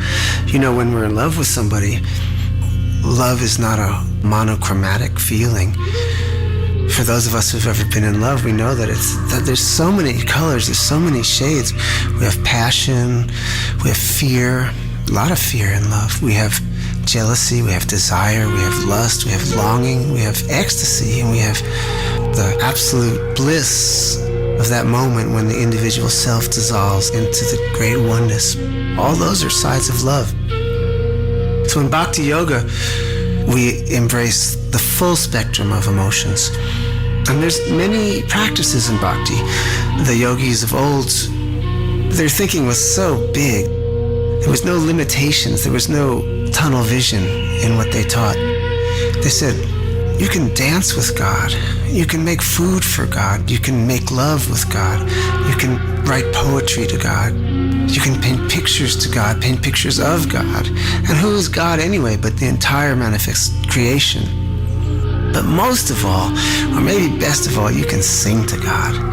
And that's where kirtan came from, which is what you'll be hearing on this album and what we'll be doing together as you listen to the CD.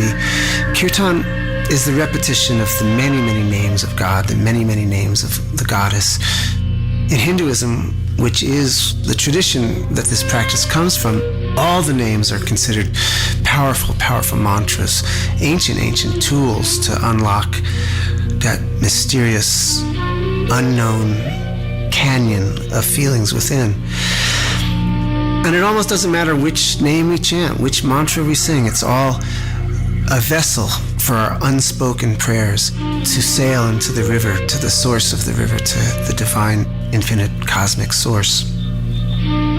So kirtan has been practiced for ages and ages and ages. I imagine that over the centuries, the music has changed. A lot of what I do has very modern music. And yet the mantras, the words that I sing, are words that have been sung for centuries and centuries and centuries by people calling for God, by people laughing in ecstasy, by people crying in despair, by people just sitting and patiently saying God's name over and over and over again to create a connection from their own heart to that great, great heart. Most of us are not used to singing. Most of us are self-conscious about singing. Most of us are very inhibited about singing. And likewise, most of us don't really know how to express our emotions. We have a limited range that's permitted in our lives that we've been conditioned to feel comfortable with. But wow, we have so much inside of us. And the more that we express, the more that we open up, the more that we release, the richer our lives are, the richer our hearts are. And singing is such an amazing tool for unlocking the emotions. It seems that the singing voice, enriched with a full breath, directly touches that well of emotions inside. And we sing, first we're a little shy, usually. I feel a little shy almost every time I sing at first. And then you get into it, and gradually the window opens, the window of feelings, the window of the heart opens and opens and opens. And the more we can give up our inhibitions, the more we can give up our self-judgment, worrying about what we sound like, the deeper and more profound the experience can be. For some of us, this practice of kirtan is going to seem very strange and very new and very exotic. And I just would like to invite everybody to try it, to make an experiment, and put the analytical mind outside for a minute, if possible. And you just sing a little bit. The most important thing is not to critique your experience. Whatever we're feeling is absolutely valid, is absolutely perfect.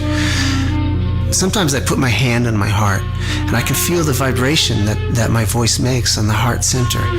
And as I put my hand there and feel the energy there, it wakes up a little bit more, and I sing a little bit more, and I sing outward. And at the same time, I sing inward, very softly, into that place, into that great ocean of divine feelings that's inside of me. And when I say divine feelings, I mean all feelings, human, divine. Why do we conceive that there's a difference? I first was exposed to kirtan when I was a teenager in New York. I lived in Manhattan, and I heard some albums of Indian folk music and Indian devotional music, as well as Indian classical music. And it just grabbed me. It just lit me up, just the sounds, the voices, and most of all, the unbearable yearning I heard in the singing. And so, when I was 19, I went to India. And, of course, lots of amazing things happened to me. But the most amazing thing was that I met a great Indian saint, Indian guru named Neem Karoli Baba. And he was a very, very simple man in some ways. He just wore a blanket and sat around on a wooden bench and laughed and talked and repeated the name of God. He repeated Ram, Ram, Ram, Ram, Ram. But his presence was so powerful and so magnetic that it really turned my whole insides around and really started me on a different path in my life. All around Maharaji were people singing kirtan. You would hear it in the distance, you would hear it down the road, you would hear it out of loudspeakers. And this music was so passionate and so moving to me that I always wanted to hear more, and I always wanted to learn more of it. And meanwhile, I was sitting around with this man who was an incarnation of vast love. The blessings of a great spiritual being just touch one's heart in a way that can't be described. And hearing the kirtan all the time gave me a way that I could express what was happening inside of my heart. On top of it all, my guru, Maharaji, loved kirtan. And I felt that when we were singing, we were giving something to him. We were giving something to that universal spirit, because we get everything. We're given food, we're given breath, we're given our lives by God. So really, what can we give back? Maharaji blessed me with bhakti, and he planted within me the seeds of bhakti and gave me the tools to water those seeds. And I feel very lucky to be able to share this with all of you. Some of us might find it a little bit off-putting to sing songs to thousands of different gods and goddesses. Gods with elephant heads, monkey gods, goddesses with 8 arms, and goddesses riding on swans, on and on and on, which is so much part of the Hindu tradition. But why should we think of God any different than we think of ourselves and our loved ones and all the people we know? As human beings, we have so many different facets, so many different faces, so many different ways of being in the world, so many different colors inside of us. And isn't it the same for God? I think the universal being, the universal oneness, manifests in a zillion ways so that we can relate to him, her, with all the different emotions that are inside of us. One of my favorite deities, one of my best friends, is the monkey god Hanuman. Hanuman is such a vast, mysterious being. He's very hard to describe in just a few words. Hanuman is the symbol of absolute selfless devotional service. Hanuman will do anything for God, to serve God. And Hanuman also is a ferocious warrior, the enemy of the demons of ignorance, of ego. There's many ways of understanding all the deities in Hinduism. Hanuman is the son of the wind god, and he's known as the breath of Ram, the life force of the cosmic energy to connect us with God, with the infinite. One of the most popular gods in India and one of the most popular Indian gods in the West is Ganesha, the elephant god. Ganesha is always invoked at the beginning of any endeavor, at the beginning of any project, because he's the remover of obstacles, and he's the bestower of wisdom and the bestower of divine knowledge, and he's very, very patient. Ganesha also represents the earth element, the root. You know, it's said that how can we move forward before we've made friends with our root, with our foundation. We also have several kirtans on this CD to Radha and Krishna, to Radhe and Govinda, to Radhe Shyam. Radha and Krishna are the divine lovers. Radha is the goddess, the embodiment of all the flavors and all the aromas of love. When the heart is absolutely in full bloom and the lotus flowers are dripping with juice, that's Radha. And Krishna, or Govinda, or Shyam, is the unmanifest, absolute source of creation. But when we think of Radha and Krishna, when we think of Radhe Govinda, Radhe Shyam, we think of the really romantic aspects of human emotions, the place in us which longs to meet our beloved, which longs to meet our lover, which will walk away from all of our material attachments to come face to face and embrace our beloved. When Krishna played his flute and became Radha, in India, in the areas where Radha and Krishna are worshipped, people all refer to each other as Radhe. Radhe is another way of saying Radha.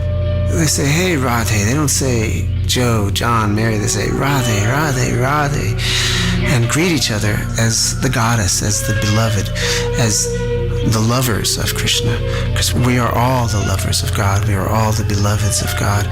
All creation is the goddess longing for reunion with God.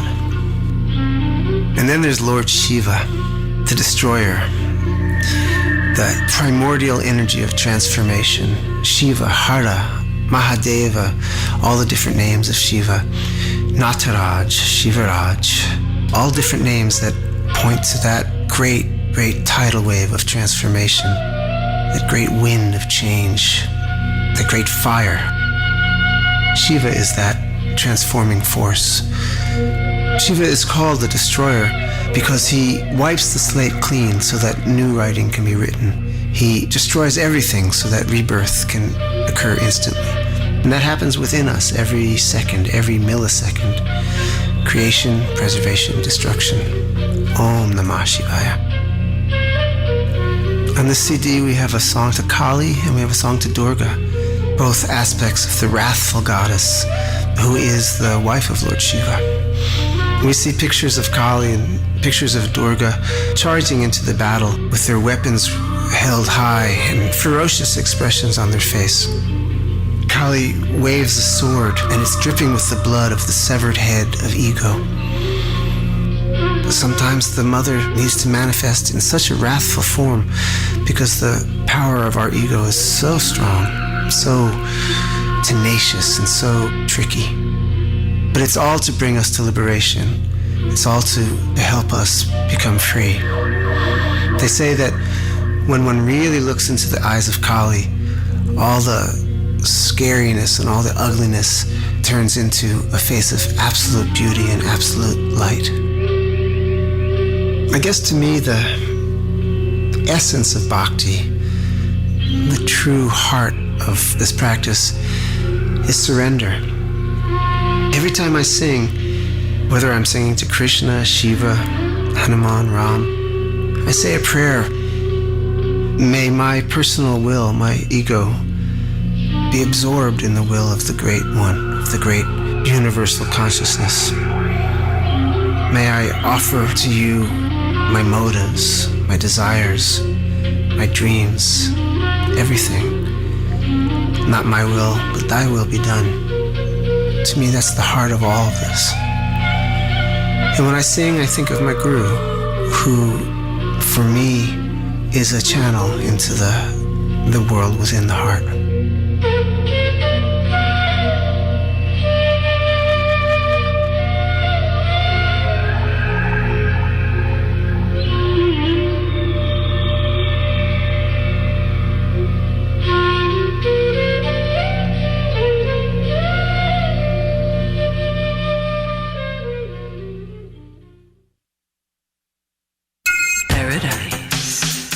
Is exactly like where you are right now, only much better. Saw this guy on the train, and he seemed to have gotten stuck in one of those abstract trances, and he was going, and Fred said, I think he's in some kind of pain. I think it's a pain cry. And I said, pain cry? Then language is a virus. Language, it's a virus. Language, it's a virus.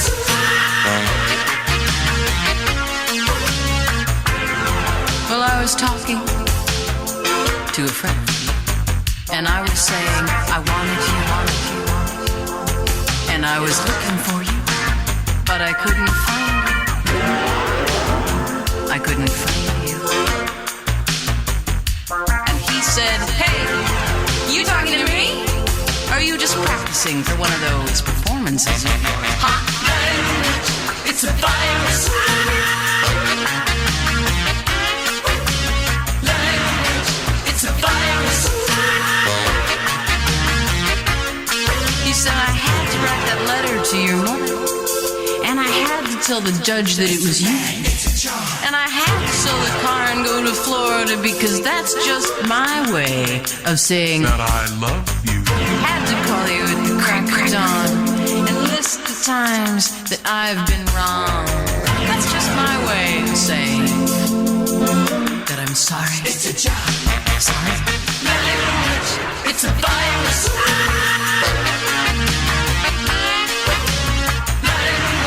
It's a virus.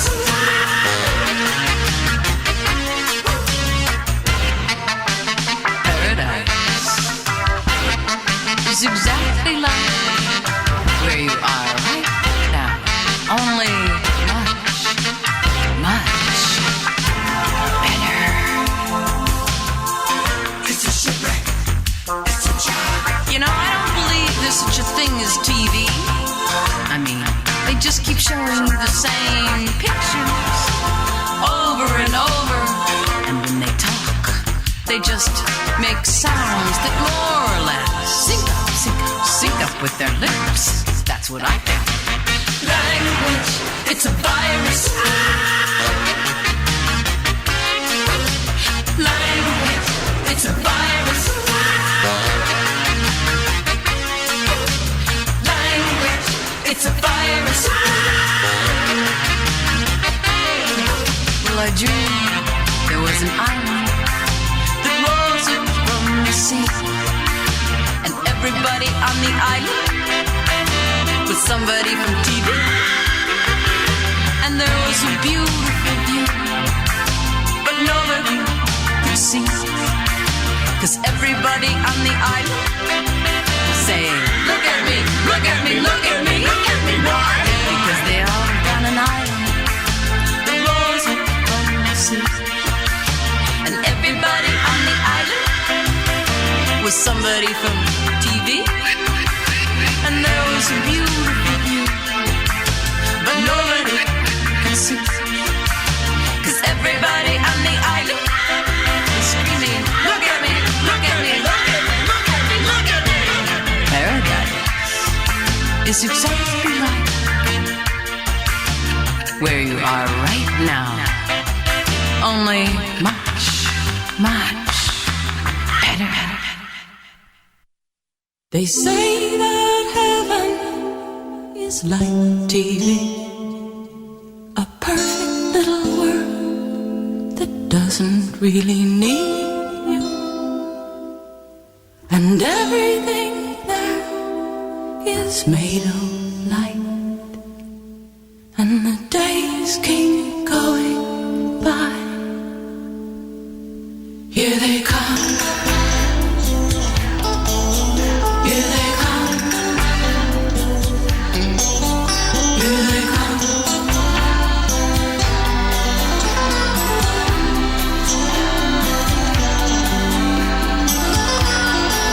Well, it was one of those days, larger than life, when your friends came to dinner and they stayed the night.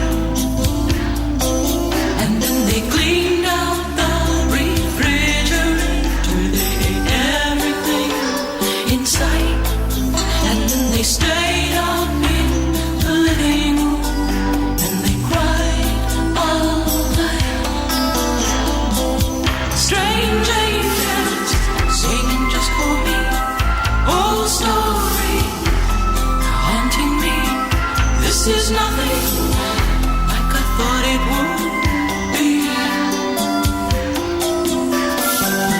Well, I was at my photo, with the top down, and I looked up and there they were, millions of tiny teardrops, just sort of hanging. And I didn't know whether to laugh or cry. And I said to myself, what next? Big sky. Strange angel singing just for me. This baby change falls on top of me. Rain falling, falling all over me, all over me. Strange angels singing just for me. Old story haunting me. Big changes are coming, here they come. Here they come.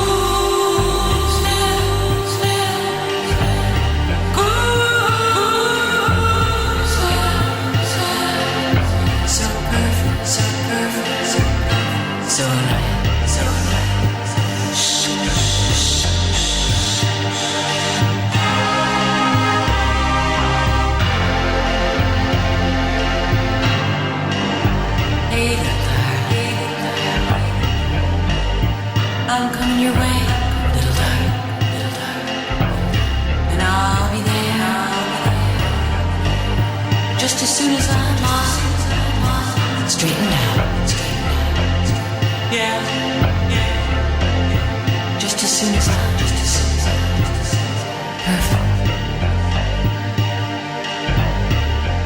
Some things are just pictures they see before your eyes, and don't know right behind you.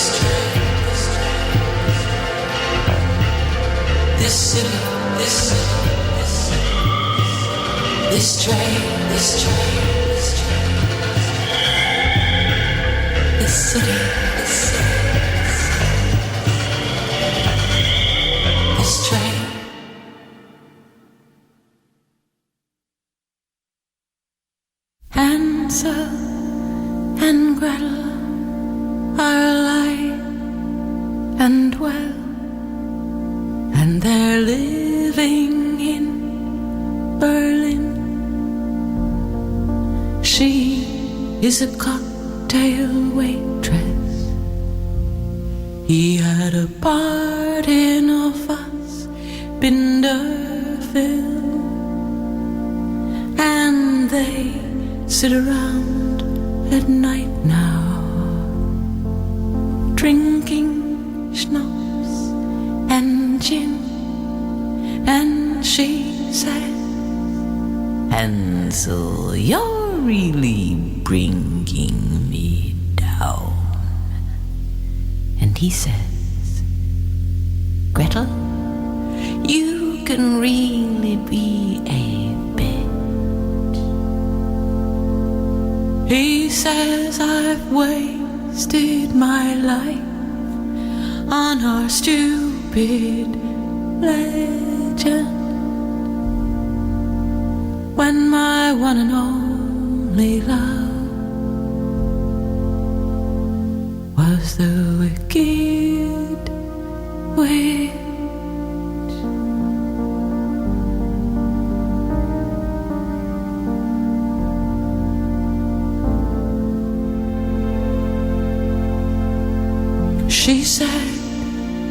is his story? And he said, his story is an angel being blown backwards into the future. He said his story is a pile of debris, and the angel wants to go back and fix things, to repair the things that have been broken. But there is a storm blowing from paradise, and the storm keeps blowing the angel backwards into the future. And this storm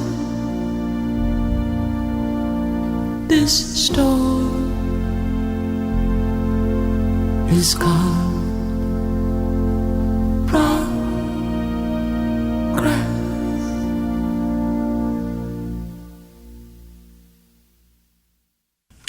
You're listening to WZBC Newton, 90.3 FM. This is the news at dawn. I'm your host, Herbie Perlman.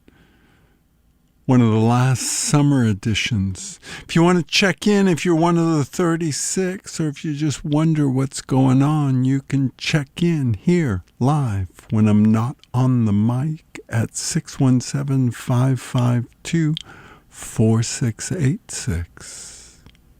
Other than that, keep it locked and loaded. Stay loaded. Ha ha ha ha ha ha ha ha ha. Oh, Superman.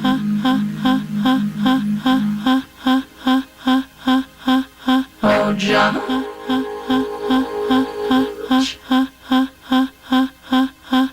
Oh, Mom and Dad. Mom and Dad.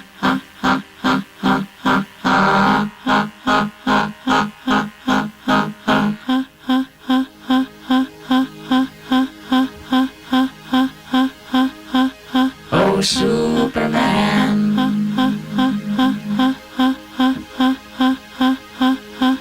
Oh, John.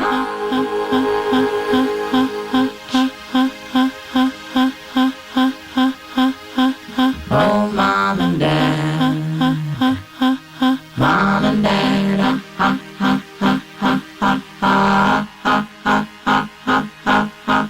Hi. I'm not home right now, but if you want to leave a message, just start talking at the sound of the tone.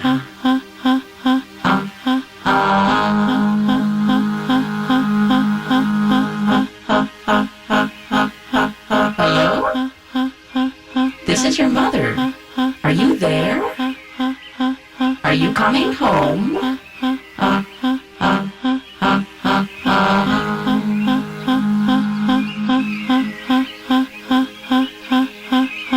Hello? Is anybody home? Well, you don't know me, but I know you.